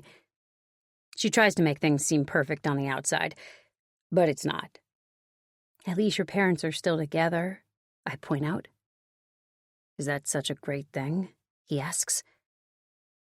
I have to stop and think about this. I don't know. I mean, when my mom and dad split, my dad got a new girlfriend straight away. That was kind of weird. Although I'm used to her now. But now, my mom is suddenly dating again. And there's all these rumors the guy killed his last wife. Do you believe it? Hutch asks, taking a bite of his sandwich. No way. I shake my head. He's a good guy. He's been helping my mom out with the house, and he's got a kid the same age as Cameron. You ever heard of Ted Bundy? A sly smile touches his lips. Yeah, but didn't he stalk and kill random women? Not just his wife and an old lady everyone hated. Hutch shrugs. My point is that even a guy like Justin, who looks like a nice family kind of guy on the outside, could secretly be a psycho murderer. I'm suddenly turned off my sandwich. I don't think Justin is like that. Plus, my mom said his wife wasn't killed. She was depressed and ended her own life. Well, nobody really knows, do they? He says. His tone catches my attention. What do you mean? Hutch pushes his plate aside and leans in closer to me, his voice low. What I mean is, how could anybody know what really happened to her if they never found her body? 29. Ruby. Lone Rock Woman missing. Search launched for missing Lone Rock woman. Lone Rock woman missing for 7 years, declared dead. I scroll down through the search results that span back over 8 years. Article after article, each one a fragment of a story that slowly begins to form a clearer picture as I read through them, leaving me with an ice-cold pit of dread deep in my chest. I pull up 3 tabs on my screen, each one a local news article from years past, and work my way from oldest to newest. The first is from 8 years ago. Authorities have launched a search for Elle Thomas, a wife and mother from the Lone Rock community who was last heard from on the evening of July 17th, when she was on her way to meet her husband, Justin Thomas, for dinner. Justin became worried when Elle never arrived and reported her missing to the authorities when efforts to reach her by phone went unanswered. Elle's car was later found abandoned on Springdale Road near a river. Friends and family of Mrs. Thomas are urging anyone with information on her whereabouts to come forward and help bring her home safely. Justin never told me that his wife went missing. In fact, he never told me how his wife even died. He just said she took her own life, and I thought it would be stepping over the line to ask how she did it. I read on, but the next article is even more concerning. 6 months have passed since Elle Thomas, a beloved member of the Lone Rock community, went missing. The young wife and mother was last heard from on the evening of July 17th on her way to meet her husband, Justin Thomas. However, she never made it to her destination and was reported missing the same day. For weeks, officials led a ground and water search spanning several miles around where her vehicle was found, which turned up no clues to her whereabouts. Authorities had been working under the information that Mrs. Thomas was suffering from depression following the birth of her first child and may have been having thoughts of self-harm. But it seems they are now shifting their focus to her husband's potential involvement in the disappearance, since it was reported that Elle and Justin had been fighting earlier that day. Justin was investigated in Elle's disappearance. They thought he killed her. Why didn't he tell me this? It explains why everyone in Lone Rock seems to hate him. Not only do they think he murdered his wife, they think he disposed of her body, too. My heart thudding in my chest, I switched to the third article. It's startlingly recent, from only months before I moved to Lone Rock. The small town of Lone Rock is in mourning after the decision was made to declare missing local woman, Elle Thomas, legally dead 7 years after her mysterious disappearance. Elle's husband, Justin Thomas, filed for the declaration after the minimum 7 years had passed with no new leads on her whereabouts. Authorities investigating her disappearance over the years initially focused on Justin as a potential suspect. However, after an extensive investigation, there was no evidence to link him with any involvement. Elle's car was found abandoned on Springdale Road near the river, prompting authorities to conclude the new mother may have taken her own life, as it had been known she was suffering from postpartum depression since the birth of her first child just months previously. It's a good thing I'm sitting down already, or else I might just crumple to the floor. Who is this man that I let into my house, into my bed? Justin lied to me. Well, I guess he didn't exactly lie, but when he told me that his wife had taken her own life, I presumed she had died from an overdose or some other tragic self-infliction. I didn't pry any further because I knew it was a deeply painful subject for him. He never once offered up the information that his wife had gone missing, never to be seen again, and he definitely didn't share that there was a police investigation into his involvement. It seems suspicious to me that a husband would be so quick to conclude his wife had taken her own life, when there's a possibility she may have been kidnapped or killed by somebody. I guess the police thought that too. Everything is suddenly beginning to add up. The whole community is scared of him. He seems to have no friends here. And there I was, new to town, just months after his wife was legally declared dead. A newcomer who didn't know the truth. Fresh pickings. Did he really think I wouldn't find out that he was once a suspect in his wife's disappearance? Then a dark thought runs through my mind.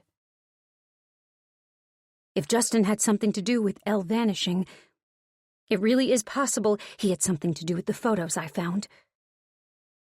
Bernice stood up at that meeting and pointed him out as being the one to have come and gone from this house before I moved in. I thought the old bat just had it in for him, but now I'm starting to wonder. Did Justin kill those girls like he did his wife? Before I can think my reaction through, I'm grabbing my keys and running out the front door. Bernice's house is still cordoned off with various official vehicles parked outside. But the crowd has since dispersed, and I spot Cameron playing ball alone in our front yard. "Get in the car," I shout, sitting in and buckling my belt. "What? Am I in trouble?" He sits in the passenger seat, still holding the ball. "No, sweetie, sorry if it sounded like you were. I just have to go see Justin, and I can't leave you alone here while Maury is at Hutch's house." Cameron's eyes light up. "Cool! I've never seen Xavier's house before. He said he has a full-size basketball stand." I've never been to their house either, now that I think of it. Justin and I have been seeing each other for months, but he always comes to mine. It just makes sense because of the work he's been doing here. But now I'm wondering if there's a reason he's never invited me over to his place. He kept the truth behind his wife's death from me, so I'm starting to question everything else he's ever told me about himself, which is shockingly little. But I do know his address, since it was on a package of electrical fuses he once brought over after ordering it for me. My fingers grip the steering wheel tightly as I navigate the winding roads leading east of Lone Rock. I've not been out here before, and the area is unfamiliar to me. As we get further from town, passing houses becomes less and less frequent, and the trees seem to close in on the road. I make the turn to his house and find myself driving down a long gravel driveway. A small pond to the left glistens in the hazy afternoon sunlight, and tall trees surround a vast area of land. "This place is cool," Cameron remarks. "Is this where Xavier and his dad live?" I'm not sure," I mumble, confused. It's not possible all this could be Justin's land, is it? But a glance at the map on my phone tells me I'm on the right path. And 15 seconds later, as I pull to a stop, I have my suspicions confirmed that there's a lot I don't know about the man I've been seeing. Because that cozy little house that he told me he built with Elle all those years ago, the house that he laid the foundations for and hung the shutters on while Elle painted the bedrooms, is not a house at all. 30. Ruby. I stare up at the sprawling 2-story mansion, this monstrosity in front of me as I step out of the car. With a wooden balcony overlooking a pond and huge glass windows, which must frame the surrounding grounds beautifully from inside. It's a far cry from the image Justin put in my head when he told me about the starter home he and Elle built for themselves all those years ago. As I step out of the car onto the perfectly kept grounds to the front, the door to the house opens and Xavier runs out. "Cam!" Cameron jumps out of the car excitedly, and the two boys waste no time running off around the side of the house, probably to a tennis court or an outdoor theater or a huge pool around the back. It wouldn't surprise me at a place like this. Why did Justin downplay his home to me? Why hasn't he ever invited me over here? Most guys would be falling over themselves to impress the woman they're seeing by taking her back to his huge countryside home. But not Justin. Nothing about him says money. Every time I've seen him, he's been in work combats in a hoodie, and the Ford he drives is practically on its last legs, for Christ's sake. Everything about him screams working-class Joe. There's a glaring disparity here, and something clearly isn't adding up. I realize that I've been standing beside my car, trying to process the fact that I apparently know nothing about the man I've been dating, when I see the door open again and Justin walk out slowly. His brow is raised, clearly surprised that I've shown up unannounced. "Ruby? What are you doing here?" There's about 10 feet between where we stand, and I stick firmly to my spot by the car, not wanting to get any closer to him. "You lied to me." He crosses his arms. "How so?" "Your wife, Elle. You didn't tell me she went missing." I keep my voice low, steady. "And that you were a suspect." Justin sighs. "That? What do you mean, that? Yes, that!" I yell. "I figured you already knew." Justin shrugs, as though everyone in the world has been accused of murder at one point or another. Lone Rock loves to gossip. He starts walking toward me, but I hold out a hand to stop him. "Don't come near me." His nonchalant attitude about this is grating on my nerves. Shouldn't he be defending himself or trying to convince me that he had nothing to do with his wife's disappearance? I've seen people more passionately defend themselves after being accused of passing wind.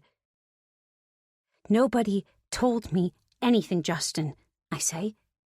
"You could have told me the truth. Instead, I had to find out about this on the internet." He scratches his head.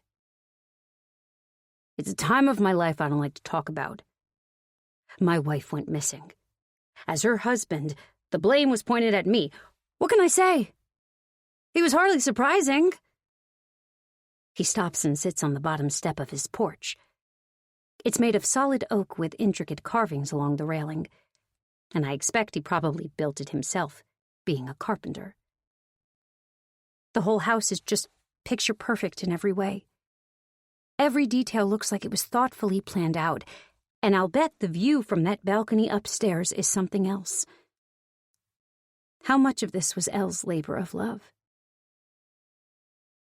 I'm suddenly broken-hearted for this woman who built a perfect life. The picturesque house in the countryside, the husband, the baby, and never even got the chance to live it. "Did you do it?" I ask, not taking my eyes from his. "Killing my wife?" "No," Justin says, unblinking. "And I'll forgive you for asking." And what about the pictures of the girls? I'm not letting up easily. At the meeting, Bernice accused you of coming and going from the house in the years that it was empty. Justin's laugh is dry. I told you. I don't know who those girls are. And somebody seriously needs to put a stopper in that old bag's mouth. My jaw drops involuntarily. What? He asks, frowning. Why are you looking at me like that? You haven't heard? Heard what? The inside of Justin's house is just as impressive as the outside. His kitchen is nearly the same size as the whole downstairs of my house. The space is obnoxiously big for just him and Xavier, but something tells me that when he and Elle built the place, they'd had plans to fill it up. I can't believe someone killed her, Justin says, passing me a mug of coffee. I mean, she was truly awful, but to strangle her to death? Somebody must have really hated her. My stomach turns at these words. It's not official that she was killed yet. That's just what the mailman who found her told Harriet. Justin walks to a window overlooking a field-sized backyard, where the boys are chasing each other around a huge wooden jungle gym. They'll all think it was me, he says casually. I mean, she died just after the community meeting where she came straight out and accused me of being a murderer. Plenty of witnesses. I don't want to confirm his suspicions that, yes, his name has been thrown in the hat already, at least within Felicity's clique. I know Justin didn't kill Bernice. And I don't think he killed his wife either. Justin takes a seat beside me. For a man who's probably about to have the cops come knocking on his door in a murder investigation, he looks remarkably unconcerned. I'm starting to wonder if he's got a stash of horse tranquilizers somewhere around this ranch of his that he keeps himself topped up with daily. The man just can't be rattled. Justin, I thought you were a struggling carpenter, I say, looking around at the place. What is all this? I'm a carpenter. I have struggles. He shrugs. I narrow my eyes at him. You told me that you and Elle built your first home together, that you spent every cent you had, that you did most of the work yourselves just to be able to afford it. Justin sips his coffee slowly. That's all true. It's not my fault if you pictured the house differently to what it is. It's a freaking mansion, I yell incredulously. You drive around in a beat-up old car, you always have holes in your shirt, and I happen to know you're a cheap date. So what gives?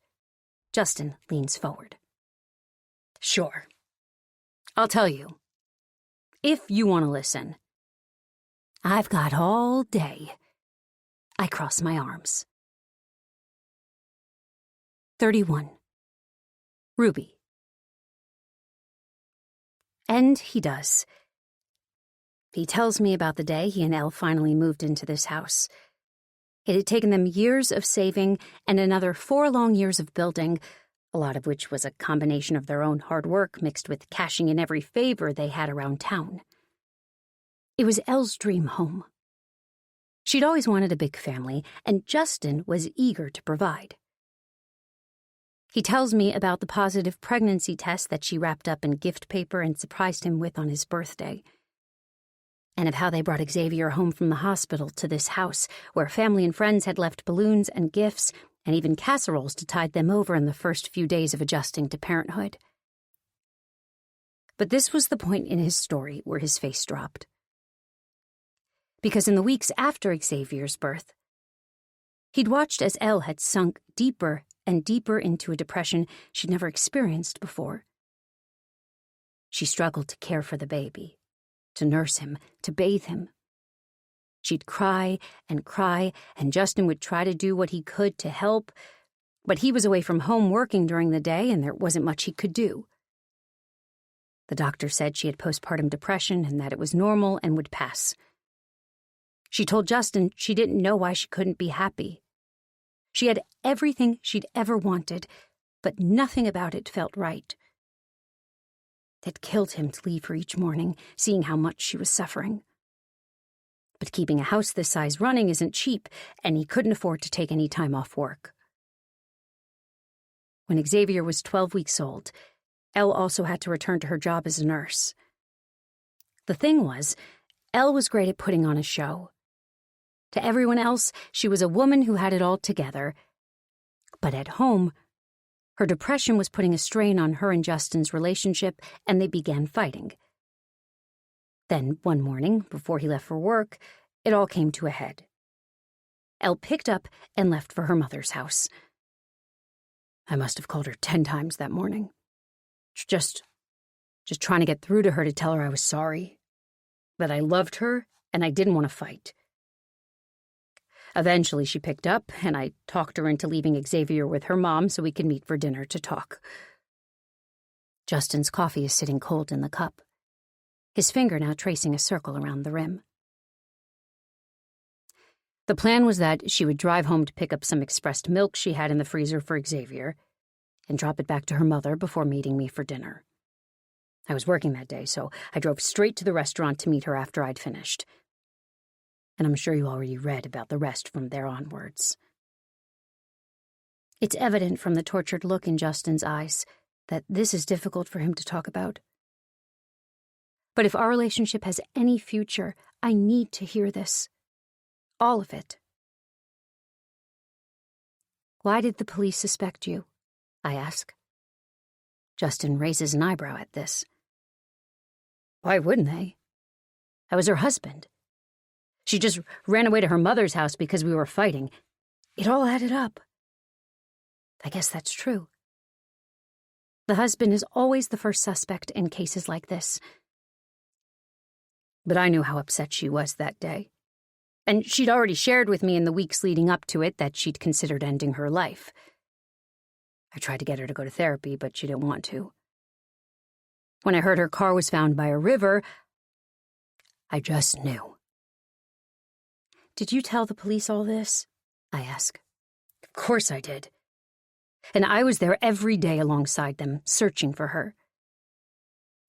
But everything I said and did only made it look like I was trying to cover for myself. There were a lot of questions raised about why one of her tires was flat, but ultimately that led nowhere. Justin leans back in his chair.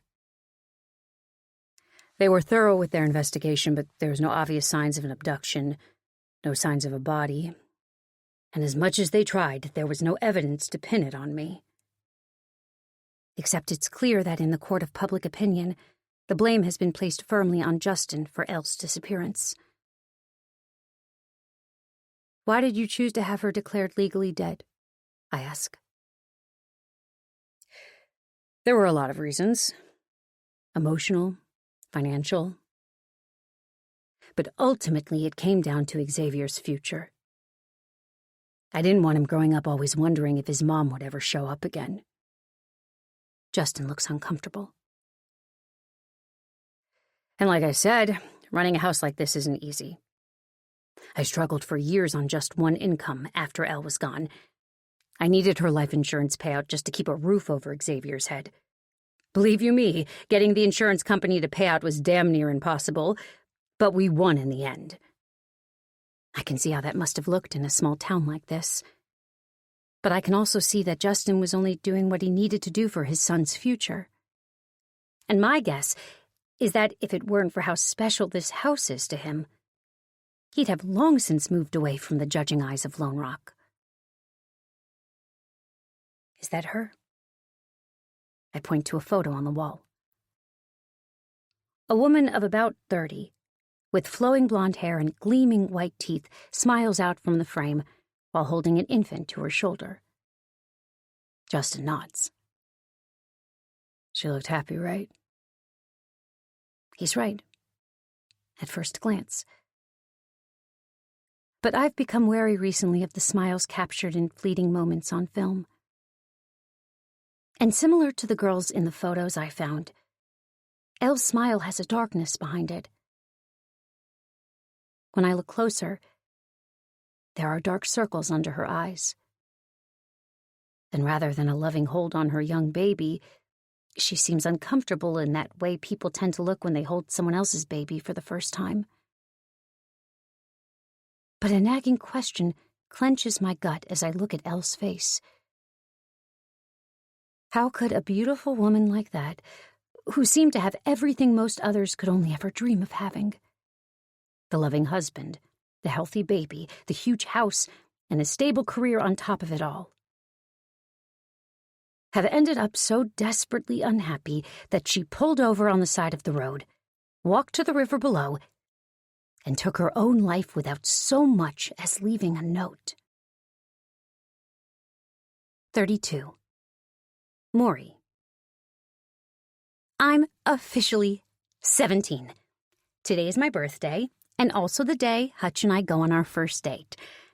I want to say that 17 feels different in some way to 16, but the only difference I can see so far is that I woke up with a giant pimple on my cheek that wasn't there yesterday. But I'm not going to let that get me down, because today marks 1 year until I'm officially an adult.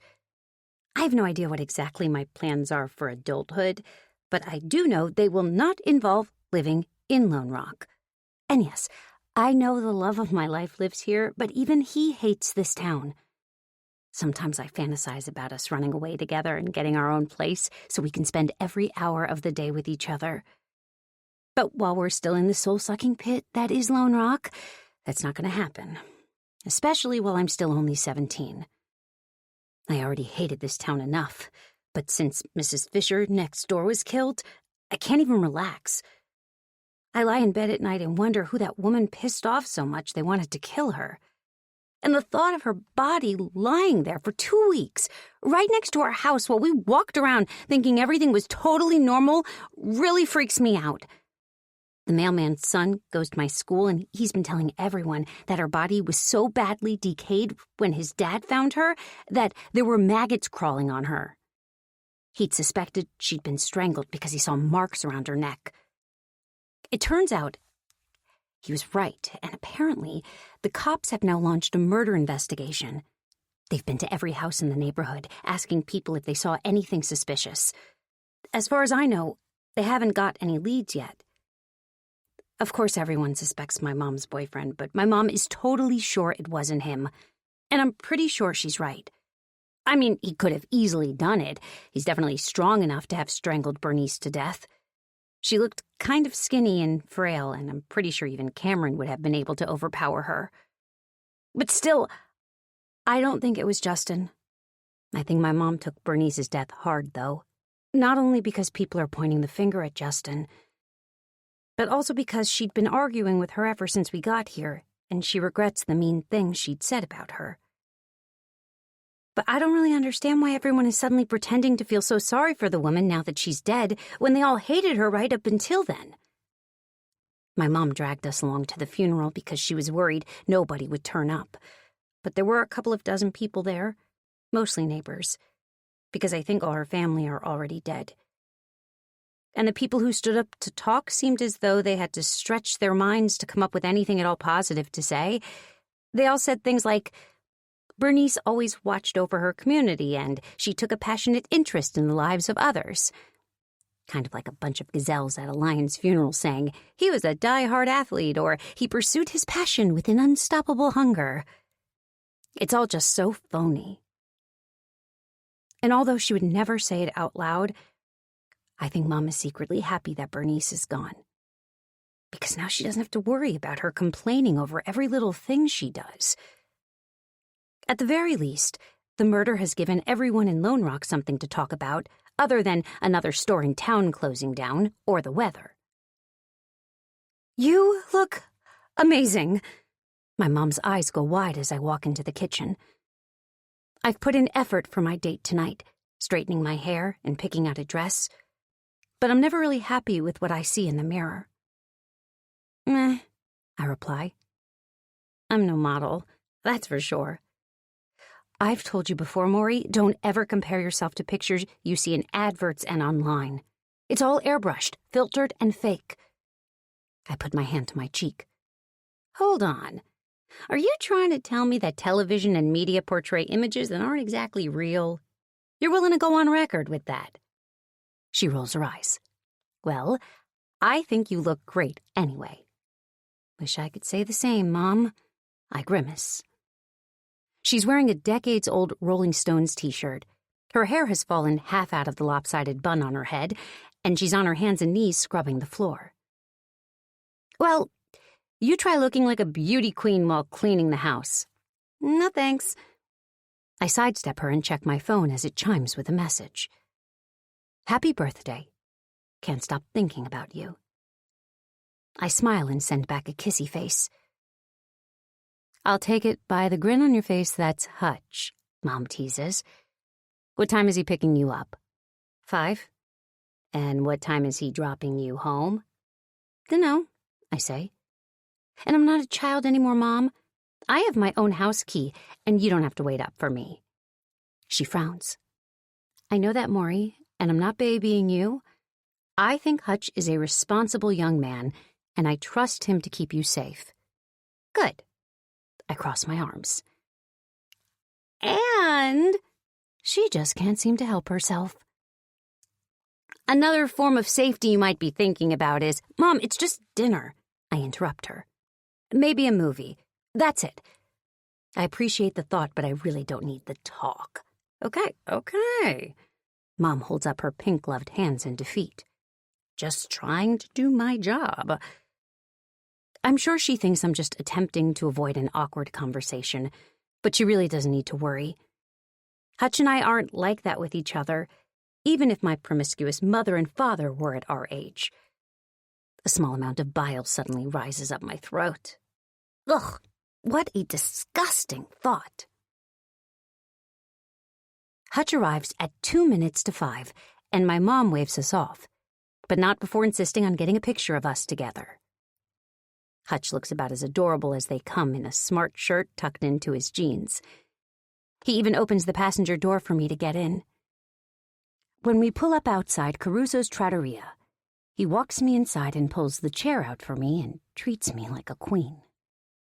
It's all so romantic and gentlemanly. I'm almost wondering if his mother gave him step-by-step instructions on how to treat a girl, because all the other guys I know his age would count fast food at the mall as a fairly solid first date. I order the risotto, and Hutch gets the chicken parmesan. Conversation flows easily between us throughout our meal, and I can see some older couples at nearby tables looking at us, starry-eyed as though they're seeing themselves young again. "Here." Hutch reaches into his pocket just as I finish my dessert. I pull up a napkin and wipe away any remaining traces of the chocolate gelato I just devoured, before taking the small black box from him. "What is it?" "It's for your birthday. Open it up." I pull the top off, and underneath I find a small silver M on a delicate chain. I take the necklace out and admire it. "Hutch, this is beautiful." "That's why it'll look so great on you." He pushes back his blonde hair, then reaches over the table and clasps the necklace around my neck before he sits back to look at me and grins.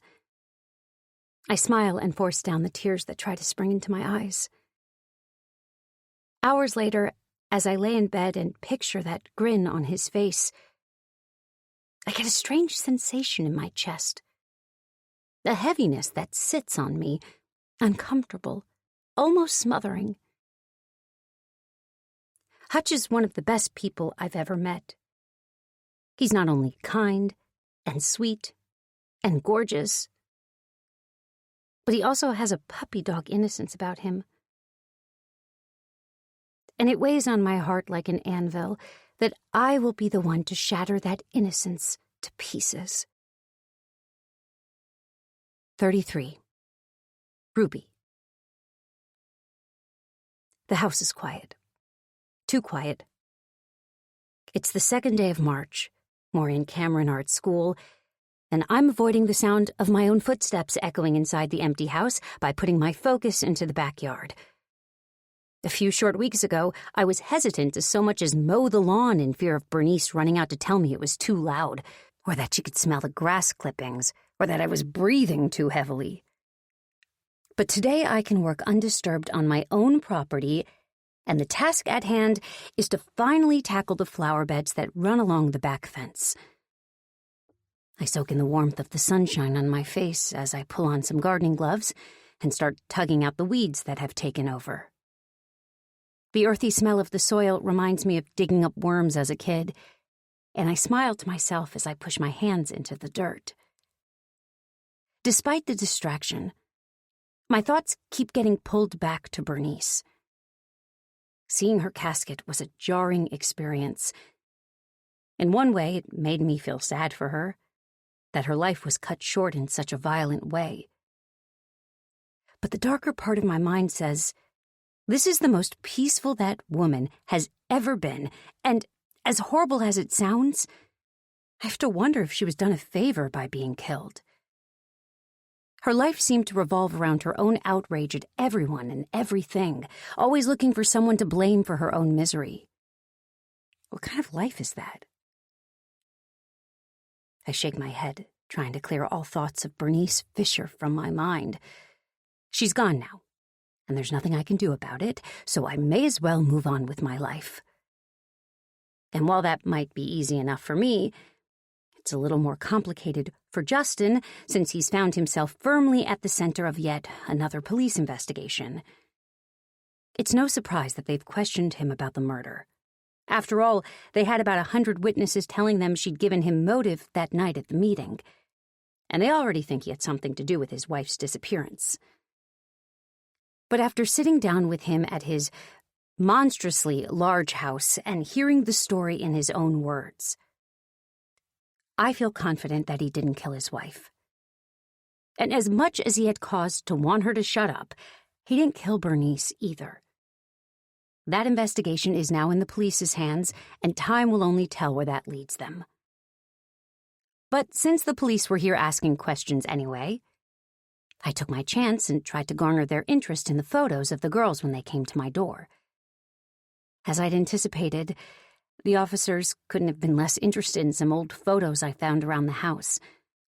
But I know in my heart there's something more there. Something happened to those girls. And I just wish that somebody, anybody, would take it seriously.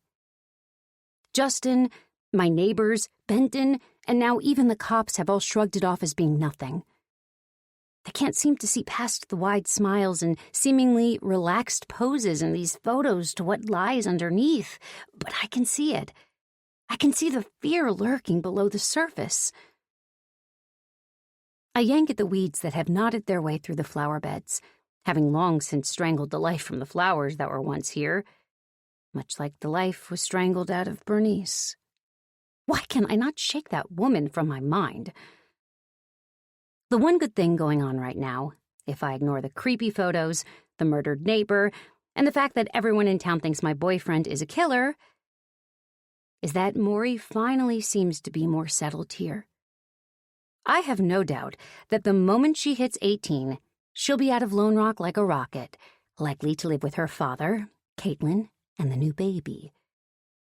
But she seems to have fewer bad things to say about this town since she and Hutch have moved up the friendship ladder to dating status. The weird thing is, I don't think she's even lying to me about their PG-rated relationship. Don't get me wrong, it makes me very happy to see a couple their age taking things slowly and getting to know each other well before taking any big steps. But I also remember being their ages. It would have taken a bulldozer to get in the way of Aaron and I getting physical back then. "Ruby! Hi!" comes a man's voice from behind me. I turn to see Quentin Parker at my side gate. "Hi, Quentin!" I laugh. "Funny, I was just thinking about your son." He raises an eyebrow, and I realize that sounded bad. I mean, how nice it is to see his and Maury's relationship blossoming. Quentin nods. "She's all Hutch talks about." I pull off my gardening gloves and walk over to the gate. "I'll have to send you and Felicity the pictures I took of them before their date for Maury's birthday last week. They make such a sweet couple." It hits me now that I'm not sure why Quentin is standing at my back gate. "Is there anything I can help you with?" Quentin grins. "Yes, actually. Speaking of birthdays. Felicity's 40th is next week. and I'm organizing a surprise party for her. I didn't have your number, so I thought I'd come over and invite you in person." "A surprise party? How are you going to pull that off?" I ask. Quentin holds a sneaky finger up in the air. "Well, she thinks I'm leaving on the Saturday for a conference in Bayfield. But really, I don't leave until Sunday. So, Hutch and Leo are going to take her out for a birthday dinner Saturday evening, giving me just enough time to use my ninja skills to sneak back into the house to get the party ready. She'll be very surprised, I'm sure," I say. "It's really sweet that you're doing all that for her." Quentin's face clouds over earnestly. "Well, she deserves it. I'm away for work so much of the time, and she runs the whole show. I really wanted this milestone birthday to be special for her." Lucky Felicity. She's got great kids, a great house, and a hunky husband who cares enough to show her how much she's appreciated. I'm only a little bit jealous. Okay, make that insanely jealous. But I can't hold it against her that her life is all sunshine and roses. Plus, a party is probably exactly what I could do with to unwind. My life these past few weeks has been a whirlwind of anxiety and frustration, mixed with endless house renovations.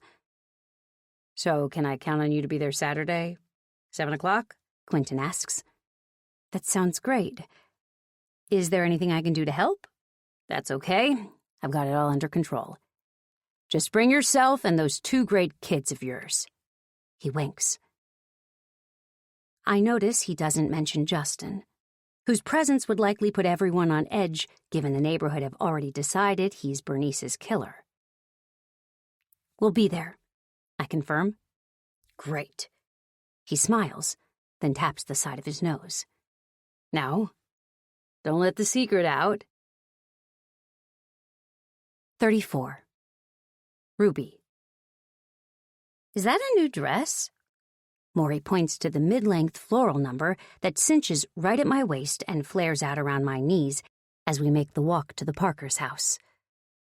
It's been a week since Quentin dropped by, and despite telling myself that I wouldn't make a big effort for this party, I ended up buying a whole new outfit for the night, including heels and earrings. Yeah, I picked it up at the thrift store the other day. Does Anthropologie count as a thrift store? "You look nice." She smiles. I try not to fall down to the pavement in shock. Maury doesn't throw compliments around recklessly, so either she's buttering me up for something, or the effort I put in tonight must have really paid off. I do feel pretty good about myself, though. It took me roughly 40 minutes, but my hair is now perfectly styled into the effortless bun from the tutorial I followed online, and I only had to wipe off and redo my smoky eyes twice before I eventually got it right. Not bitterly, I notice my daughter doesn't need to put in half as much effort in order to look 10 times better than I do.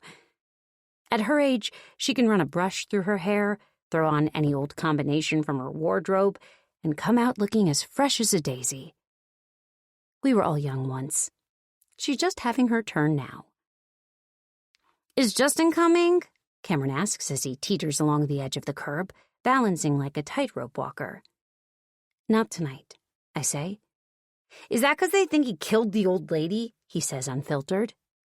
"Pretty much." "Did he?" "No," I say firmly. "And don't listen to anyone who says otherwise." "Okay." Cameron nods, taking my word as gospel. This is a trait which seems to end around age 10, so I'm just going to appreciate it for now. We arrive at the Parkers, and Quentin answers the door with a smile. "Come on in. Everyone is hiding out in the kitchen." He leads us through the immaculate house to the kitchen, where we join a large crowd of other guests. An impressive number, really, since there are no additional cars parked outside. Even Quentin had left his car elsewhere in order to not arouse suspicion from Felicity. "Okay, people." Quentin claps his hands to get everyone's attention. "I just got a text from Hutch. They're about to leave the restaurant now. We have about 20 minutes.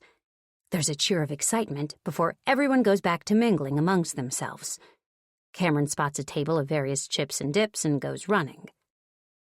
"Ladies, you look absolutely beautiful." Quentin turns to me and Maury. "Thank you so much for coming." "We wouldn't miss it for the world," I say. You and Felicity have been so great, having the kids over all the time, doing activities with them, feeding them. We love having them here. You raised some great kids, Ruby.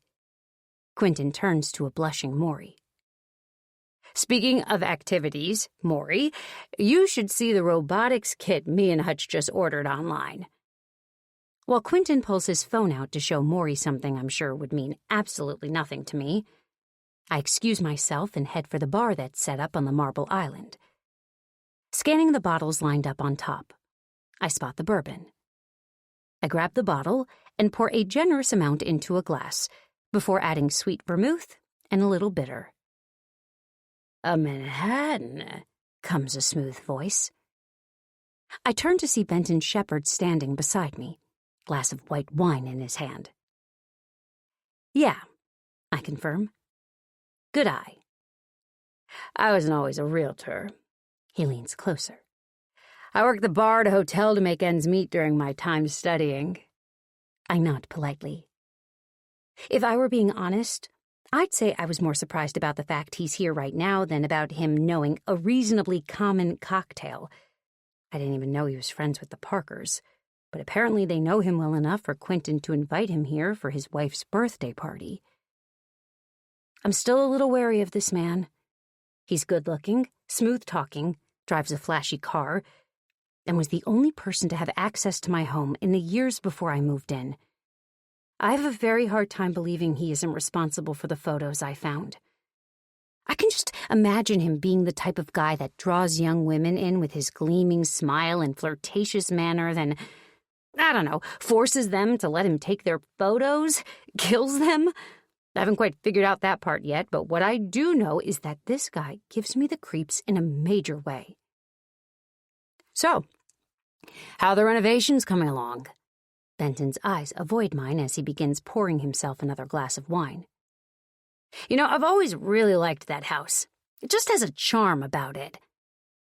I'm not sure what the opposite of charm is exactly, but whatever it is would be a better description of my home. It's going. Slowly. Benton glances my way. Oh? I'm doing it mostly by myself, I explain, so it'll probably be next year by the time I'm done. Benton leans on the counter and lowers his voice. Any word on what happened with Bernice Fisher? I drain my drink a little faster than I'd intended to and start making another, wanting to take the edge off the anxiety Benton evokes in me. I haven't heard anything. No. Benton shakes his head solemnly. It's just so crazy, you know? The last time we all saw her, she was swearing blind that Justin Thomas was the devil incarnate, and then she suddenly shows up dead. I slam the bottle of vermouth down a little too hard, and liquid jumps out, landing on the shoulder of my dress. Benton grabs a napkin and begins patting the area for me, but I snatch it from him and do it myself. I've heard the murmurs, the whispers, and I've read the vibe around town. But Benton has basically just come right out and accused Justin of killing Bernice straight to my face. I don't know how Justin manages to keep his composure through all this bull crap, but even with only one strong drink in me, my barrier is already down. I throw the napkin to the counter and cross my arms. How dare you imply that Justin had something to do with Bernice's death? My voice comes out low between my teeth. Justin is a... I'm interrupted by Quentin's loud clapping again. Everyone, we have about a minute left until Felicity gets here. Time to quiet down, and phones on silent, please. I turn back to Benton, whose eyes are still fixed on me. He looks like he wants to say something, but whatever it is, I don't want to hear it. I turn on my heel and walk over to where Maury stands with Cameron. Quentin switches off the lights, and we're plunged into darkness. With nobody able to see me, I take 2 huge glugs of my drink, draining my glass again. I'm not usually much of a drinker, but I need something to calm me down right then. I shouldn't have exploded at Benton like that, but he really hit a nerve. Thankfully, I don't think anybody else noticed. We all wait quietly until we hear a car pull up outside the house and doors slam. There are some muffled giggles beside me and people shushing as we all stand motionless in the dark. The door that leads to the foyer is closed, and from behind it we all hear the front door opening and then closing. There must be at least 30 people inside this room, yet not a peep of noise is being made. But I can feel the anticipation of the whole room rising, and along with it, the temperature. I'm pretty sure someone is breathing on my neck. It's way too clammy in here. There's a noise in the hall outside. Voices. Felicity and Hutch talking. It seems to go on forever. Shouldn't Hutch be encouraging her to open the kitchen door? Imagine if she were to decide to go straight to bed. How long would we all stay standing here until somebody had to go break it to her that there's a party waiting? Finally, after what feels like an eternity in the blazing inferno that is the Parkers' kitchen, the door slowly opens and a hand reaches for the switch. In the following moments, 3 things happen. The crowd collectively inhales, a roar of surprise rings out around the room, and the lights come on, bringing into focus a frazzled-looking Felicity who stands there, stunned, with red-rimmed eyes and mascara stains running down both cheeks. 35. Ruby. It's alarming how fast Felicity can go from looking distraught to picture perfect. In less than 5 seconds after the light comes on, she's wiped her cheeks, scooped back her hair, and flipped her frown around into a bright smile. "Oh, my God!" she gasps, laughing. "What on earth?" Quentin grabs her shoulders and pulls her in for a hug. "Happy birthday, darling." Everyone joins in wishing her a happy birthday, and as her eyes travel over the room, Felicity looks genuinely shocked to see so many people standing in her kitchen. "Thank you all so much. This is just... wow." She laughs again. "I had no idea." Quentin begins guiding her through the room, stopping to say hello to people as she goes. I spot Hutch standing at the doorway his mother just walked through, a concerned look shadowing his face. Whatever was going on when they arrived home just now is obviously still playing on his mind. I imagine his conscience was torn when he allowed his mother to walk through that door in tears, without warning her of the awaiting crowd. I wonder what upset her. Maybe the fact that she's turning 40? I suppose it is quite a big deal. Approaching middle age, your children getting older, deep lines showing up on your face, and the realization that you're at roughly the halfway point in life. I'm starting to perspire a little just thinking about it myself. My own 40th is only 2 years away. "Are you okay? You look as though you've seen a ghost." A voice floats into my ear. I look up from my daze as a drink is placed in my hand. "A Manhattan," Benton says. Not this guy again. If this is his way of apologizing for earlier, then it's not nearly good enough. But I could do with another drink about now. Thanks. I accept it and immediately inhale a sizable gulp. Annoyingly, it's better than the ones I made myself. "Ruby, I'm sorry if I offended you earlier. I wasn't suggesting Justin killed Bernice, if that's what you thought." It sure sounded like that. I take another sip of my drink. "And don't try to tell me you don't think he did it. Everyone here does." My veins feel like they're buzzing from the alcohol in my system. And I can tell I'm a little drunk because Ben's flashy white smile that usually has me internally rolling my eyes now has me drawn to his words. "I very much believe that a man is innocent until proven guilty," Benton says. "And as far as I'm aware, they found nothing linking him to either Bernice's death or his wife's disappearance years ago." I smile gratefully at this. Finally, I found somebody in this town who isn't ready to send Justin straight to the gallows.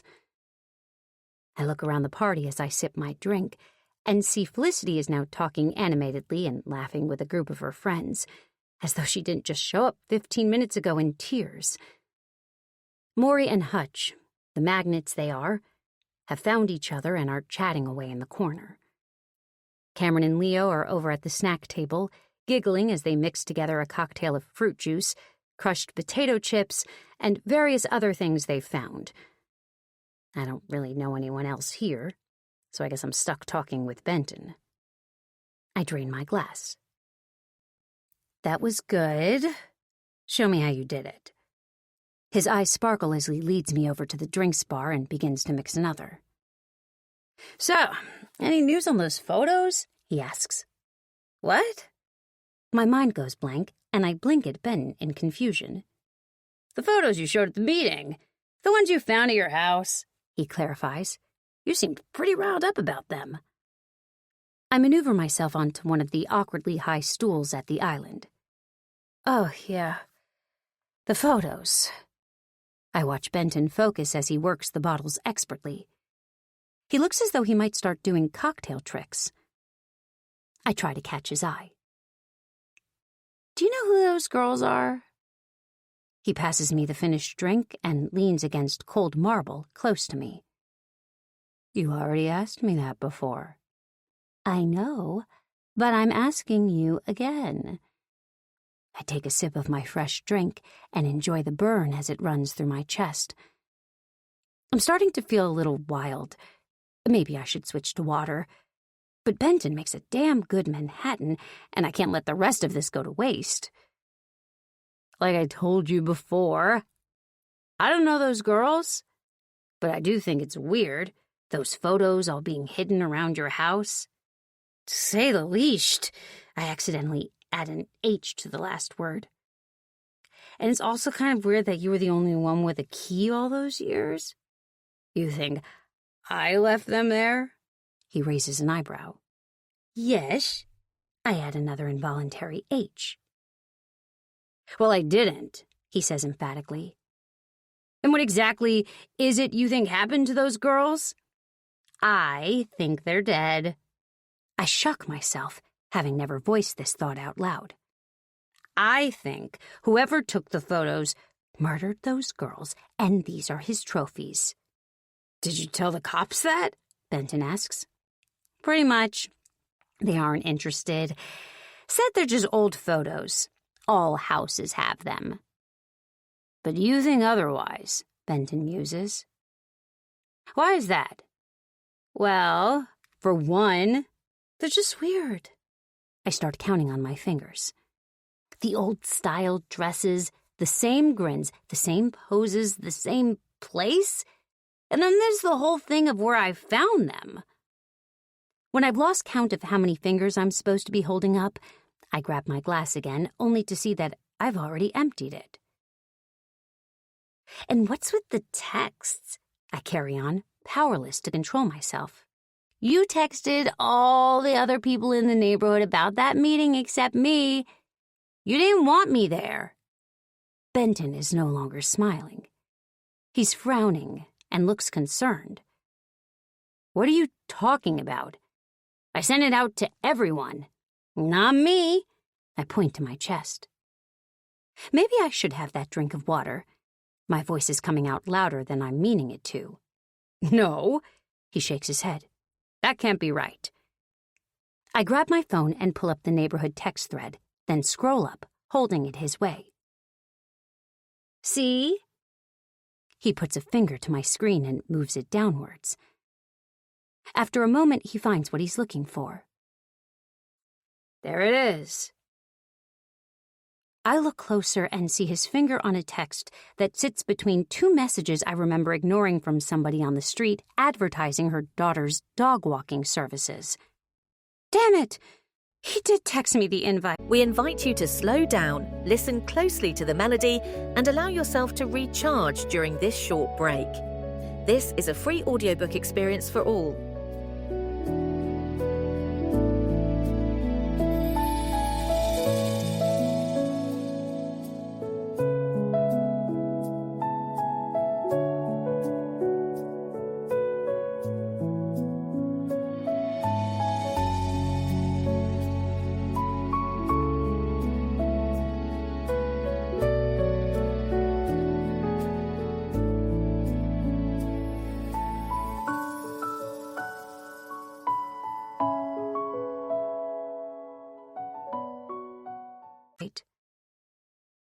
Oh yeah, I say, suddenly feeling stupid. Sorry. That's okay, he says. It was an honest mistake. Quentin comes up behind Benton and slaps a hand on his shoulder, before insisting he come talk to his friend Barry, who is apparently thinking of selling his house. Alone now, it occurs to me that I've spent the evening so far speaking only with Benton. I should probably start trying to mingle. The problem is, when I try to slide off the stool I've been sitting on, my heel catches on the bottom of it and I come tumbling to the floor. A few people turn to stare, and Felicity rushes over from where she's been putting out more snacks to help me up. Ruby, are you okay? I brush my dress down as I stand, laughing to hide my embarrassment. I'm fine. Really, I'm just naturally clumsy. The look on Felicity's face says she doesn't believe that for a second. She knows I'm skunk as a drunk. Happy birthday, by the way. I change the subject. 40. Wow. Felicity smiles politely. Thanks.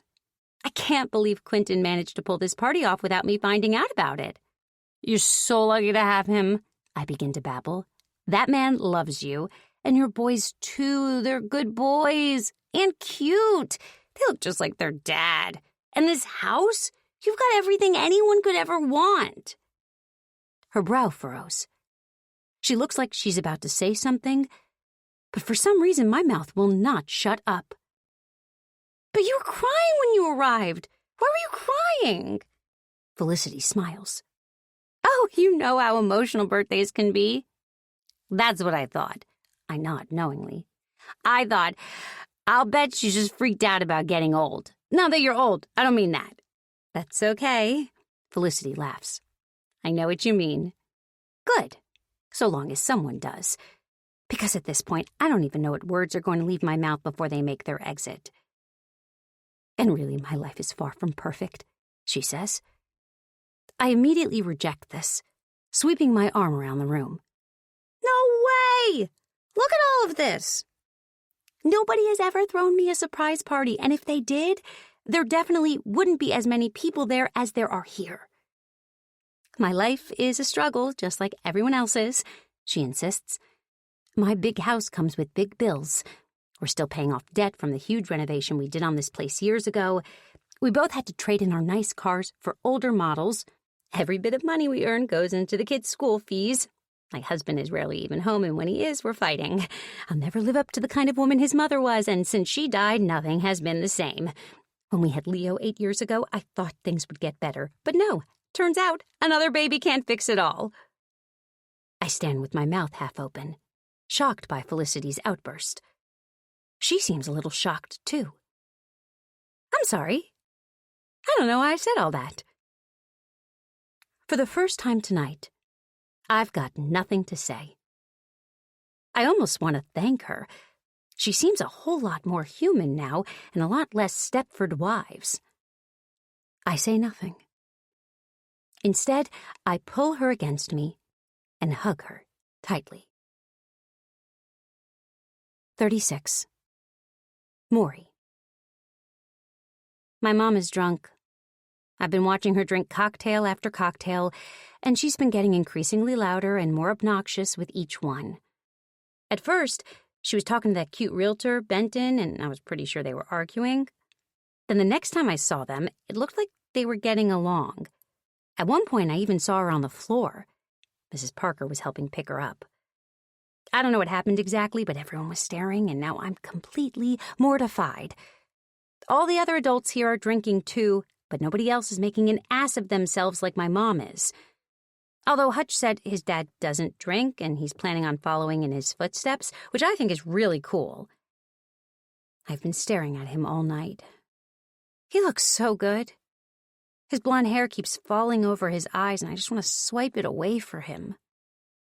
Twice tonight, he's pulled me aside where nobody could see us and kissed me passionately before we returned to the crowd and joined back in with the party like nothing had happened. Truthfully, I was a little worried about Hutch when he first got here because his mom was visibly upset when she opened the door. and when I went to go talk to him, he seemed distracted. But he's okay now, and as we sit together on the back patio, I'm a little surprised when he slides his hand into mine underneath the table. His hand is warm and comforting, and I keep hold of it to show him I care. "You think I should tell her we need to go home now?" I ask him. "Your mom? I don't know. I think it's kind of funny." He laughs. I nudge his arm with my elbow. "You wouldn't think it was funny if it was your mom going around drunk, embarrassing you?" "Actually, I think that would be hilarious. I've only ever seen her drunk once before at my aunt's wedding, and all she did was giggle the whole night." We both laugh. I watch as Mom walks outside, this time with a bottle of beer in her hand. She spots me and Hutch and beelines straight for us. "The lovebirds," she sings. Oh, God. "You two are officially the world's cutest couple," she coos, turning to Hutch. "Did you know that Maury's father and I were also high school sweethearts?"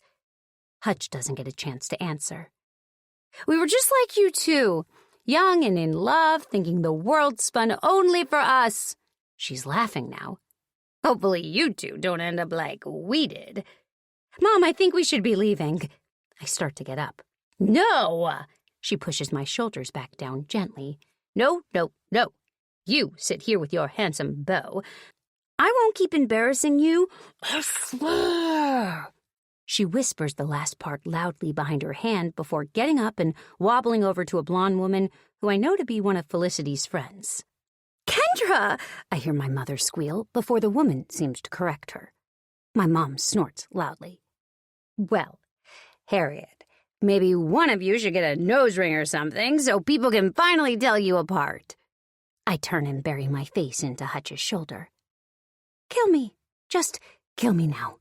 Please."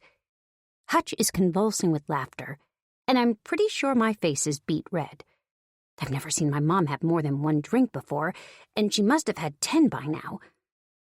I take my face from Hutch's shoulder and try to ignore the train wreck happening nearby. "So, what upset your mom earlier?" I ask. A crease forms between his brows. "I don't know. She seemed weird when we got to the restaurant, and then when we were on the way home, she just burst into tears. I asked her what was wrong, but she wouldn't tell me. Then when we got inside, she wanted to go straight upstairs to bed, but I knew I had to get her into the kitchen." "What did you do?" "I didn't know what to do. I knew she wouldn't want to enter her own party in tears, but I didn't have a choice. I knew everyone was waiting. So I told her I heard a noise in there, and she opened up the door." I look over to where Felicity is standing with some friends. "She seems fine now." "Yeah, I guess." Hutch doesn't seem so convinced. We sit and talk for some time before I spot my mom turning the volume up on a speaker playing music nearby and begin to dance, her beer bottle held high in the air. "Okay, I'm done." I get up and look around for Cameron. I need to get my mom back home before she ends up doing the can-can on top of a table. I rush over to her and grab her arm. "Mom, let's go." "Maury, dance with me." Her hips are swaying to a completely different beat than the music, and nobody else seems interested in joining her. "No, Mom, it's late. We need to get Cameron home." I look around, but I can't see my brother. He's probably inside playing with Leo. I leave my mom shaking it enthusiastically to Crazy in Love by Beyoncé and go inside. The first person I see is Benton, by the snack table. "Hey, have you seen my brother?" "Not any time recently," he says. "But I saw him earlier, running around with Felicity's son." "Great," I sigh. That little brat could be anywhere by now. I'm about to keep searching when Benton puts a hand on my arm. "Hey, is your mom okay?" I look out the window to see she's stopped dancing and is now leaning back against a wall, looking unstable on her feet. "No," I reply. "She's completely wasted. I need to find my brother and get them both back home." This is stupid. I'm 17 now. Isn't it supposed to be me who gets dragged home misbehaving? Why am I the adult here? Benton puts down the food he's holding and wipes his hands on a napkin. Listen, you go find your brother, and I'll walk your mom home. I narrow my eyes. I'm not sure it's fine, really. I don't mind, he insists, smiling. I'll get her home safely. Something in the back of my mind is telling me not to let the attractive, smooth-talking man take my blind, drunk mother home. But it's getting late, and I really need to find Cameron. Okay. Thank you. No problem. He gives me a wink before heading outside. I watch him through the window as he walks over to my mom, and they talk for a moment before she nods her head affirmatively, and he begins to walk her inside. You'll bring Cam home, my mom drawls on the way past. I promise her I will and watch as she leaves, Benton guiding her gently by the arm. I ask around some more, but nobody seems to have seen Cameron or Leo. I check the living room, the bedrooms upstairs, the craft room, but I can't find them anywhere. Finally, when I go out to the front of the house, I spot them down the street a little, kicking a ball around in the dark. I shout at Cameron to stay where he is while I go back inside to say goodbye. You found him? Hutch asks when I arrive back. Yeah, I've got to go get him home now. Can you tell your mom and dad that I said thank you for having us and that I'm sorry about my mom? Hutch laughs and hugs me goodbye. Sure. I walk back through the house, praying Cameron hasn't run off again. I'm glad I got to spend some time talking with Hutch tonight, but I'll bet his dad regrets ever inviting our family to his wife's party. I'm just out the front door when he rushes out behind me and closes it shut. Maury! Oh, wait! He pulls me over to the shadows of the side of the house, pinning me against the wall with his body. I meant to say something to you tonight. He kisses me gently on the lips, and my entire body tingles. What? I wrap my arms around his waist and look up into his eyes. I was thinking we could go away for the day tomorrow. Somewhere special. Just you and me. Tomorrow? I say, confused. Yeah. To my parents' vacation home. Of course this family has a vacation home. They're loaded. I suddenly realize what he means by this. So far, the most we've done together is kiss. He's never pressured me into anything more. I mean, just a couple of weeks ago, it would have technically been illegal, so it makes sense that he was waiting until I turned 17 to take it further. Just come with me for the afternoon. I can drive us out there, he says. A whole afternoon in a vacation home together. With a bed. Alone. I don't have to think about it for long. I'd love to. 37. Ruby. I open up my eyes a sliver, then wince and shut them again tightly. The light sends a pain through my head that makes my skull feel like it's been split open with an axe. My lips are dry and my throat is stinging with thirst. I badly need a drink of water. I'm acutely aware that I'm not in my own bed. Something rough and scratchy is underneath me. A sudden image flashes in my mind that makes my blood run cold. The last thing I remember was leaving Felicity's party with Benton. He had my arm, carrying half my sorry weight, and was telling me to come with him. Where was he taking me? Oh, God. Where the hell am I? Where has Benton taken me? My heart is pounding as I force my eyes open and blink back against the blinding morning light to see the familiar shapes of my own living room. I sit myself up on the couch. Someone has left a blanket over me. And there's a glass of water on the table with a note sitting next to it. I down the water greedily before picking up the note and reading it. Would have left you some aspirin, but I couldn't find any. Don't forget to hydrate. Benton.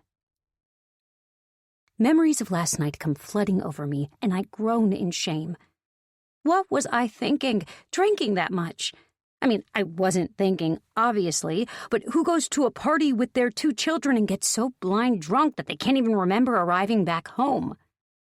How did my kids get home? Did they get home? Oh, God, I'm the worst mother in the world. Just wait until their father hears about this. He'll probably gun for full custody to get them as far away from the irresponsible mother as possible. I stand up, and my stomach lurches, but I ignore it, focused solely on finding my children. "Maury!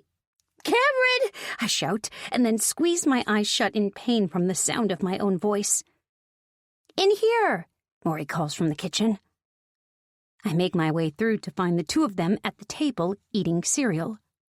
Oh, thank God. I walk over and kiss them both on the tops of their heads. "I'm so sorry, guys." "For what?" Cameron asks, clueless as usual. "Yeah, Mom. For what?" Maury smirks. I give my daughter a sour look, then begin to rummage around in a drawer until I find a pack of aspirin and wash 2 down with another full glass of water. "Why are you still in your dress from last night?" asks Cameron. I just went straight to sleep on the couch when I got home from the party." He scoops another spoonful of cereal into his mouth. "When is Xavier getting here?"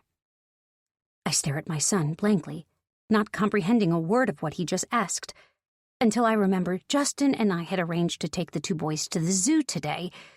But that was before I went to my neighbor's surprise birthday party and drank myself into a coma.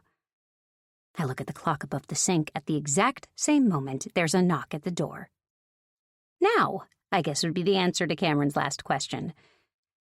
Before I can stop him, he rushes off to answer the door, and I have about 5 seconds to pull my hair down from its lopsided bun and wipe the dried mascara from underneath my eyes. Maury begins to quietly laugh at me. "What's so funny?" I narrow my eyes at her. "This," she says, gesturing to me as a whole. "Just all of it?" I roll my eyes. "Oh, yeah. Laugh it up." I brush my dress down with my hands and can only hope I don't look nearly as awful as I feel as I see Justin approaching from the hall. Maury slinks out of the room, leaving us alone. Justin walks over and looks me up and down. There's no hiding the amusement on his face. "Good morning." He kisses me. "Morning," I croak. "I'm going to take a wild stab in the dark and guess that you may have overindulged a little at the party last night." "What? Why do you say that?" I stand a little taller, trying to conjure up some dignity. "Don't you remember calling me at 2 a.m? "What?" "No, I didn't. Did I?" I cross my arms. "Oh, you betcha." He nods. "I was asleep. So you only got my voicemail, but apparently you think I'm a really great guy, and anyone who thinks differently is well, I won't say it out loud, but you use some very colorful language to describe those who think any less of me." I groan and slump down onto a chair. "Oh yeah, I've also got a smokin' body," he adds, his lips curling into a crooked smile. "I didn't say that." I lower my head to hide my radioactive cheeks. "Baby, I saved that message so fast I nearly tripped over myself doing it. You're welcome to listen to it any time." I groan louder this time. "I'm sorry." "Don't be. You didn't say anything that isn't 100% true." He grins. Cameron and Xavier come running in, shouting in unison. "Can we go now?" Their voices drive through my brain like a stake, and I grab my pounding head. "Just a minute, boys. I'll be right out. You 2 go wait in the car." Justin shoos them out with his hands. I open my mouth to protest, since I'm not nearly ready to go yet, but he holds up a finger to quiet me. "You stay here. Have a shower, get some rest, drink some coffee. I'll take the boys out, and I'll drop Cameron home later on today." "Oh, no, Justin, you don't need to do that. I really just need to change my clothes quickly, and Ruby, you're in no shape for a day at the zoo. We'll be fine by ourselves, I promise. You just enjoy an afternoon to yourself." Justin squeezes my shoulders. I feel awful about pulling out of our plans today, and I know I should put up more of a fight. But he's right. I need to ride out this hangover at home. Okay, I'll stay here. I concede. Good. Justin grabs Cameron's full water bottle from the countertop and turns to look at me before he reaches the door. What? I ask. His face is set in a stony stare. I just want to be clear. You do understand I'm not kidnapping your son, right? I blink back, confused, before I see his mouth twitch upwards, and I realize he's mocking me about what happened last Halloween. I know, I say, thinking of Maury also laughing at me this morning. I'm just one big walking joke. Justin's face softens and he comes to the back of my chair and leans down to kiss my cheek. No, you're not. You're perfectly imperfect. And to me, that's as perfect as it gets. 38. Ruby. I peel off my dress and try not to retch at the smell of liquor that still clings like a haunting perfume to the creased fabric. The acrid stench of dried-on whiskey immediately summons up visions of last night. Did I really attempt to start a conga line at one point? Lord, what must the neighbors think of me? For all they know, getting completely hammered beyond all control like that is a common occurrence for Ruby Blake. In truth, I haven't drunk that much in well over a decade, since before Cameron was even born. Poor Maury must have been mortified, having her mother show her up like that in front of Hutch. Luckily, he doesn't seem to be holding it against her, since she left to go meet up with him not long after Justin took the boys. I throw the tainted dress to the floor, and when I step into the shower, every water drop that hits my skin feels like needles on a bruise. I tolerate the aggravating sensation for as long as I can, but rather than feeling like a woman refreshed as I step out, I feel more like a drowned rat. Bloodshot, red-rimmed eyes stare back at me as I brush my teeth in front of the small mirror above the sink. In an echo that rebounds all the way back from my college days, I vow to never drink that much again. Some people can handle their liquor. Me? Not so much. I need to do better. I'm a suburban mother of 2 now. I should really try acting more like Felicity and her cronies. Maybe I should bleach my hair blonde, start going for morning walks in yoga clothes, and take pictures of myself holding a coffee-to-go cup. Downstairs, I forego eating any breakfast out of concern it would end up making an encore, and as I clear away the kids' cereal bowls from the table, I decide that rather than letting this hangover get the better of me, I'm going to fight back and use this time to clean up the pigsty that is our house. 20 minutes later, more flashbacks of Felicity's party are slowly coming to me. The lights flicking on to a rapturous cheer aimed at a woman who was, without a doubt, caught completely off guard. Felicity had been crying. I remember quietly asking her in my inebriated state what the matter was, and her confessing to me that her life isn't exactly as peachy as it always seems. She let her guard down with me, and I saw a vulnerability that I think I really needed to see. We never know what's going on in others' lives, and it's easy to forget that everyone is fighting their own silent battles, no matter how perfect it all looks from the outside. But I remember the smile fixed on Felicity's face the rest of the evening. That smile never quite made it to her eyes. And Benton, oh God, I don't know if I'll ever be able to look him in the eye again. He'd sat there patiently all night as I downed half a dozen Manhattans in front of him while shooting a bunch of accusations his way. Then he dragged my sorry behind back home and probably had to make sure I was lying on my side so I wouldn't choke on my own vomit in my near-comatose state. I guess he's a pretty decent guy after all, even if he is a little shady as a realtor. I'm just glad Justin wasn't there to see me like that. But I still can't help but cringe internally when I think about the voicemail I apparently left him. I still don't remember that. I pick up clothes and toys from the floor and dust off surfaces with a cloth. How do other people keep their houses so tidy? I can do all this now, but once the kids get home, it'll just go back to the way it was in a matter of minutes. It's a never-ending battle. I keep finding my thoughts worming back to Felicity. I need to apologize to her. I'll bet she wishes Quentin never invited me to her party.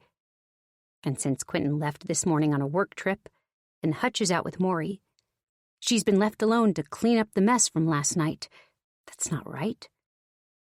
What I should be doing is cleaning her house instead of my own. Yes, that's the right thing to do. And a good way to apologize for last night.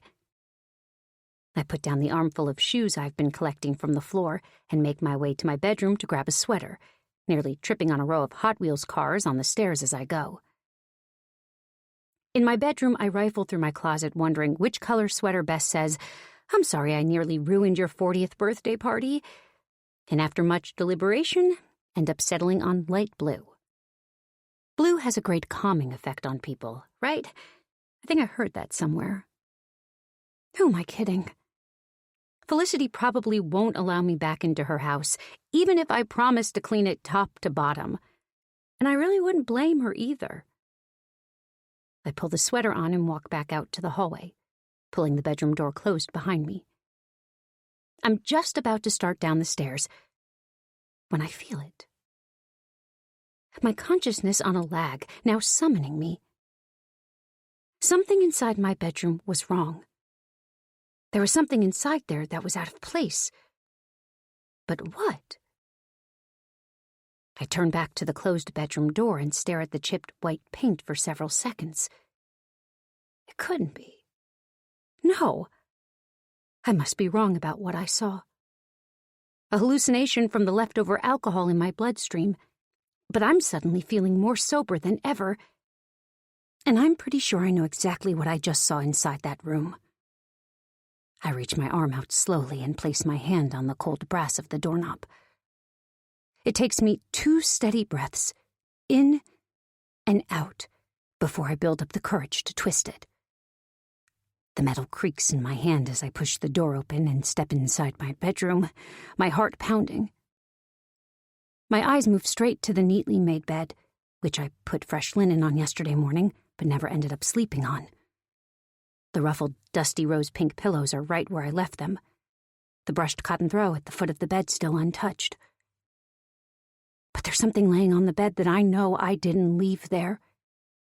Something that my tired eyes must have barely skimmed over when I first came in here, but now sticks out like a rattlesnake in a picnic basket.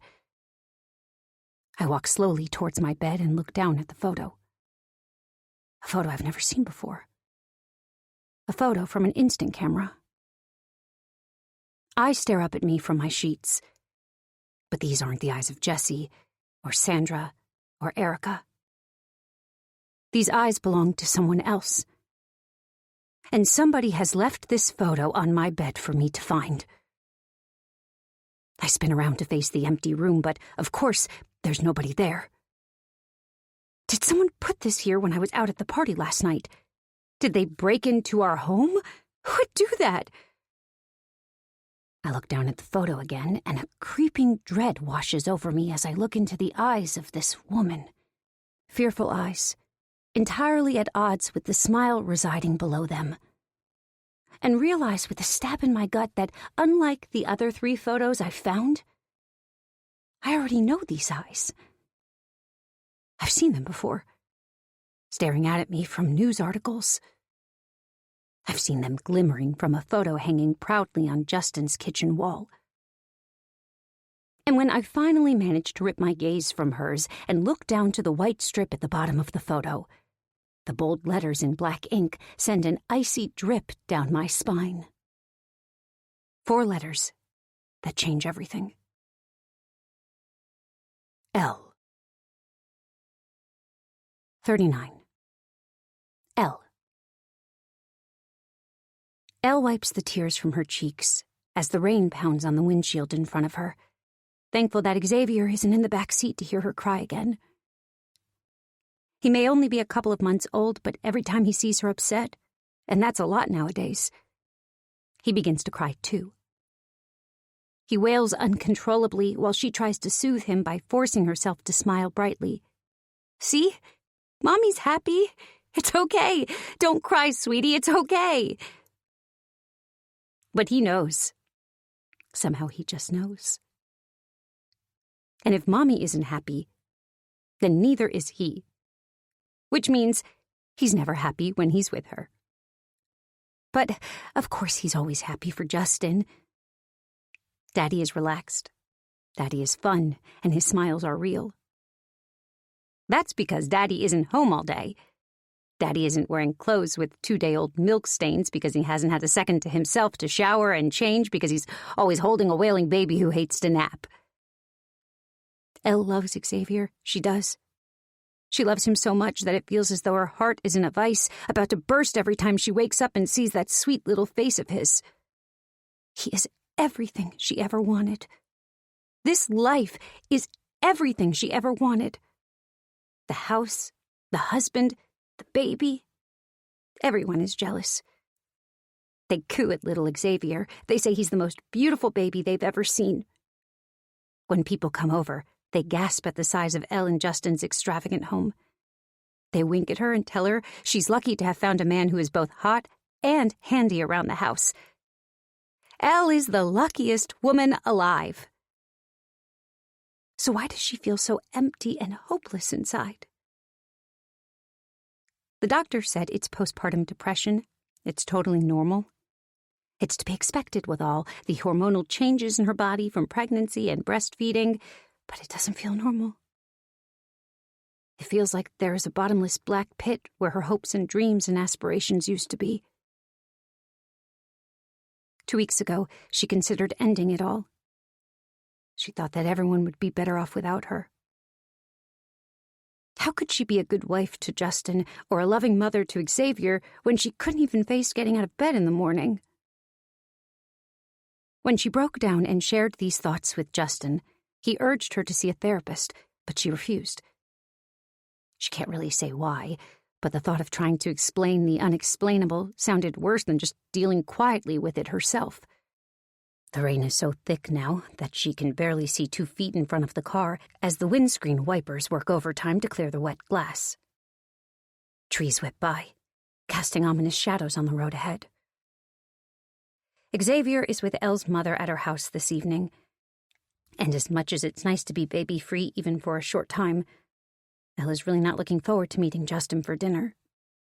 But she knows that unless they try to talk it out, their marriage won't last another week. She's pretty sure that Justin asked to meet up at a restaurant so she wouldn't end up shouting at him through tears again, so she would have to control herself in front of others. The tears have stopped flowing now, likely run dry. But her breath hitches in her chest as she recalls the scene from this morning. The raised voices. The words that neither of them can take back. Elle slamming the door behind her as she stalked off to strap a screaming Xavier into his car seat, headed for her mother's house, Justin begging her not to go. She's not proud of how she acted. And she knows she is just as much to blame as Justin. That's why she agreed to meet him for dinner this evening, to try to fix things and work together. For their marriage. For Xavier. Over the sound of the pounding raindrops, she hears a loud thud from somewhere, and the steering wheel begins to judder in her hand. What the? She mutters as she slows down and uses the indicator, for whose benefit she doesn't know since there's nobody else around, before pulling over to the side of the road. She turns off the engine and opens the door. Water immediately pummels at her face as she steps out to check the source of the problem. She pulls the hood of her jacket up around her face and clutches it tightly as she makes her way slowly around the car until she soon spots the cause of the problem. One of the front tires had blown. Damn. Elle is no damsel in distress. She does technically know how to replace the wheel of her car, but she doesn't have much practice, and to top that off, it's pouring down with rain. She quickly decides the best thing to do is call Justin and have him come out to help, since he could have done it about 10 times quicker than she could. That way, they should still have time to make their dinner reservation. Elle reaches into her bag on the passenger seat and pulls out her phone, but with rain-soaked hands, it slips from her grasp and falls down between the seats. She slips her hand down between the crack and wriggles her fingers around, trying to locate it, but she can't reach down far enough. Unlike her husband's huge truck with a damned chasm between the seats, her small car has only a hair's width to retrieve lost items. Her phone has now entered the black hole, nestled amongst the likes of granola bar wrappers, loose change, and about a half dozen or so pacifiers that have fallen down there previously. She repositions herself to try to get a glimpse between the seats. But with the storm clouds hanging low in the sky outside, it's beginning to get dark, and even after switching on the overhead light, she still can't see anything in the space. A shadow casts over her in the dim light, and her whole body freezes as a loud knocking fills the small confines of her car. She whips her head around and sees a man looming outside the window, shadows hiding his face. Elle is suddenly hyper-aware of the fact she's a relatively small woman alone in her car on a dark, quiet road, currently without the use of her phone. He knocks again, this time harder. Despite her instincts screaming at her to lock the car doors and ignore this man, her manners get the better of her, and she rolls down the window and finds herself blinking up into a familiar face. "Oh, thank God it's you!" Elle's shoulders sag in relief. "I was worried some psycho murderer was knocking at my window." He laughs. "Got a flat, huh?" "Yeah, I was about to call Justin to come out and help, but I've lost my phone to the void." She shoots a thumb towards the gap. "I wouldn't bother anyway." He shields his face against the pelting drops with the sleeve of his jacket. "Rain's coming down too heavy. I just heard on the radio there's a storm moving in. You'd best leave it until it dies down." The good news just keeps on coming. Elle sighs and throws her head back against the headrest, at a loss what to do. He rests his arms on the edge of the car window and leans in closer, his face illuminated by the light inside. "Where are you going?" "I can give you a lift." 40. Maury. When I left the house this morning, I told Mom that Hutch and I were meeting up in town to get frozen yogurt. A nice, innocent date. There was no way I was going to tell her the truth, because if she found out I was in a car headed for a romantic daybreak at a vacation home right now, she would probably lose her mind and lock me up in a tower, never to be seen again. Okay, she's not that bad. But I know for sure that she wouldn't approve of this little getaway. I look over at his blonde hair rustling in the breeze from the open window, golden curls fluttering around his neck. He has one hand on the wheel and is holding my hand with the other. "When will we get there?" I ask. "We've been driving for 30 minutes, and I just want to get to his parents' vacation home already so we can have as much of the afternoon together there as possible before I have to get back home." When he collected me from our meeting spot by the waterfall, he'd gotten out of the car and walked around to open the passenger side door for me. He's always like that. A perfect gentleman. Not long now. He shoots a smile my way, and my heart does a little flip. I'd be lying if I said I wasn't nervous. This is going to be a huge jump forward in our relationship, and also for me personally. I don't think I'm being too presumptuous that he asks to bring me out to his family's vacation home so we could have a private and comfortable place to make love for the first time. I mean, he's not said it explicitly, but what guy wouldn't want to do it after months of only holding hands and kissing? I know I'm ready, so it would be kind of weird if he wasn't. I'm probably way overthinking this. I've just got to relax and go with the flow. Whatever happens today, it will just be nice to spend some time together, away from everyone else. We drive by an abandoned old farmhouse, a tangle of weeds growing up its broken walls as though claiming it as their own. Soon the road narrows and trees close over us, a tunnel of green either side. I'm glad to be leaving the small town of Lone Rock behind, even if only for the day. There's been a lot of weird stuff going on there recently that's making me feel uneasy. With Bernice Fisher being killed and my mom acting so strangely these past few weeks, obsessing over those photos of complete strangers, and then getting so drunk last night that she could barely stand up, just want a break from the stress of it all. And while frozen yogurt with Hutch really would have been a nice break, too, I can't think of anything better than where I'm headed right now. I'll bet this vacation house is pretty impressive. If their own house is anything to go by, the Parker family must be loaded. They also drive relatively new cars, nothing like Mom's beat-up old car, which has so many dings that it looks like a golf ball. Hutch has told me before that his dad works really hard to maintain their lifestyle. Are you okay? All my thoughts disappear with a puff of smoke, and I look over into his concerned eyes. Uh-huh. I nod. I'm just really excited to get there and see the place. Me too. He gives my hand a little squeeze with his before returning it to the steering wheel.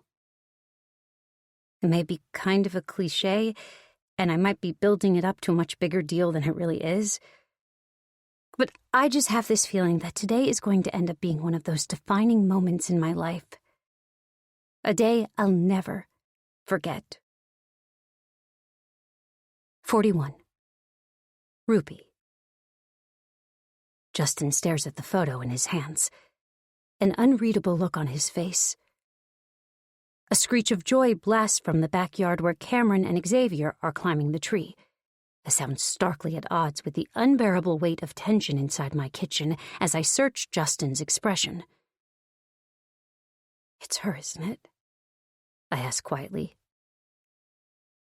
Justin's thumb moves with a heartbreaking tenderness over the face in the photo, and I see his jaw clench. He doesn't reply. He doesn't need to. Elle's name is right there, written clearly in black ink. Where did you find this? Justin asks, not looking up. On my bed. My stomach drops, recalling it. At this, Justin's eyes flicker in disbelief to mine. Your bed? What are you talking about? I don't know how it got there. I start, feeling the intensity of his eyes boring into mine. I went up to the room to get a sweater and it was just there, lying face up on my bed. Gone are my plans to go help Felicity clean up. She'll have to face the aftermath of her party alone. I need to be here for Justin right now because nobody else will be. Everyone already thinks that he killed his wife all those years ago, and once word gets around about what I just found, it's only going to add fuel to the flames. I may be the only person in this town who can see Justin for who he really is, and today, he is just a single father who has clung to the belief for the last 8 years that the mother of his son had ended her life on her own terms. A belief now shattered after seeing this photo. I don't need to see it again. The image is already pressed so firmly into my memory that if I blink, I still see it. Elle is wearing a green dress that swamps her small frame. Her blonde hair hangs around her face like strings, wet clumps sticking to her cheeks as she bares her teeth in a grin. But there's no happiness there. Only fear. Just like the others. And I know now without any doubt that those girls, like Elle, are no longer alive.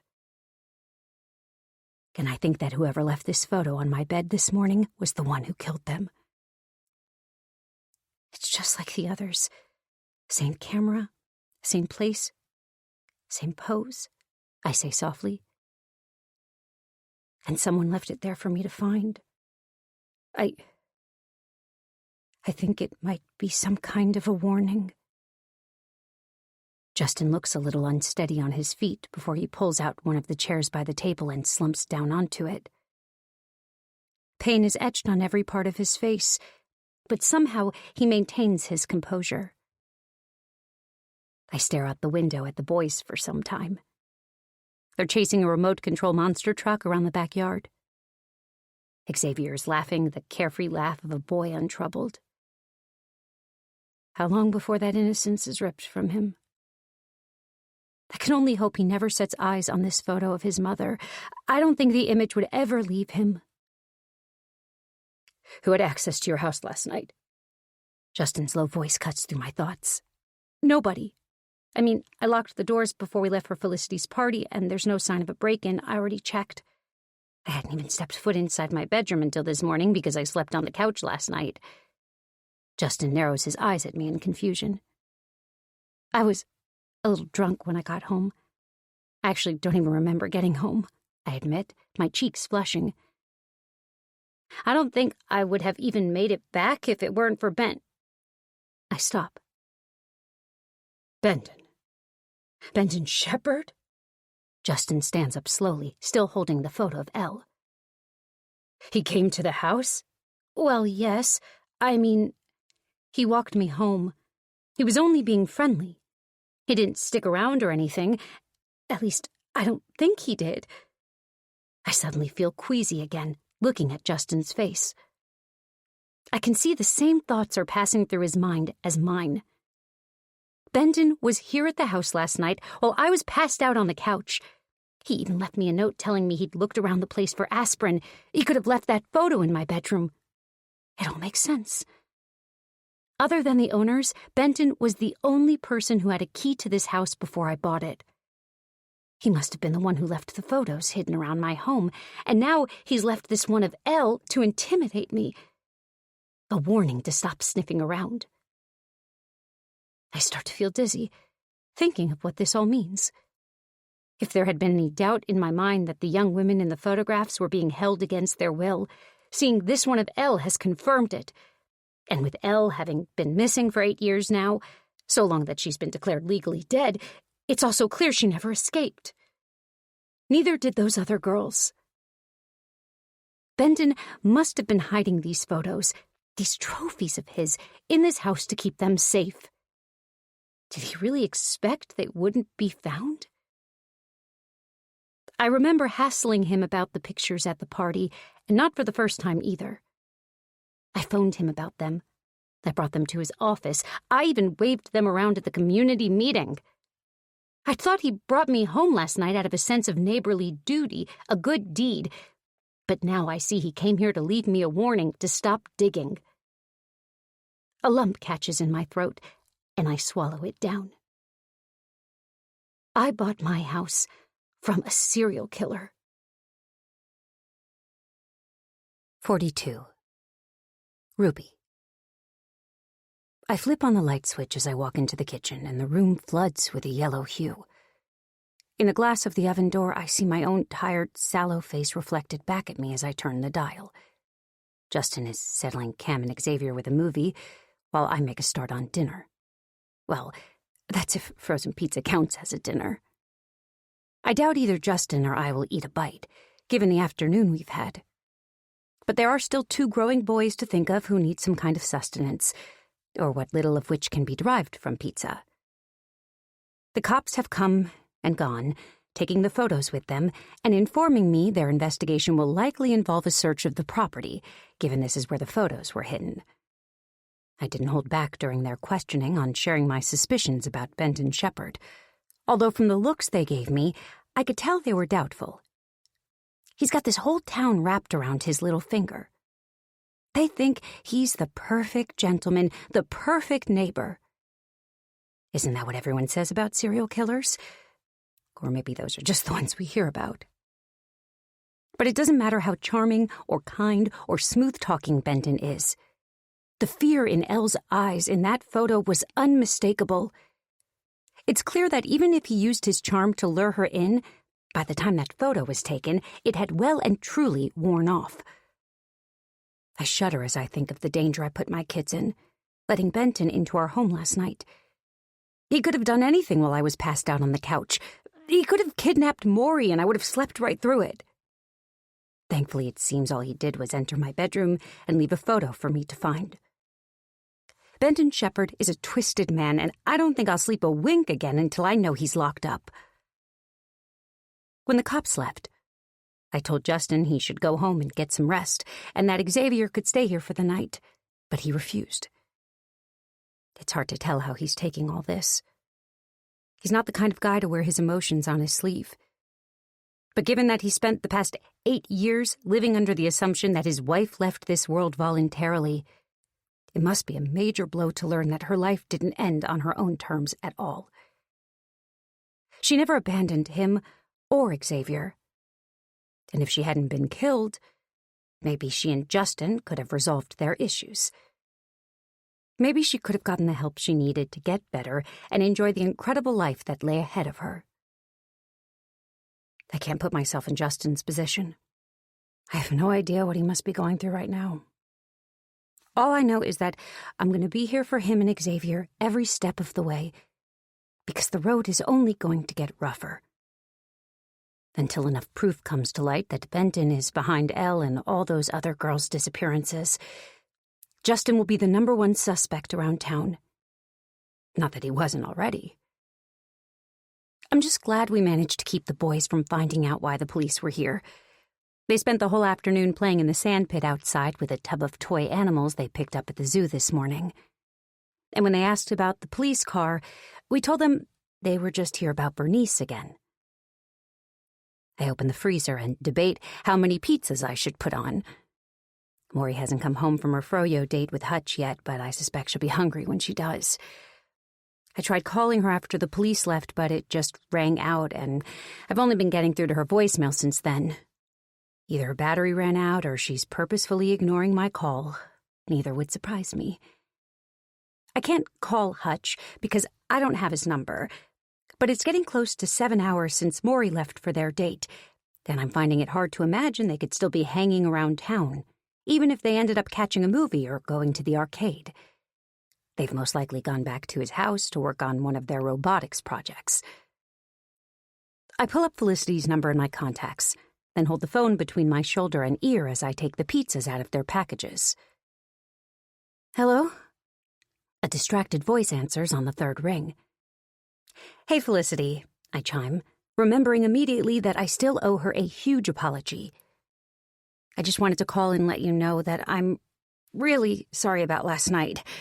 My behavior. Your behavior? She asks. I'm suddenly thrown into doubt. Was it not as bad as I remember?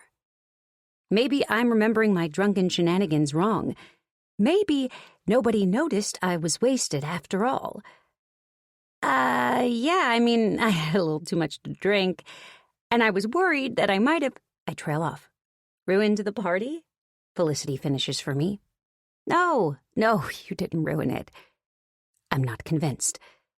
There's a faraway tone to her voice that has me concerned. Well, anyway, I planned to come over this morning and help you clean up, but the day kind of got away from me, to say the least.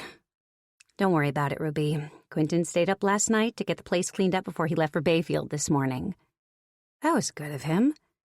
The party was great, by the way. It was so nice of Quentin to surprise you like that. You're a lucky woman. Yeah, Felicity says quietly. Oh, I say, remembering why I called. Could you tell Maury that I've got dinner on? I tell her myself, but I can't get through to her phone. I would, Felicity replies. But she's not here. Sorry. This surprises me a little. Oh, I kind of figured she and Hutch would have gotten back from their date by now. It's been hours. Date? What date? They met for froyo in town this afternoon, I explain. But that was ages ago, and I think Maury's phone ran out of battery. Maybe you could try calling Hutch to see where they are? There's silence for a moment before Felicity's voice comes back over the line. Quieter now. I don't need to phone Hutch. He's right here in the next room. He hasn't left the house all day. 43. Maury. When Quentin said vacation house, I guess I'd been imagining huge glass windows overlooking a pool shimmering in the sunlight. Well, that's definitely not what this is. Actually, I don't think it could be further from it. Although I think I might see a lake through the trees down the dirt road that leads from where we're parked, but it's hard to tell. Everything here is overgrown. That took a lot longer than you said it would, I say, stepping out of the car and evaluating the wooden structure in front of me. I wouldn't mind, but I know Mom will be expecting me home at any point now. She already tried calling me a little while ago, but I let it ring out. Then I turned my phone off and shoved it in the glove compartment for good measure. I figure I'll just tell her my battery ran out and that I ended up meeting a friend in town and went back to her house. I'm 17. She doesn't need to worry about me staying out all day. Quentin stretches out his legs and pushes back his dark blonde hair. A single strand falls down before I move it back for him. He smiles and takes my hand in his. "You ready?" he says, leading me to a wooden door that's so overgrown with ivy, it's hard to imagine it'll open. "Your family actually vacation here?" I ask, trying to keep the judgment hidden from my voice. "Not anymore," he says quietly. "I mean, my parents used to bring me here as a kid. But since my mother passed away and left it to me, it's not in much shape for a vacation." You could say that again. This place looks more like a storage shack than a vacation home. But as long as it's clean and dry inside, I'm sure we can still make the most of our time here together. He unlocks the door, and when we step inside, the air smells dusty and stale. It's too dark to make anything out, so I stay at the door side until he flips on a switch. One single overhead bulb comes on with a low buzzing noise accompanying an even lower glow from the bulb. That probably needs fixing. It's kind of old. I'm too busy looking around me to reply to this. The fact is, everything here looks old. And dirty, too. "Are you okay?" he asks. "You look disappointed." I wanted to say, duh, but I don't want to sound like a typical teenager. I guess it's just not really what I'd imagined. Is there a bedroom? Yeah. He looks uninterested. Over there. He points out a door to the left and then makes his way over to the kitchen area. There's a refrigerator that hums and rattles as he pulls it open and takes out a bottle of cola. I move to the bedroom door and push it open, the rough splinters of the wood pressing into my fingers. The moment the door swings open, the stench of decaying wood and mold descend over me, and I put my sleeve to my nose to block the smell. Sure enough, it's a bedroom. But this is not a place anyone could actually sleep in, let alone use for any kind of romantic endeavors. There's dampness in the air, and an underlying smell I can't place. And the one bare mattress has a weird-looking stain on it. There's no nice way to put it. The room is disgusting. I close the door again. There's no way I'm going back in there. This whole shack is old and damp, and it's making my skin crawl. I'm completely rethinking the idea of coming out here. I don't even know why he brought me. I would have been happier meeting up at the falls, like we usually do. Here you go. Quentin hands me a glass, and I take it from him. He holds his own out, and I reach mine up to clink his, the dark bubbles inside rushing up to the surface, crackling and raining gently down onto my hand. To us, he says, and takes a glug. I smile, relaxing a little, and follow suit. Clearly, this isn't brand-name cola because the taste is a little off, but I chug it down before placing the glass on the countertop. He takes my hand and kisses it gently, staring deeply into my eyes. I can't help it. I melt inside. Suddenly, it doesn't matter where we are or what that weird smell lingering in the background is, because all that's important is that we're together. I can see he feels the same way I do. There's an intensity in his eyes I've never seen before. And that's when he says it. The 3 words that send fireworks through my veins and make tears spring to my eyes. The words that I've wanted to hear and repeat since the first day I saw him. On every night that we secretly met by the waterfall. On every stolen moment during our robotics builds when Hutch and Mrs. Parker weren't looking. I love you, Maury. I throw my arms around his neck and whisper softly in his ear.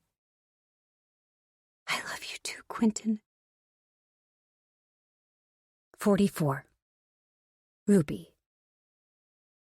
Hutch is on his way over now.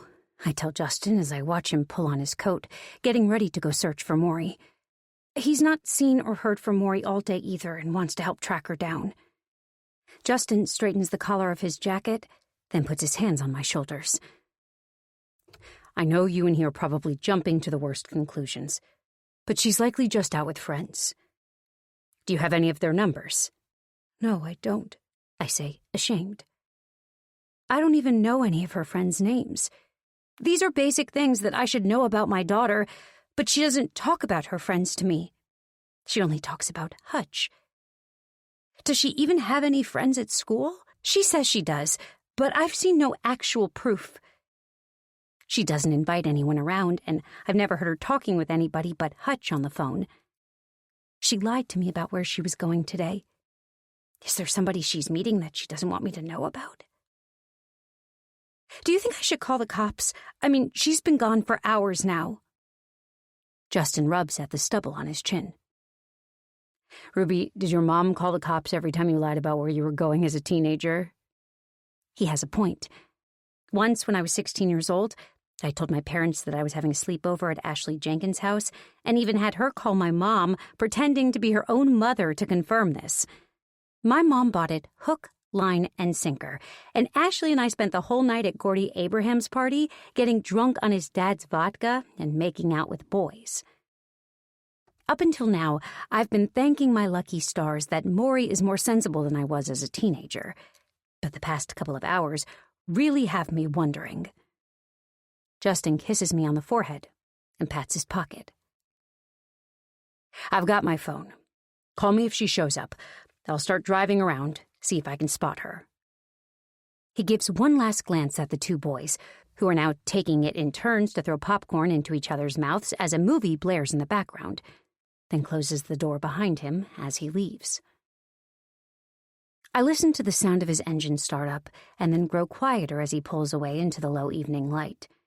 And I give silent thanks that I have someone in my life who is looking out for my little family. I don't know what I would do without Justin. He's been the glue that's held everything together over the past few weeks. And he's right. It's too early to be thinking of calling the cops yet. Maury is 17, and it's been 7 hours since she left the house. Soon, she'll be an adult. And I may go days without knowing where she is or who she's with. The thought of that makes something jagged stab at my heart. But the thing that nags at the back of my mind is that I know Maury is a smart girl. If this was just another Ashley Jenkins situation, wouldn't she have come up with a better lie than going out for froyo with Hutch and then just choosing not to return home or even text me with a new excuse as to why she's not back yet? It doesn't make sense. But if parents started calling the cops every time their teen was a couple of hours late back home, it would be a waste of time and resources. They've already been out here once today about the photos, and they'll likely be back tomorrow to continue their search. If Bernice was still with us, she'd have a field day with all this drama. I wonder now if the cops have visited Benton to question him yet. I made it clear to them that he was the only person who could have left the photos here. I always got the feeling Benton Shepard was a sleazeball, but now I know he was likely responsible for whatever happened to Elle and those other girls. It chills me to the core that I ever let him into my home. I was so out of it when he dropped me off last night. He could have done anything. My train of thought is intercepted by a sudden idea that didn't even occur to me until now. I remember the way Maury was drooling over Benton the day we moved in. She's always had a tendency to gravitate towards older men. That's why I was so happy to see her seemingly pivot and go after Hutch, who at 18 is an appropriate age for her. But now I'm wondering if Benton managed to sprinkle his charm on my daughter after all. If he's sick enough to kidnap and torture the women in those photos, he's probably not above going for a girl as young as Maury. I don't waste any time pulling my phone out of my pocket and finding his number. He answers on the third ring. "Benton Shepard? Benton, it's Ruby. Are you with Maury?" I demand. "What are you talking about? Why would I be with Maury?" I grit my teeth. "Benton, I swear to God, if you are with my daughter, I'm going to rip your—" "Whoa, whoa, whoa!" He cuts me off sternly. "I'm not with your daughter, Ruby. I have no idea what you're talking about." "I'm supposed to believe that? After you left that photo of Elle on my bed last night?" I hear a deep sigh on the other end of the line. "Yeah, the police told me about that. I was really sorry to hear about it. That must be rough for Justin. But like I told the police earlier, I had nothing to do with it. You were the only other person who was in my house. You brought me home last night, and after you dumped me on the couch, you left that photo on my bed for me to find." I realize my voice is so loud now that the boys can probably hear me in the next room, but I'm furious at this man. And I don't understand why the police just let him go after questioning him. Why didn't they arrest him right then and there? "Listen, Ruby." Benton's voice is still as smooth as ever, but he's lowered his tone. "I've been as patient as I can be with you. I did you a favor last night by dropping you home. You were completely wasted, and I did nothing wrong. I gave you a blanket and water. I did not go in your bedroom. I have no idea what you're talking about, and I'm sorry if you're having issues at home, but right now, I'm trying to have a nice meal with my girlfriend, and your daughter is definitely not here with us." I go to open my mouth and retort when I hear it. The background noise. I hadn't noticed before because I was so busy seething, but now that I'm listening, I can hear the familiar sounds of a restaurant in the background behind his voice. I don't know what to say next. Am I wrong? Does Benton really have nothing to do with this? "Mom?" Cameron appears by my side. I hold my finger up for him to wait, and he nods when he sees the phone in my hand. "I have to go," I say, and hang up on Benton before he can say anything else. I have no idea what to think right now, and I really wish Maury would just walk through the door and put my mind at ease. I put my phone back inside my pocket, then run my hands down my face and groan before I remember Cameron is waiting silently beside me. "What is it, honey?" I ask. He has one eyebrow raised. Were you talking about that photo on the bed?" Crap. I knew I should have kept my voice down, but I didn't tell Cameron about the photo of Elle. Justin and I made sure the boys were distracted so that Xavier didn't catch word of it. The poor boy has been through enough without seeing a photo like that of his mother. "Cam, how do you know about the photo?" I ask. "I found it this morning under the loose tile on the bathroom floor." He shrugs. "I knew you were collecting them, so I went to your bedroom to give it to you, but you weren't there, so I left it on your bed." A groan escapes my chest before I can stop it. "I'm an idiot." "What?" Cameron asks, confused. "Did I do something wrong?" "No, kid." I sigh. "You didn't do anything wrong. I did." I think I've lost count of how many things I've accused Benton Shepard of now. It's seeming less and less likely that he's got anything to do with either the photos left in this house or my daughter running off unannounced. And Hutch, who'd I'd assumed she'd spent the day with, hasn't even seen her today. So, where the hell is Maury? 45. Maury. I've always felt a little bad when I'm around Hutch. It's not like I don't enjoy his company, because I do. He has truly become my best friend since we moved to Lone Rock. But in the beginning, the main reason I made friends with him was because I knew it was the only way to spend more time with Quentin. I know it's wrong to have led Hutch on like I have, spending so much time together, letting him take me on a date, holding his hand on occasion. And I'm going to have to think of a way to let him down gently when he eventually makes a real move on me. I don't want to hurt him. But I guess there's no avoiding that, since I'm in love with his father. One day, not so long from now, when Quentin has left Felicity and I'm 18 and nobody can stop me, he and I will be free to share our love when and where we please. He's the one. I've always heard people say that, and I guess I didn't know what they meant exactly, but now I get it. From the very first day I walked past Quentin on my way home from school, when he looked back at me and I looked back at him and our eyes met, I knew there was something between us. An electricity. A meaning. There's just something about him that captured my whole heart and hasn't let me go. And as cute as Hutch is, he's only 18.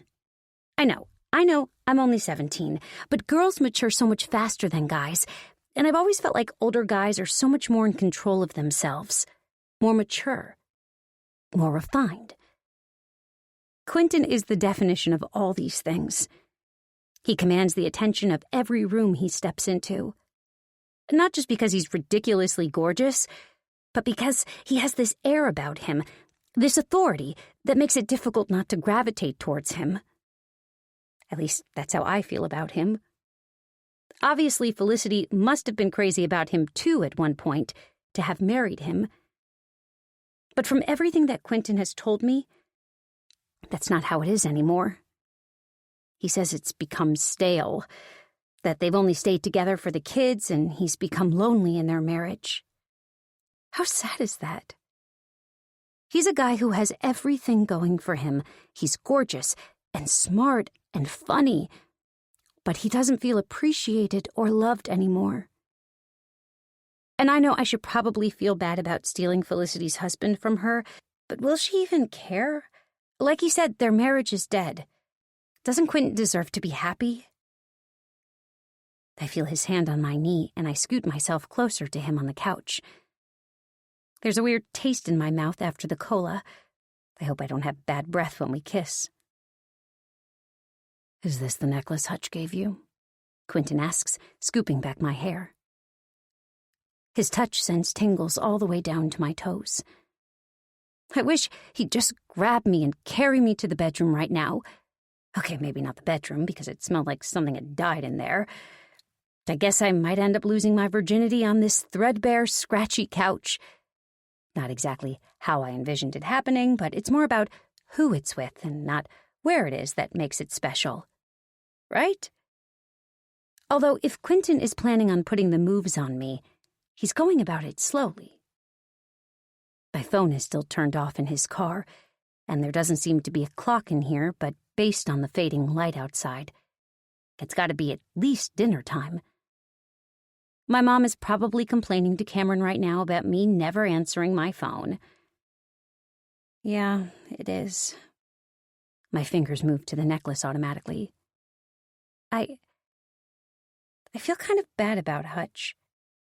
I don't know if he'll ever forgive me when he finds out about us. Quentin's eyes narrow just a little. You don't need to worry about that right now. I nod, knowing he's right.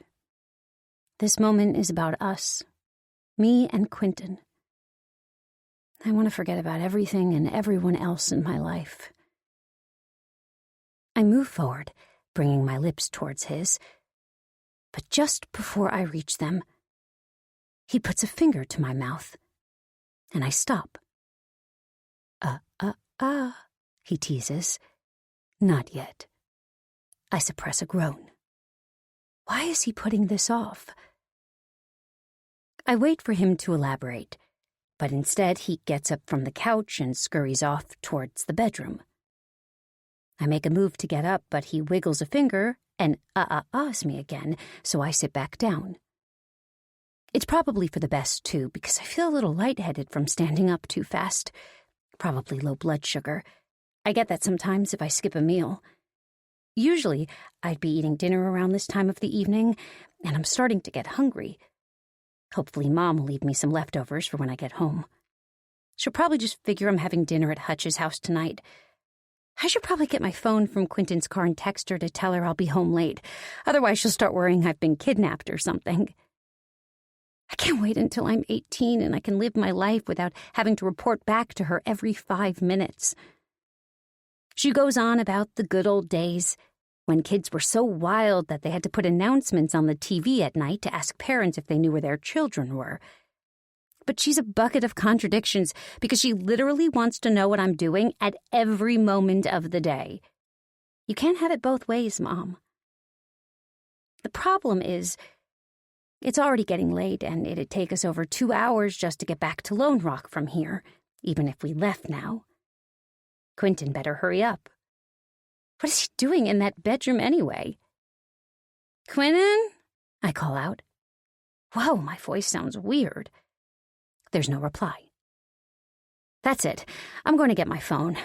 I've got to text my mom before she ends up calling Felicity to see if I'm there and finds out I lied to her about going out with Hutch today. My legs are wobbly as I get up, and I have to use the arm of the couch to steady myself for a second before I move towards the door. Why do I feel so weird? My fingers have just gripped the cold metal of the door handle when I hear a noise from behind me. Where are you going? Quentin stands by the bedroom door, holding something I can't quite see in his hands. I have to get my phone from the car. I've got to text my mom and make up an excuse for why I'll be home late, I say, my voice sounding funny to my ears. You don't need to do that, he says. She won't care. I laugh, but it comes out a little strangled. You obviously don't know my mom. Quentin ignores this and waves me over to him. Come here. I obey and walk to him, seeing now that the thing he's holding is fabric. He grabs my waist and kisses me softly on the neck. My legs nearly gave way. I've heard of going weak at the knees, but this guy literally makes my limbs collapse. You know I love you, Maury, he murmurs in my ear. I know. I smile. He slips the shoulder of my top down and kisses the skin beneath. Will you do something for me? Finally, he wants to take this further. I thought it would never happen. Anything, I reply, attempting a sexy voice. He pulls back a little and passes me the bundle of fabric he's holding. Great. Put this on for me. I look down and expect to see some kind of lacy lingerie or a little silk slip. But when I unfurl the green bundle, it unfolds into a long-sleeved dress. It's got brown and yellow flowers printed all over it and looks second-hand. What? I ask. What is this? It's a dress. He laughs as though I'm stupid. I can see that, obviously. I can also see that it's hideous. There's no way I'm putting it on. I don't even know why he'd want me to. You're joking, right? I say. Quentin looks hurt. You don't like it? Of course I don't like it. It looks more like a pair of ugly curtains than a dress. But I don't want to hurt Quentin's feelings. I just thought maybe we could, I place the dress over the end of the couch and try to guide Quentin to come sit back down. But he's not budging. I want you to wear the dress, Maury. His eyes are steely and focused on mine. Well, I don't want to, I say, crossing my arms defiantly. His expression stays the same, and he remains unmoving. Something about him has changed. He's not acting like he usually does. This is getting annoying. I wanted to come here today so we could be alone together, make love, and enjoy one afternoon where we don't have to hide from everyone around us. But instead, he's taken me to a run-down old building that stinks And he wants me to wear some disgusting old dress that looks as bad as the ones in the photos my mom found of those girls. My stomach turns. This is all wrong. I look around at the wood-paneled walls. No. I shake my head to clear away the terrifying thoughts that are now streaming into my head. Quentin picks the dress back up and holds it out to me. Put it on. I need to get my phone from the car. I back away, my legs barely holding me up. I really have to call my mom. Why is my body doing this? Why does my mouth feel sticky every time I talk? Quentin catches my arm as I stumble, but his grip remains firm once I'm steady. His eyes flash with an intensity I've never seen before. You're not going anywhere, Maury. 46. Ruby. I open the door to see Hutch looking agitated, and Felicity with a soothing hand on his shoulder as they stand in the darkness of my doorstep. Has Maury come home yet? Hutch asks, his voice breaking with concern. No, she hasn't. I usher them both inside, seeing that young Leo is trailing behind them. Cameron wastes no time grabbing him by the arm and dragging him off to play in the living room with him and Xavier. Sorry, Felicity grimaces. I didn't want to intrude on you like this, but with Quentin away on work, I couldn't leave Leo alone at home, and I wanted to see if I could be of any help here. It's no problem, I say loud enough for her to hear over the three boys' shrieks of joy. Thanks for coming over. We move through to the relative quiet of the kitchen, and Felicity reaches out and rubs my arm reassuringly. I'm sure she's fine, Ruby. We all made our parents worry like this as teens at some point. Hutch's face is twisted in confusion. She told me she was going to be too busy to meet up today. She said you guys were doing family stuff. So she lied to you too, I say. That's not like Maury at all. I mean, she worships the ground you walk on. Could have fooled me, Hutch mumbles. Both mine and Felicity's heads turn at this. What do you mean? Felicity asks her son. Hutch shifts his weight uncomfortably to the other foot. I don't know. I mean, we spent a lot of time together, but she always seems distracted. I took her on that one date on her birthday, and I thought that was going to be the start of a real relationship, but I guess she's not that interested in me. I glance at Felicity, who looks about as confused as I do. You two were holding hands at the party. I remember you sitting together most of the night, Felicity points out. Hutch laughs gently, but there's no smile on his face. Yeah, we'll talk for hours on end. She'll hold my hand, but every time I think things are going well, she'll pull away. You guys all keep calling us lovebirds. His fingers air quote. But we've never even kissed. I can see from the look on Felicity's face that she's as surprised by this as I am. For months, Maury has practically been living over at the Parkers' house and has never corrected me when I refer to Hutch as her boyfriend. But by the sounds of it, I've gotten it all wrong. I guess I just got the wrong impression, I say. What with how much time you two spend together doing robotic builds, not to mention all the nights she sneaks out of the house to meet you. Hutch cocks his head to the side. At night? What do you mean? I smile. Don't worry. I've known for a while about your little nighttime rendezvous. She said you guys like to hang out by the falls together. Hutch shakes his head. I don't know what you're talking about. I've never met up with Maury at night. My heart drops, and silence washes over the three of us, broken only by the sounds of the kitchen clock ticking its way slowly towards 9 p.m.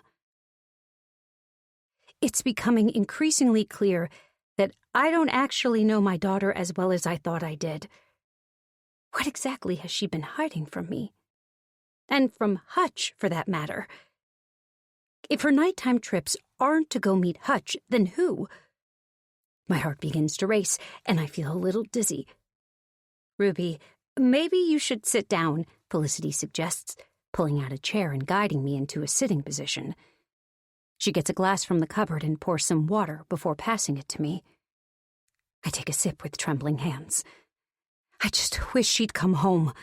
I want to talk to her, ask her why she's been lying to me. But what can I even do about it?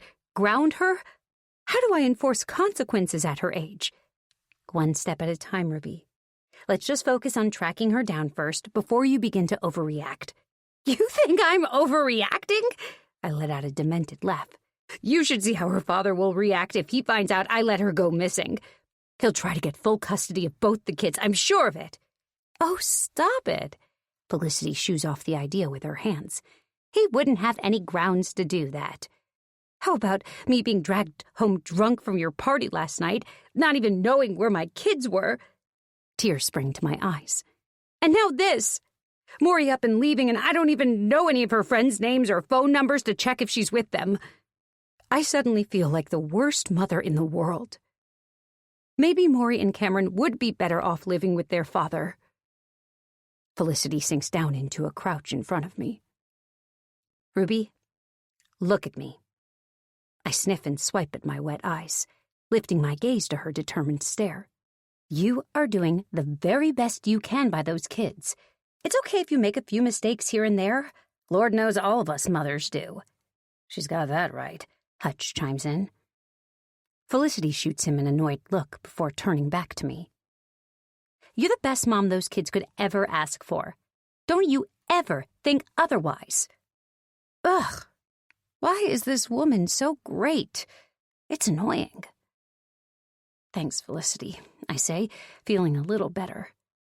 I just know that if Maury were with her dad, this would never happen. He doesn't even let her fly home from Arizona without... I stop. What? Felicity asks. What is it? But I don't answer. Instead, I grab my phone and dial Aaron's number. 47. Maury. The rough material of the dress itches at my arms, and the collar digs into my neck. I want to rip it off.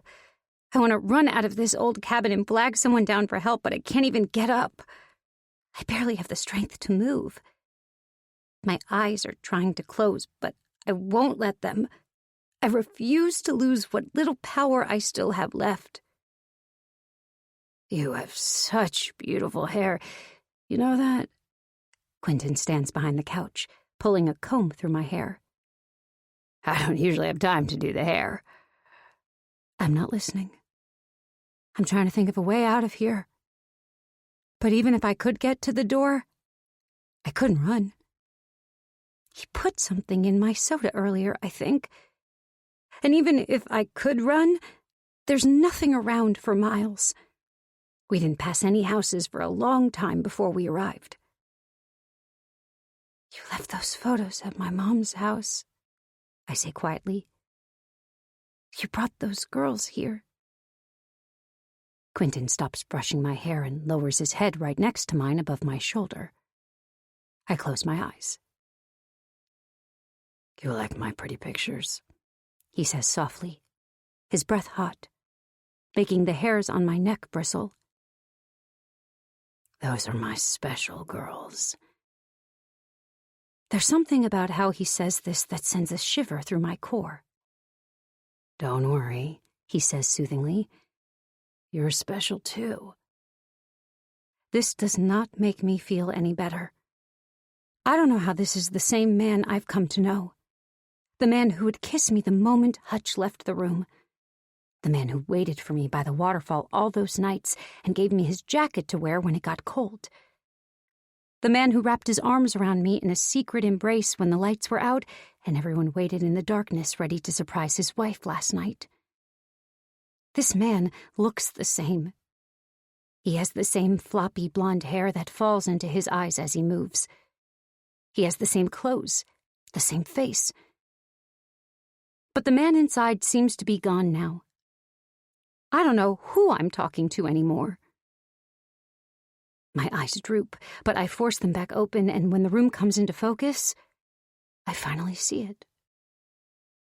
I was so caught up in being alone with him here that I didn't notice how familiar those wood-paneled walls looked. They are in the background of each of the pictures Mom found. Where are those girls? What did you do to them? I ask, terrified of what the answer might be. Quentin resumes brushing my hair. He's silent for a long time, and I can hear my heart beating faster with every second as I wait for him to reply. We used to come here every summer. Me, my mother, Beth, my father, Charlie, he says. I didn't have any brothers or sisters, and there were no neighbors for miles, so I'd make my own fun. The flickering light from the dim bulb casts his shadow out in front of me as he speaks. I suddenly feel like a child as I look at that shadow.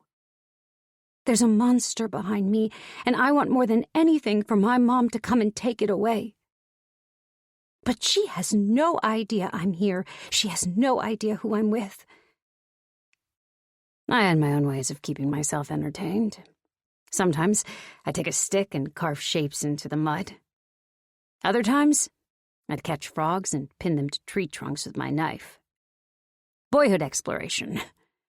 I wanted to see how long they would wriggle around, trying to escape before they'd stop moving. Gauge their tolerance. Like my father would do to my mother. I have an 8-year-old brother. I know what kind of games boys play, and it's never that. My memories are wrapped up in these woods. By that lake.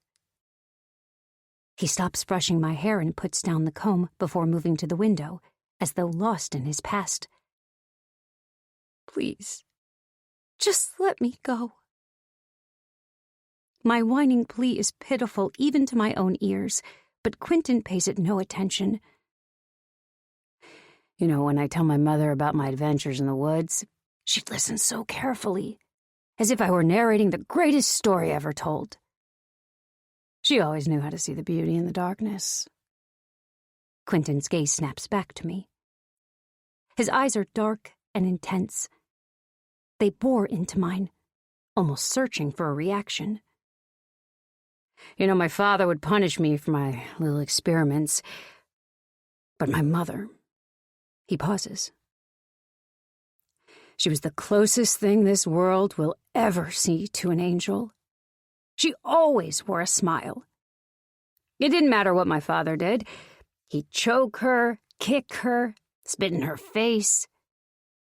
But she'd never let me see her pain. He would roar and rage, throw her around, and I would cry. But she never once let me see her shed a tear. She'd wait until his back was turned, and you know what she'd do to let me know she was okay? I say nothing, but I watch as his dark eyes now begin to glisten in the low light. I see something in his hands as he spins it absent-mindedly. It's an old-style instant camera. She'd give me a smile. His voice wavers for just a moment. A big, beautiful smile.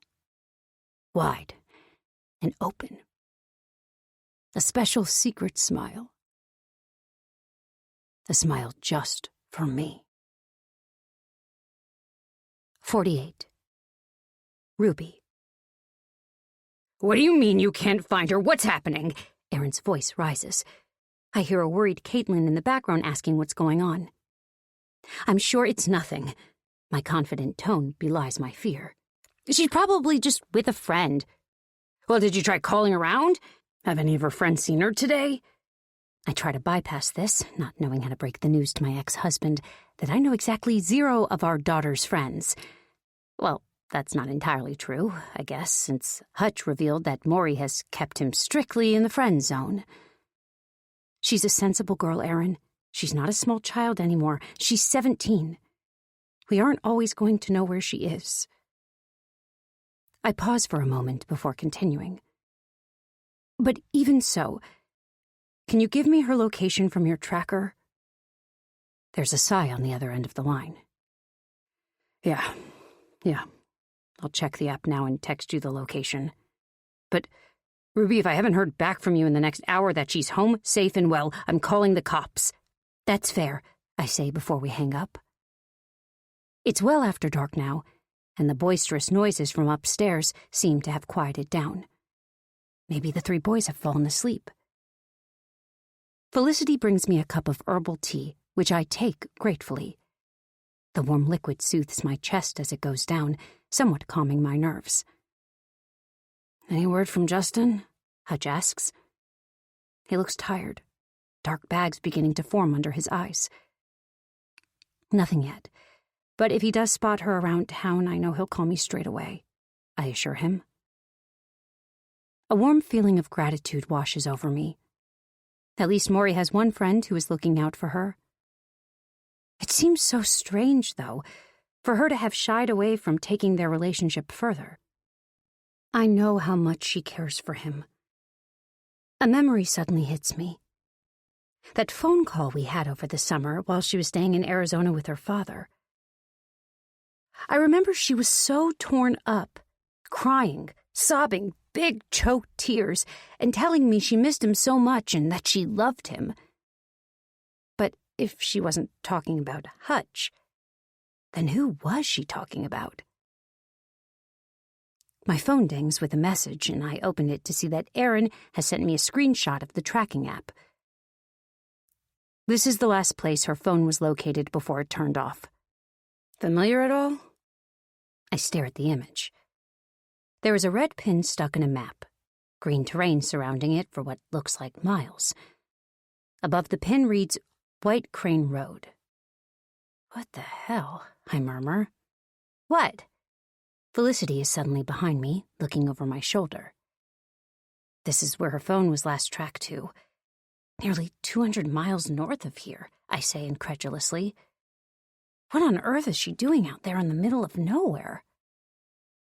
Hutch jumps up and joins his mother, looking down at the screen in my hands. White Crane Road, he reads.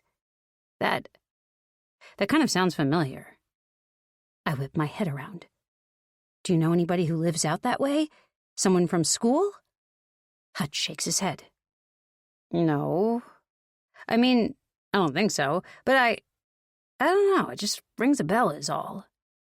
I try not to get frustrated with Hutch, but he's giving me enough to think there might be a good reason for Maury to be out there, miles from home, but not enough to actually help me. My phone pings again. Aaron. Ruby, this is all wrong. I'm calling the cops. 2 minutes ago, I might have protested out of fear we were overreacting.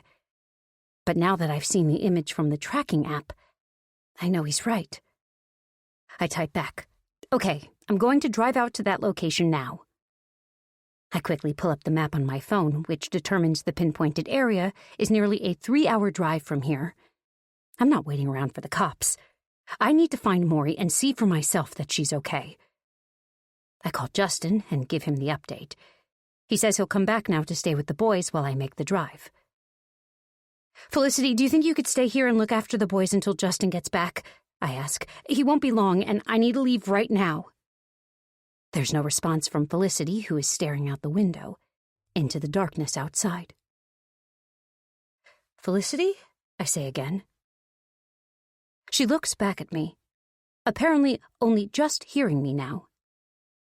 She opens her mouth to say something, and then stops. Sorry, what? She finally mutters. I said, could you stay here with the boys? I'm going to drive out to White Crane Road. Hopefully Maury isn't far from where her phone was last tracked. Felicity looks dazed. I'm not sure what's wrong with her. It's not like it's her daughter who's missing, but she looks as white as a ghost. Yes, of course. I'll stay here with the boys. There's a strange warble to her voice, but I don't have time to worry about what's going on with her right now. Thanks. I grab my keys from my purse and start for the door. If Cameron asks, just tell him I'll be back in a while. I wait for a response from Felicity, but she's gone back to staring out the window. Inside my car, I prop my phone up inside the holder on the dash, punch in the location, and listen as the robotic female voice starts giving me orders. I pull on my seatbelt and start the engine up, but before I can put my foot on the gas, the passenger side door suddenly opens and a figure jumps in beside me. "Hutch, what are you doing?" I ask. He pulls on his seatbelt. "Something's wrong, and there's no way I'm sitting around doing nothing while Maury is still missing," he says resolutely. "I'm coming with you." 49. Maury. Felicity begged me to sell this place. She only ever came here once. Quentin runs his hand gently up the wooden wall. But she didn't like it, said it was too far gone, that we could use the money from the sale to help do up our house. I blink slowly, trying to push through the haze that clings to my mind. It's like a thick, suffocating blanket that I can't push off myself. I'm not interested in anything Quentin has to say. He's certifiably insane. I know that now. But I nod along as I try to focus hard on staying awake, because if I fall asleep, I don't know if I'll ever wake up again. I don't want to die. If I could just stay awake and make him think I'm on his side.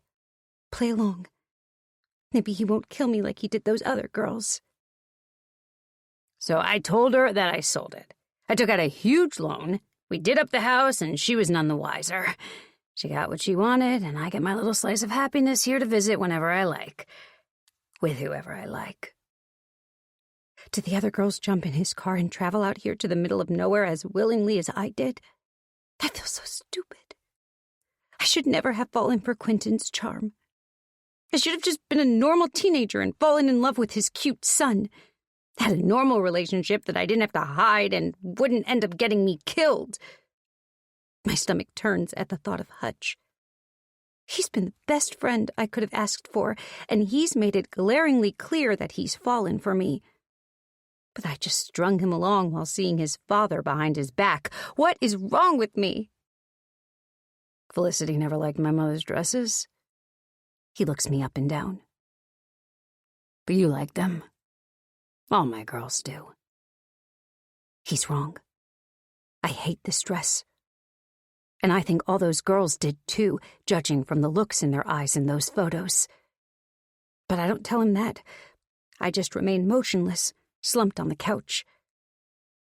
I don't want to hear any more about his dead mother. It's creeping me out.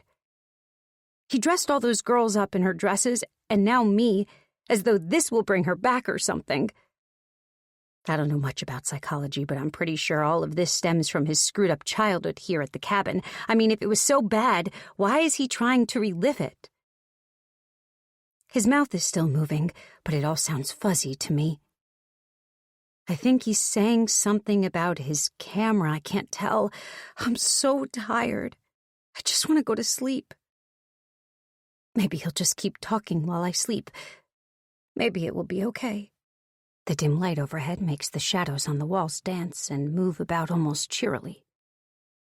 For some reason, I find this soothing, and I feel a warmth come over me. Maybe everything is going to be okay. I look at Quentin. This is the man that I have loved for so long. Shouldn't I trust him?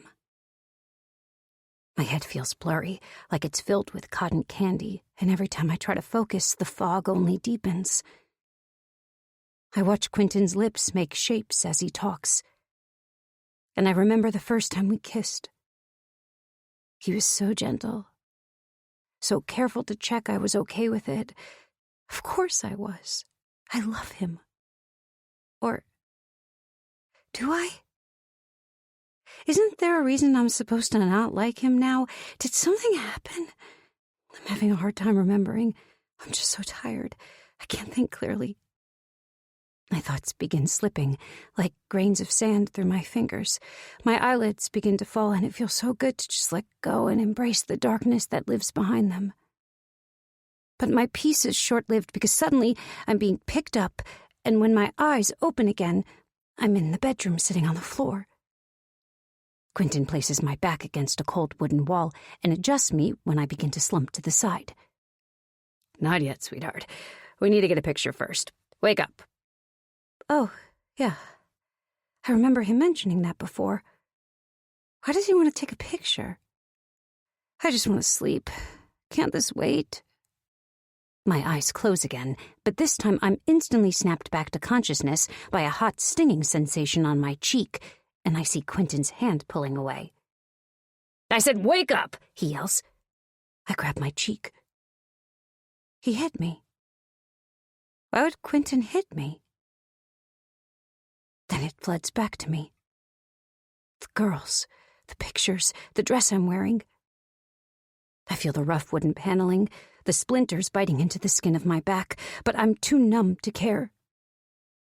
I brace myself against the floor to keep from flopping sideways again as I watch him kneel down in front of me, the camera covering his face.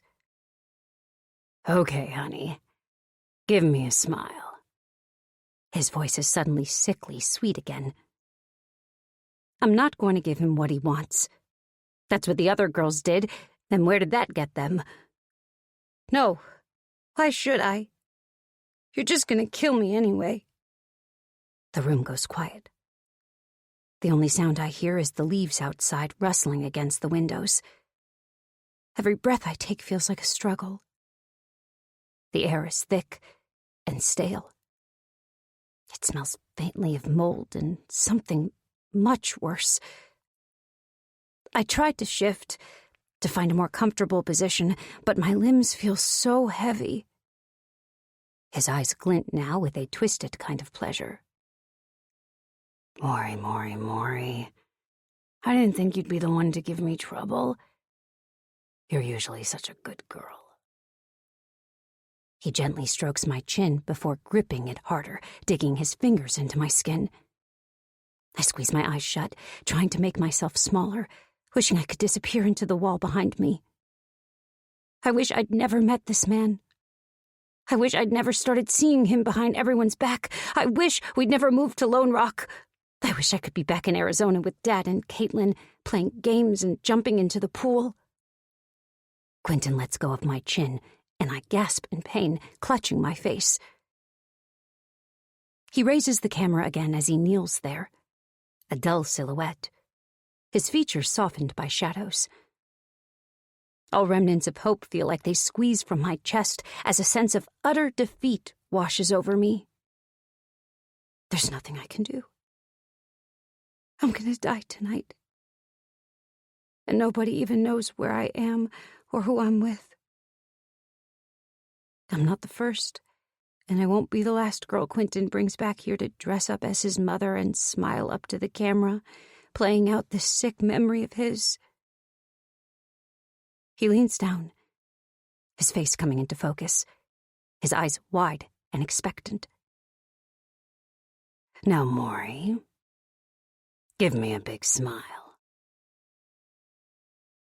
50. Ruby. The tires bounce along the road, and I find myself gripping the steering wheel so hard, my knuckles turn white as I navigate the unfamiliar roads far from Lone Rock. The trees that surround us sway gently, their leaves rustling in the darkness. I glance at the clock on the dashboard for the 100th time, and the minutes seem to stretch on. Time is slipping away, just like Maury. 17 years. How is it possible that so much time has passed in what feels like the blink of an eye? In my mind, I can still see her as a toddler, her laughter ringing through our home. I swear it's the sweetest sound that's ever reached my ears. She would bounce on her tiptoes, her curly hair flopping over her eyes as she squeezed her stuffed bunny, Boppy, to her chest. I remember when I couldn't leave the room for a second without her searching for me. She'd call for me with that sweet, high-pitched voice the second I was out of sight. But now that little girl feels like a ghost, a fleeting memory that lives on only in my mind. Maury's life has taken her down a path she has made sure I can't follow. I knew the innocence that I so adored wouldn't last forever. I knew she would change and grow and become her own person, exactly who she was supposed to be. But what I didn't expect was that we would one day grow so far apart that I'd find myself driving down back roads, desperately searching for her, having no idea where she is or who she's with. Did she run away? Is she alone? With friends? I wish she'd have just told me where she was going today rather than lie to me about being with Hutch. I shake my head, trying to rid myself of the spiraling thoughts. Where are you, sweet girl? I glance at the passenger seat. Hutch hasn't said much since we left, and there's a peculiar look on his face as he stares at the road ahead. Do you recognize this area? I ask, knowing it's unlikely given there's practically no houses or landmarks to be seen. Just trees and bushes as far as the eye can see. I don't know, he mutters. Hutch, if you know anything at all, you need to tell me now. Why would Maury's phone say she was all the way out here? I don't know, he shouts before slamming his head back against the headrest and lowering his voice. I don't know. I thought I knew Maury. I thought she told me everything. But now I have no idea what to think. We drive in silence for a few minutes before Hutch speaks again. I'm starting to think she's been seeing another guy. Yeah, I agree. I think so too.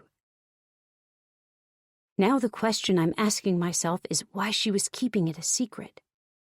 And if she was really meeting up with this secret guy today, then why is her phone now off, and why did she never make it home? We drive on in silence until my phone abruptly informs us that we've arrived at White Crane Road, which looks exactly like all the other nondescript roads we've just driven down. There are no houses, no farms, no nothing. There's no party, no friend's house, no place for a quiet rendezvous with a secret boyfriend. There is literally zero good reason for Maury to have come all the way out here. This is all wrong. And from the look on Hutch's face, I can see he knows it too. I check my phone and see Justin has just sent me a message saying there's still no sign of Maury at home. There's nothing left to do but call Aaron. He answers on the second ring. Did you find her? No, there's nothing out here. Did you call the cops? Yeah, there's a patrol car already on its way out there. Well, I'm already here, and I'm not sure what good that's going to do because there's nothing but an empty road. Aaron, I'm scared. Aaron sounds about as terrified as I am, but tries to calm my nerves, telling me we're going to find her soon and not to panic. I know it must be killing him to be so far away, unable to help search for her. I hang up and keep driving slowly enough that I can look in every direction as I go. I try to tell myself that Maury is okay and this is all just a big misunderstanding. But in my mind, all I can think of are the pictures of those girls, of Elle. My stomach knots with the knowledge that whoever took those photos was in our neighborhood, in our home, and now my daughter is missing. It's not until a few minutes later that I think I see something amongst the trees ahead. A building, maybe. I can't make out what it is, but when I look over at Hutch, I can tell he's seen it too as I watch him tense up. He's not said a word since I got off the phone with Aaron, but now his voice comes out in a choke. I think I was wrong. I think I know where we are. 51. Maury. The flash blinds me momentarily before Quentin lowers the camera and pulls the film out, shaking it lightly in his hand. He grins. That wasn't so hard, was it? The wooden floor is cold beneath me. I blink slowly, trying to shake the yellow rectangles from my vision. The remnants of whatever he drugged me with are still clinging to my senses, and the edges of the room look as though they blur and bend. I try to focus on Quentin as he moves around the room. He's staring at the photo as it develops in his hand. Beautiful, so beautiful, I'll keep it forever. His energy is visible. He looks like he's preparing for something, but I don't want to imagine what. When he turns my way, I pretend to be weaker than I really am. My body limp, breathing shallow. Inside, I scream and fight against the fog, but I can't let him see. The stink of mildew stings my sinuses. I think it's coming from the mattress over there. It feels like I'll never get the smell out of my nose, even if by some miracle I escape this place, which is looking more and more doubtful by the second. I try to focus on the sound of his footsteps, the creaking of the floorboards. Hours have passed since we first got here, and I know my mom will have figured out I'm missing by now, but since I stupidly covered my tracks when I came to meet Quentin today, there's no hope of anyone finding me here now. And even if they do, I'll probably be dead by then. No, I can't think like that. The only way out of this is to fight, and for that, I can't afford to lose my grip and give up. I just need to clear my head and wait for the right moment. I'm gonna miss our little midnight meetups at the falls, Quentin muses. I really have grown fond of you. Emotion catches in my throat as I think about the nights we spent huddled together under the stars, listening to the water flowing. I really believed we had a future together. That he and Felicity would separate, and we'd leave town together, able to share our love freely. No more hiding from everyone or sneaking around. But every feeling that I had for him has now gone, disintegrated. I can't believe I ever fell for this sick bastard. Everything he told me was a lie. He probably convinced all of the girls he brought out here that he'd fallen for them, that he was taking them to his vacation house. I wonder how he killed them. What's in store for me now that he's gotten his precious photo of me to add to his collection? Why did you leave them there? I asked quietly. The photos at my mom's house. He sits down on the edge of the bed and looks at me for a long time before speaking. Elle was my first. 8 years ago. Elle? That wasn't one of the names on the photos my mom showed me. But soon it hits me right in the chest. Elle Thomas, Xavier's mom. You killed Justin's wife? I mutter in disbelief. Quentin ignores this. She was a beautiful woman. I always thought so. Of course, my wife was friends with her, so we knew each other a little. Enough for her to trust me when I offered her a lift that night. Poor Elle. Xavier would have only been a baby back then. Justin lost his wife, and their son lost the chance to ever know his mother, all because of Quentin. My mother had just died, and the cabin was now mine. Maybe Felicity hated this place, but I still loved it. I kept coming here, even after I told her I'd sold it. It doesn't surprise me Felicity wanted this place gone from their lives. It's the stuff nightmares are made of. Elle, though? Seeing Elle in the cabin was like being brought back to my childhood. My mother's clothes were still here, and I couldn't resist. When she put on that dress, she looked just like my mother had. Nobody had a smile quite like my mother did, but Elle's was so beautiful, I had to get a photo to remember it by.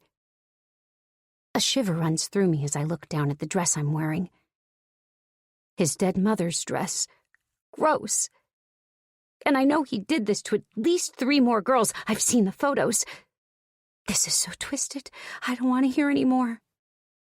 I squeeze my eyes shut, but he won't stop talking, confiding in me what he couldn't with anyone else. When we started renovations on our house, we needed to move some stuff out of the way for the work to be done.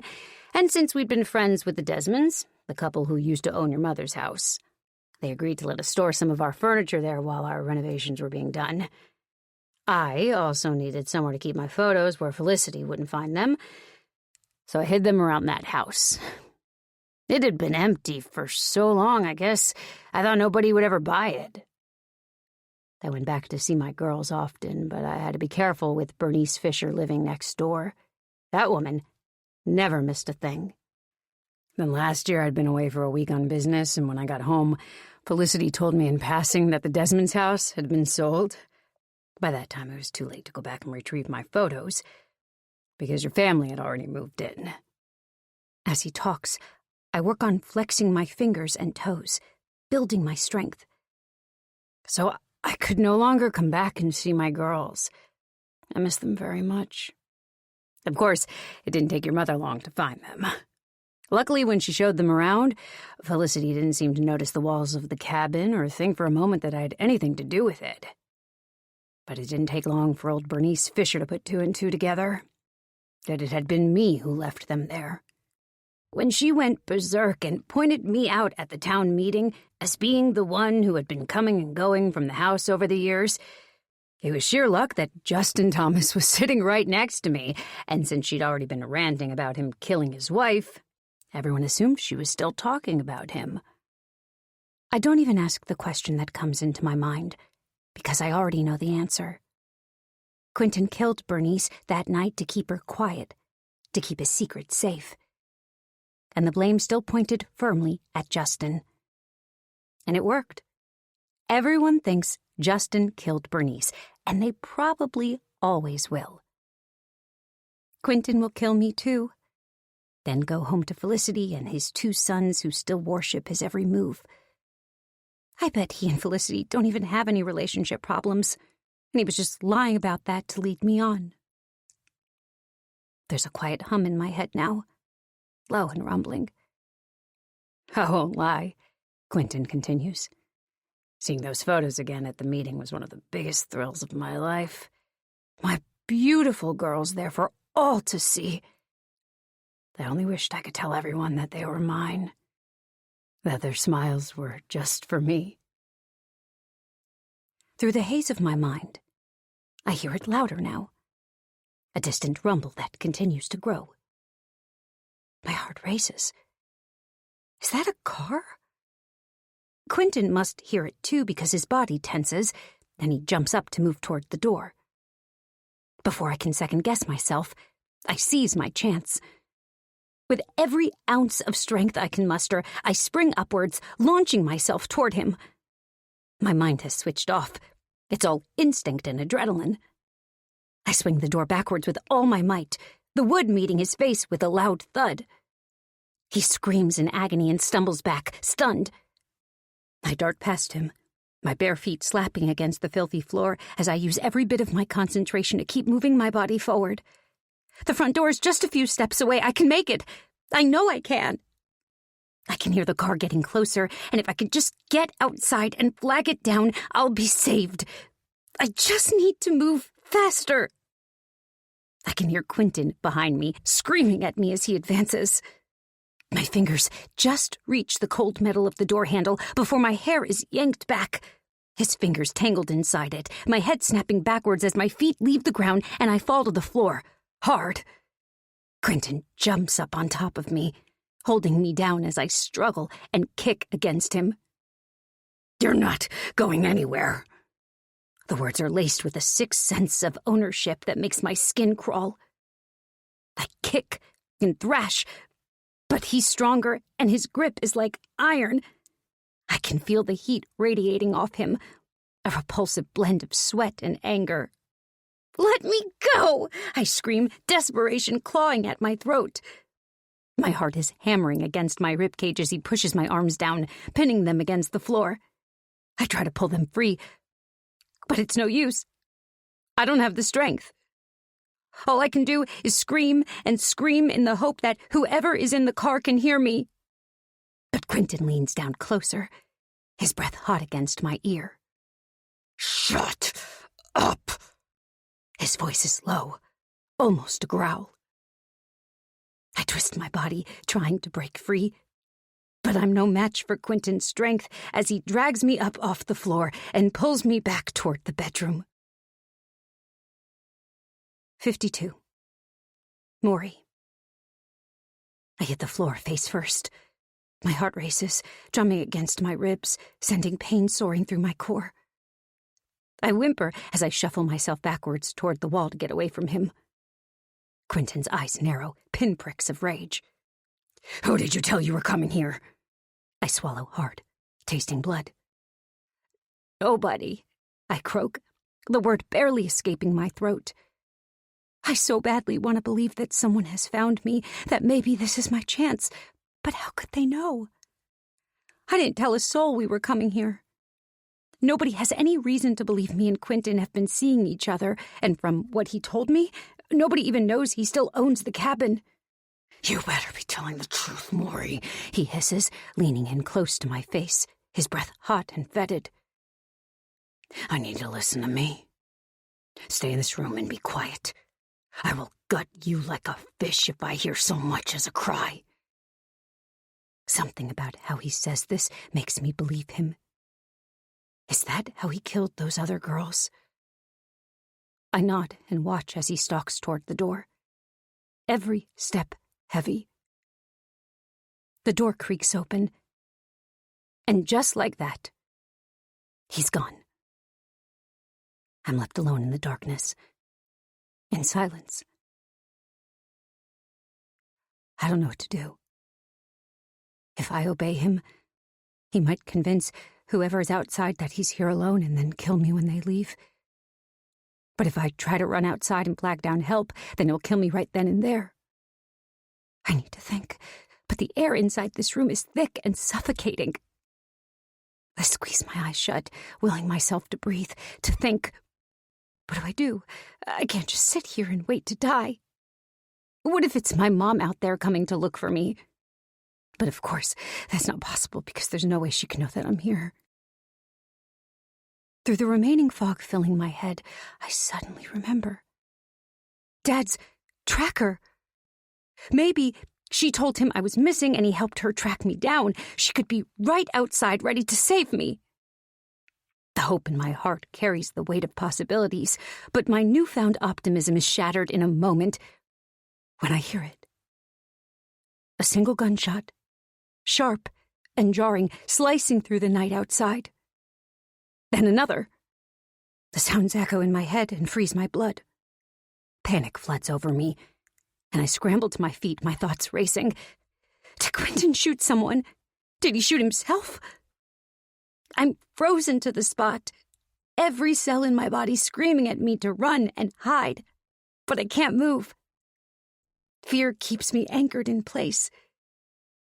But as though a cloud parts in my mind, there's suddenly no question about what to do. I need to run, or I am going to die. I make a dash for the window, ready to face whatever's outside. But before I can get to it, the door opens, and Quentin steps back into the room. My stomach drops. Even in the dim light, I can see it. Blood spatters, wet and glistening, cover his hands, his clothes. He's now holding a gun, the metal gleaming in the shadows. I stop and back up against the wall and cling to it, paralyzed by terror, my body betraying me. He strides toward me, grabbing my arm and yanking me forward. "We have to get out of here. Now! Move!" His grip tightens as he pulls me toward the door.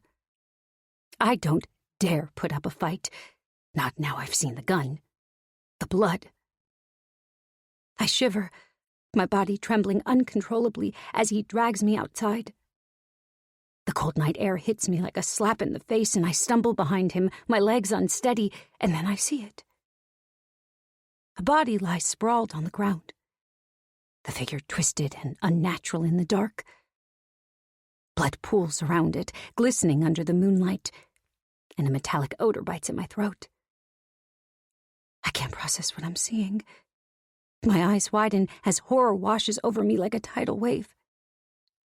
"No," I whisper, shaking my head in disbelief. "No, no, no." Quentin's grip tightens on my arm as he drags me closer to the grisly scene, and I stare in horror, unable to believe this is possible. Look at what you made me do." His voice is frantic, a wild edge creeping in as he tries to catch his breath. "This is your fault!" I can't breathe. The world tilts on its axis, and I feel like I'm going to be sick. "How could you do this?" I croak, every syllable sticking in my throat like shards of glass. "Shut up," he barks, his eyes darting around before they settle on his car. "We need to get out of here before anyone else comes." He shoves me forward, and I stumble, catching my balance just in time to keep from falling. I don't want to follow him. I want to scream, to run, to escape this nightmare, but I have no choice but to do as he says. He shoves me forward and points at his car. "Get in!" I take a step toward the car, but suddenly stop when I see lights approaching on the road. Quentin sees it too, and before I can make another move, he grabs me from behind and raises the gun upwards, pushing the cold metal to my temple, just as a car comes to a screeching halt by the cabin. 53. Ruby. Gravel crunches underneath the tires as I pull the car to a stop. The crumbling wooden building before us is almost swallowed by the blackness, but the headlights illuminate the scene in front of it, depicting something far darker than I could have ever let myself imagine. A police car sits with its door wide open, like a gaping mouth, screaming. An officer lies sprawled on the ground, his gun holster empty, a river of blood spreading across the earth beneath him. Because of the shadows, I can't tell if he's young or old, but the lifelessness of his face leaves no question about it. He's dead. "Dad!" Hutch's pained voice yells, and it's only then that I see them beside the cabin door. Quentin and Maury stand in the darkness. His arm is tightly around her, and he's holding a gun to her head. I can barely comprehend what I'm seeing because nothing here makes any sense. "Maury!" I scream as Hutch and I exit the car simultaneously. "Mom! Help!" Maury cries, and I begin to rush forward but stop when Quentin takes a step back, dragging Maury with him. "Don't come any closer," Quentin orders, his eyes wild. He's staring back and forth between me and Hutch, and he looks nothing like I've ever seen him before. Felicity's cool, calm husband has been replaced by a madman. What is happening? Why has he brought my daughter here?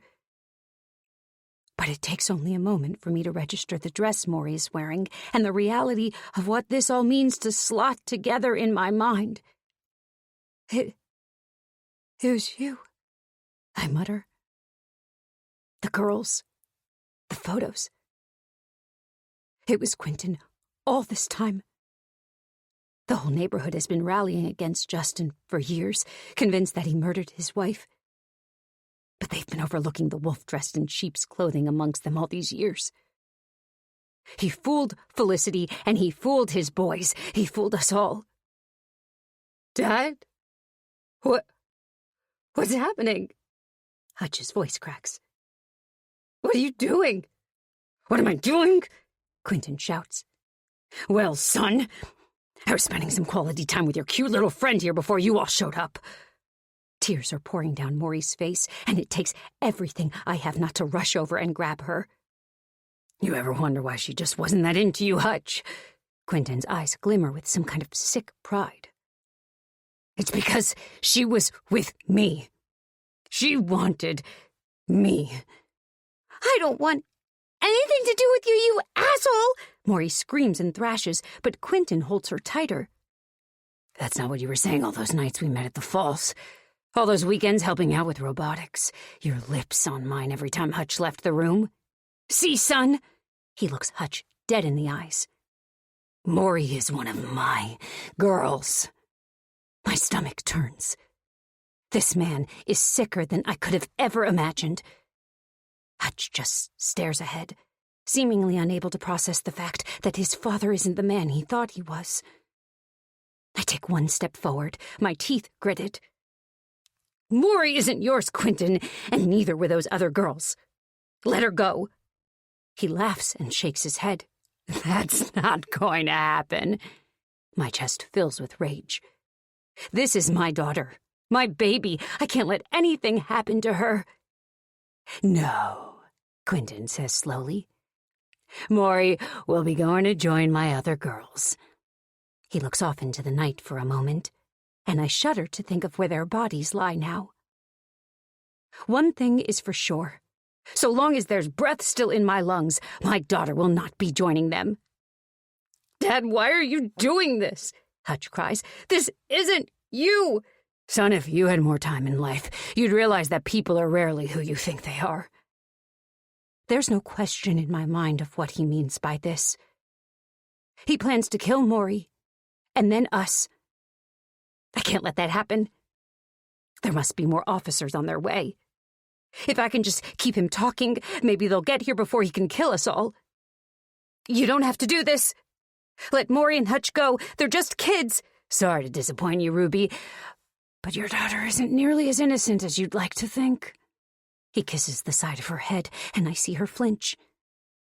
Maury has spent the best part of a year leading my son on like an idiot. She came here with me behind your back, behind his. Because it's me that she loves. No, I don't.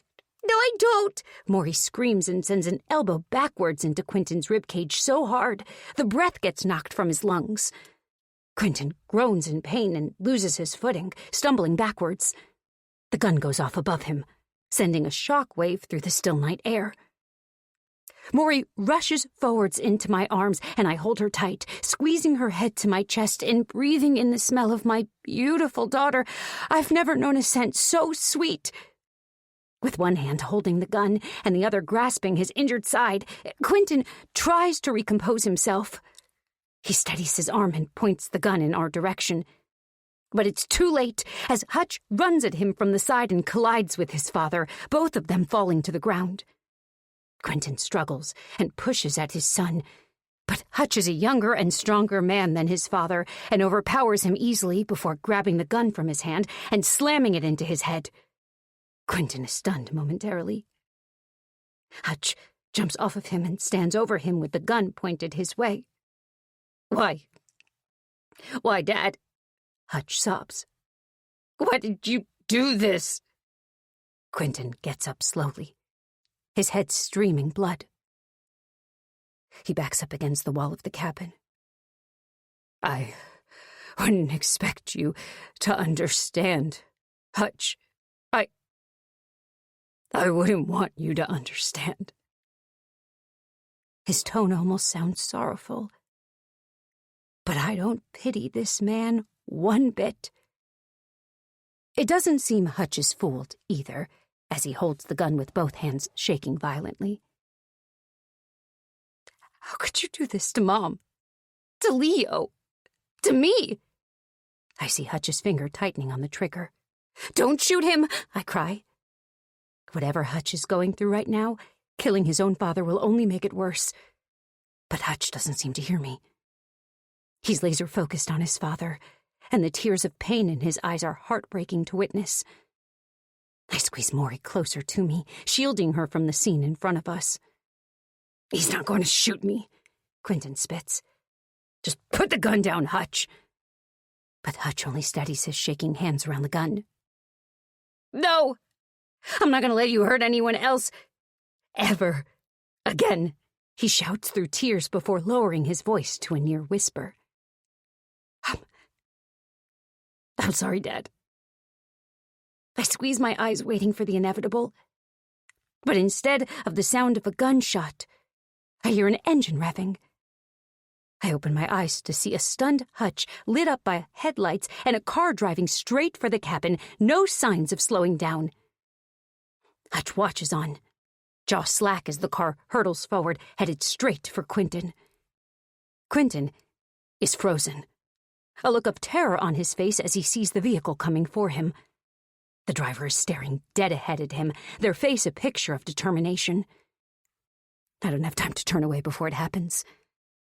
The tires screech, rubber grating against gravel as the force slams Quentin against the rough wooden wall of the cabin. The sound of the impact reverberates through my chest, hitting my senses like a sledgehammer.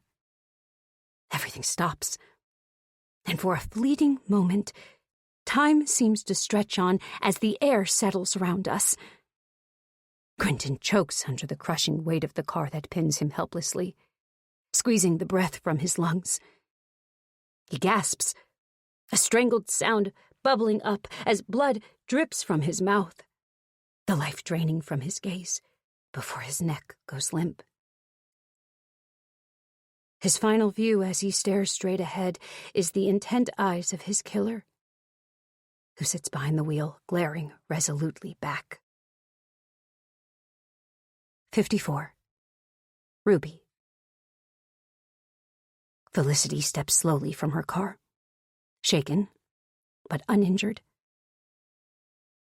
A long time goes by without any of us uttering so much as a word.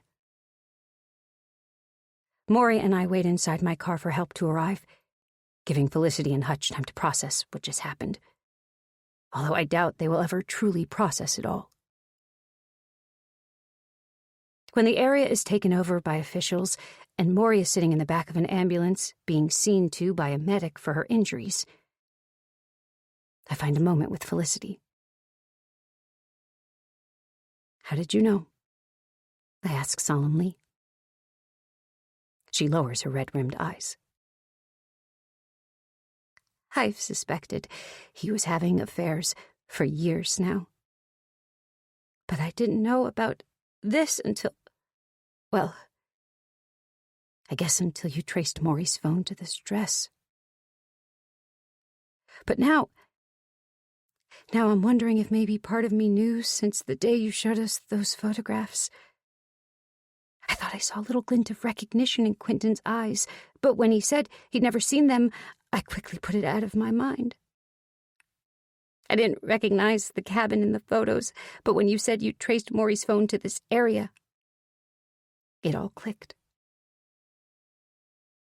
She explains how Quentin convinced her years ago that he'd sold the cabin his mother had left him when she died, and since then, the frequency of his work trips had increased. She tells me of the renovations they did a few years back and how they'd asked the Desmonds to let them store some furniture in their empty house. When Felicity learned about the photos I'd found, she'd convinced herself that it couldn't have anything to do with Quentin. She suspected he was cheating, but she'd figured it was with someone from work. Then, on the morning of her surprise birthday party, when Quentin was getting ready to leave town on a work trip, she'd done something she'd never done before. She'd waited until he was in the shower and gone behind his back to check his phone, something he would never have allowed her to do. How Felicity never saw this fact alone as a blinding red flag, I don't know. But I guess she'd just been so intent on keeping up appearances that she knew to keep those stray threads firmly in place, so as not to unravel their whole lives. There were messages on there from a contact called M that confirmed what I'd suspected. Quentin was seeing someone else. But I didn't consider for a second that it could be your daughter. A heavy silence falls between us. We've both been under the illusion for a long time that Maury had fallen for Hutch. The revelation that she'd actually been seeing Quentin all this time is one that neither of us wants to accept. I can see the pain in Felicity's eyes, just as I'd seen on the night of her surprise party. She'd been crying when she arrived, which at the time I thought was just normal emotions about getting older, but now I know it was because she'd just confirmed that her husband was having an affair. Felicity takes a deep breath. "I think Bernice tried to tell us the photos were Quentin's at the meeting," she explains. "Everyone thought she was talking about Justin, but I saw her pointing dead on at my husband. When I found out she was killed, I didn't consider for a second that could have been Quentin who strangled her, so I latched on to the idea that it was Justin, just like everyone else did. But now I know. Quentin killed Bernice to keep her quiet." I say nothing, but the cogs in my mind are beginning to turn. What Felicity just said makes complete sense, and something inside me relaxes, knowing that Justin won't get the blame for Bernice's death. But my heart still breaks for Felicity. For Hutch. Felicity glances at the officers behind us and lowers her voice. You won't tell them, will you?" I know exactly what she's asking. Quentin had a gun. He was going to kill us all. You did what you had to do. Nobody ever has to know that Hutch was the one pointing the gun at Quentin when Felicity arrived. Who knows? If I were in her shoes, I might have done the exact same thing. All I know for sure is that the world is now a better place without Quentin Parker in it. Felicity returns to Hutch, whose eyes stare blankly ahead. I can't imagine what's going through his mind right now. Yesterday, he had a stable family, a loving relationship with his father, and what he'd hoped was a budding relationship with Maury. But all of that was shattered to pieces tonight. He's been betrayed by a life that once seemed to be firmly on his side. Then there's Maury. I don't know how we're going to navigate the coming days after everything she's gone through. It's going to be difficult, but she's here, and she's alive, and that's all that matters. When the medic steps away, I wrap my arms around her, and she clings on to me like she did as a small girl. I'm so sorry, Mom, she sobs. I'm so sorry for lying to you. This is all my fault. Her words send a searing streak of fire through my chest. Don't you ever say that, Maury. I grab her shoulders. None of this was your fault. I don't know what Quentin did to make you trust him, but everything he told you was a lie. Everything that happened tonight is because of him, not you. What I don't say is that I'm still stung by the lies she told everyone. But ultimately, I know that's not what led us here. Quentin is. And thankfully, he's out of her life forever now. Though I doubt that she and Hutch will ever be able to resurrect their friendship again after what's happened. The gruesome scene has been cordoned off and is now shielded by white tents. But behind them, I know there lies the body of a man who has destroyed many lives. And I came frighteningly close to losing my daughter at his hands tonight. I kiss Maury's head and hold her tighter as heaving sobs shake her body. It's okay, baby. It's all over now. Epilogue. Maury. 1 year later. I lean on the wooden railing of our newly built deck and let the sunshine warm my face. Justin has been calling it Maury's deck since I pitched in and helped him build it, but really he did most of the work, like 90% of it. But it was kind of a fun experience, and I think it made Mom happy that I got to know him a bit better during the process. Justin and Xavier spend a lot of time here now, and we even go to their house sometimes. It's huge, like a cattle ranch, but with no cows. Justin says he's going to build a climbing wall out there this summer for the 3 boys, who are literally inseparable. Cameron, Xavier, and Leo. We call them the 3 amigos. I take off my cardigan, and the warmth instantly hits my shoulders. The sun sits in a cloudless sky, glowing brightly over our backyard as bursts of laughter and the smell of grilled burgers drift about the air. I watch Mom move from guest to guest, looking surprisingly comfortable in her unfamiliar role as hostess. She's worked so hard on this house, on making it a home. It felt like it would never happen, but the renovations are finally complete, and the inside space cleaned up pretty great. We no longer live amongst the chaos of mess and power tools. I used to dread people coming over. I'd cringe even at the thought of anyone seeing the inside of our house, and I resented Mom for moving us here. But today, with the sun shining and the yard alive with neighbors and friends, I actually feel kind of proud of her. She worked really hard for this. She deserves to enjoy it. Felicity Parker is here with Leo. Hutch didn't come, of course. He doesn't really talk to me anymore. I think he said hi to me twice in total since that night at the cabin. Once when we came to our house to bring Leo home, and once when I went over to his house to collect Cameron. I don't blame him for not wanting to talk to me. I've had a lot of time to think about what happened with Quentin, and even if he hadn't been a psycho murderer, I still made a huge mistake ever starting a relationship with him behind our family's backs. I thought him being interested in me meant I was mature, a woman. That's not why he was seeing me. I don't even know if he was ever really into me that way, or if it was all just a ruse to get me to his cabin to kill me like he did all those other girls. The police suspect he hid the photos in various locations around the house while it was abandoned for all those years, before my mom bought it, so as not to arouse suspicion if they were all found together one day. They're probably right. One lone photo wouldn't have anyone thinking much of it. Mom didn't sense anything unusual about it until she found enough of them to start seeing a pattern. They found 6 bodies in total, buried deep in the woodland behind his cabin. Who knows? There could still be ones they missed. It's not exactly easy to tell what killed a person whose body is that badly decomposed, but they said there's enough evidence to suggest they were all strangled to death. Not a day goes by that I don't think about how that could have been me, too. If Mom and Hutch, and then Felicity hadn't shown up when they did.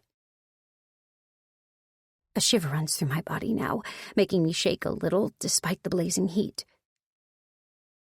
They've identified all of the bodies they found, including Elle, who Justin held a funeral for at the start of this year. It was heartbreaking, but he told us it was healing for him, since he'd never gotten closure when he'd first had her declared legally dead.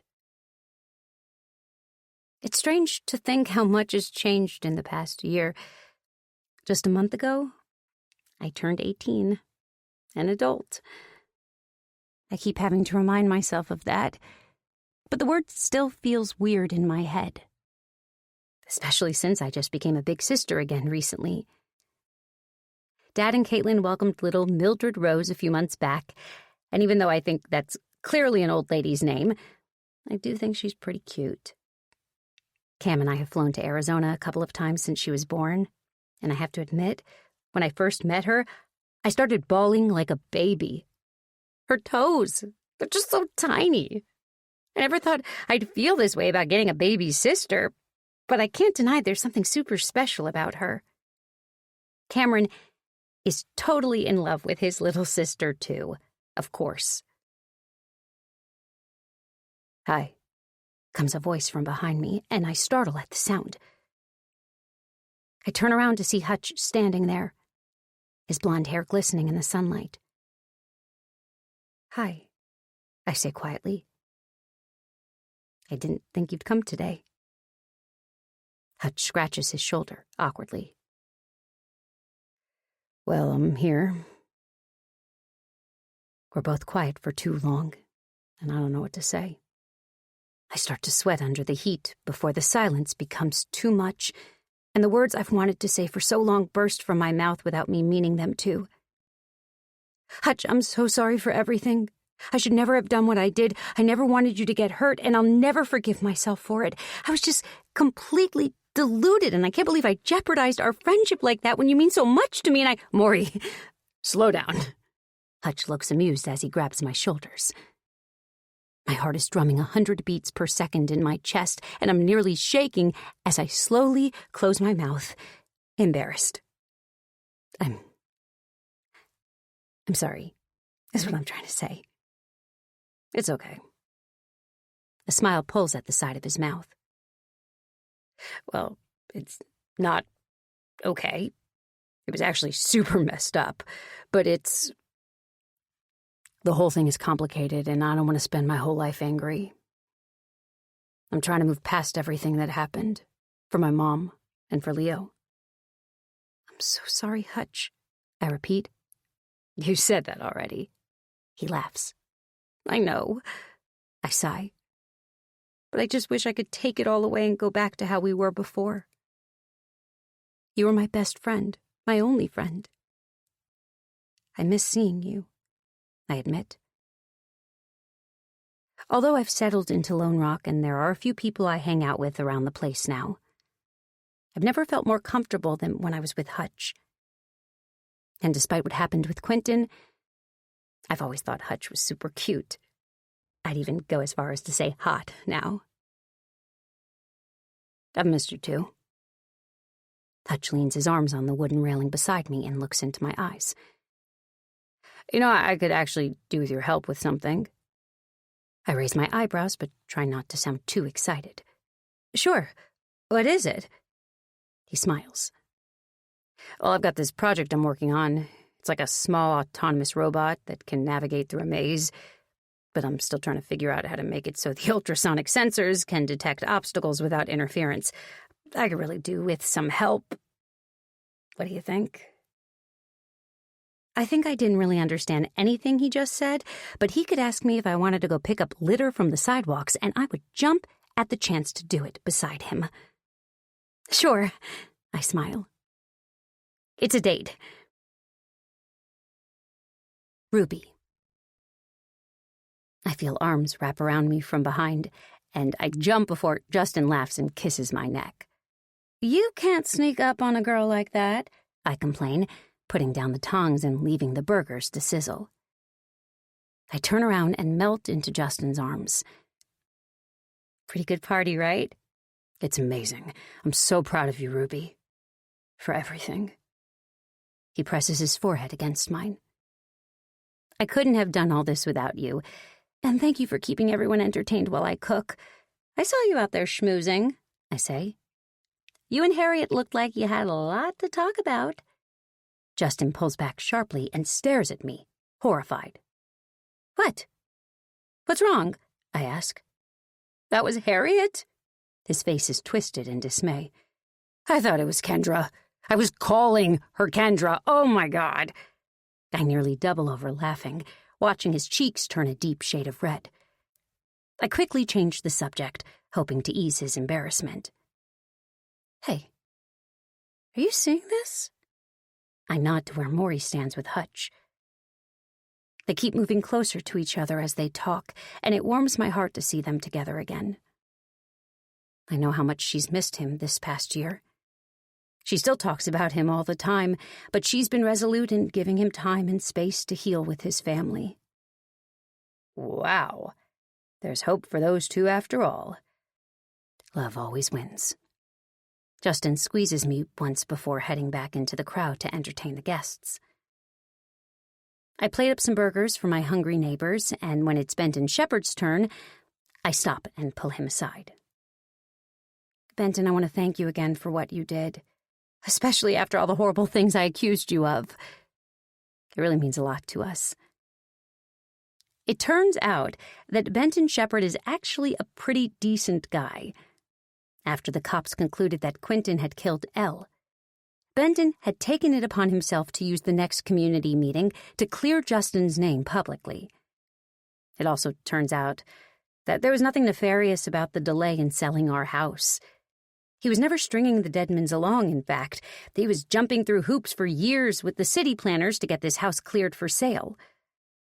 I still feel awful for all the things I said to Benton and what I accused him of. Water under the bridge. He waves away my concerns with a hand before aiming his gleaming smile my way. And I must say, Ruby, you've done amazing things with this place. It really looks great. When Benton disappears into the crowd, I take some time to absorb the compliments I've been getting on my finished home and garden. I'm so proud of this place. When we first arrived here, it was old and outdated, and the sheer amount of work it needed was so overwhelming that I doubted my sanity more than a few times for having taken on such a huge project. But I poured my heart and soul into this place, and the work really shows. I do have to give a lot of credit to Justin, though. He stepped in and took on the task to helping to fix up this house without me ever having to ask. Look at that. Felicity appears at my side, nodding over at Justin. Last year, not one person in this town would so much as speak a word to him. Now he's the life of the party. He's a good man. I just wish it hadn't taken so long for our community to realize it. I'm a lucky woman. I laugh. He's a lucky man, Ruby, Felicity says, meaningfully. Felicity's and my friendship has grown strong since that night a year ago. With the trauma that bonds us, as well as both of our boys being a part of the Three Amigos, we've spent a lot of time helping each other heal and been a shoulder for each other's frustrations and tears. "It's so good to see those two talking again," Felicity says of Maury and Hutch. "He still holds a candle for her. You never know. We could end up becoming mothers-in-law one day." We both cackle like witches at this. "I'd better go wrangle the boys," Felicity sighs. "They've been running around with toy swords all afternoon. They must be getting hungry by now." I wave her off and watch as she attempts to herd the 3 wild children from their game to the food table, which is overflowing with salads, breads, and desserts that this amazing community has shown up at my door with. The boys dig in like they've been starved for months. The 3 amigos, Cameron, Xavier, and Leo. Watching their boisterous, innocent play always evokes a bittersweet feeling for me. All 3 boys are so innocent, so clueless to the pain and suffering that has enveloped the rest of their families. Cameron still doesn't know that his sister was kidnapped and nearly killed. Xavier already knows that his mom, Elle, has been dead since he was a baby, but how can Justin explain to him that it turns out she was abducted and murdered by his own friend's father? And Leo, God. My heart breaks for the boy who thought the sun rose and set for his father. He knows his dad passed away that night, but one day he will inevitably learn of the sick, vile things his father did before he died. There will come a day that all 3 friends will have to count on each other for support when they find out the truth about their pasts. But for now, I truly believe in the saying, let them be kids. The rest will come when it comes. I look around at my friends, my community, my family, and I feel a sense of pride in having made a home here in Lone Rock. We got off to a shaky start, but I truly believe that we belong here now. The only question left in my mind is whether I regret killing Bernice Fisher. Of course, I didn't plan to kill the old bag that night after the meeting. I only went to her house because I was upset with her for accusing Justin of killing his wife in front of the whole town. I was going to try to settle the air between us and explain why she was wrong about him, but she wouldn't listen. She spat her angry words at me and told me I didn't belong here, that she wouldn't rest until Justin was thrown in jail for what he did to Elle. Her bony finger was in my face, and I only meant to push her away from me, but that woman was about as light as a bag of feathers. Her tiny frame betrayed the weight of all the hatred sunken into her brittle bones. Her head hit the marble countertop, and blood began to stain her hair. You tried to kill me," she'd wheezed, clutching her head. "What? No, I didn't. I just pushed you lightly," I protested. "No, you just tried to kill me.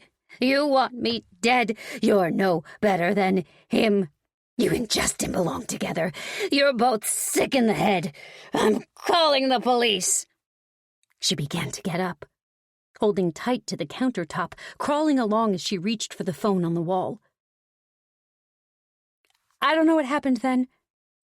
It's as though something primal came over me, an urge to protect my family, to protect Justin.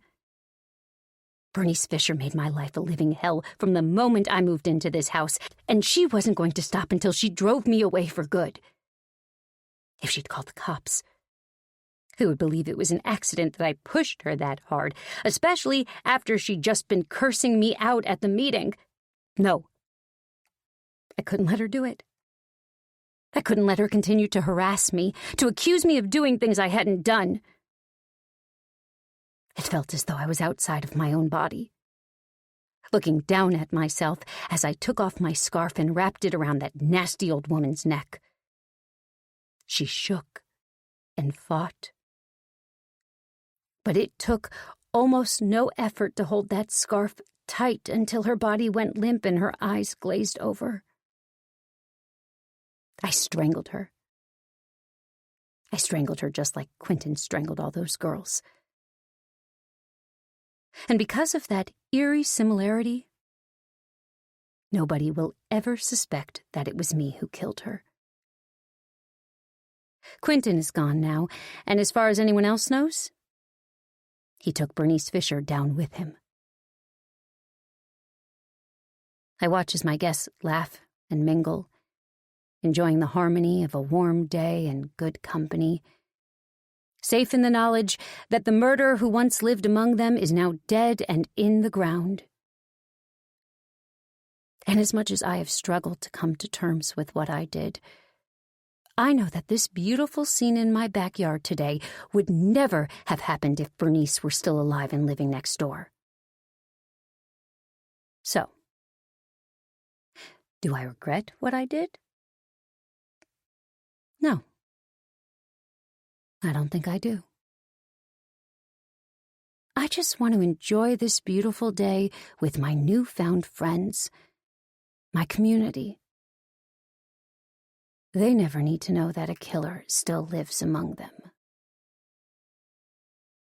This recording of Pretty Pictures was presented by Dreamscape Media, LLC. Narrated by Dara Rosenberg. Copyright 2026 by Nancy Savage. Recording copyright 2026 by Dreamscape Media, LLC. Thank you for listening. Please check dreamscapepublishing.com for Dreamscape's latest releases.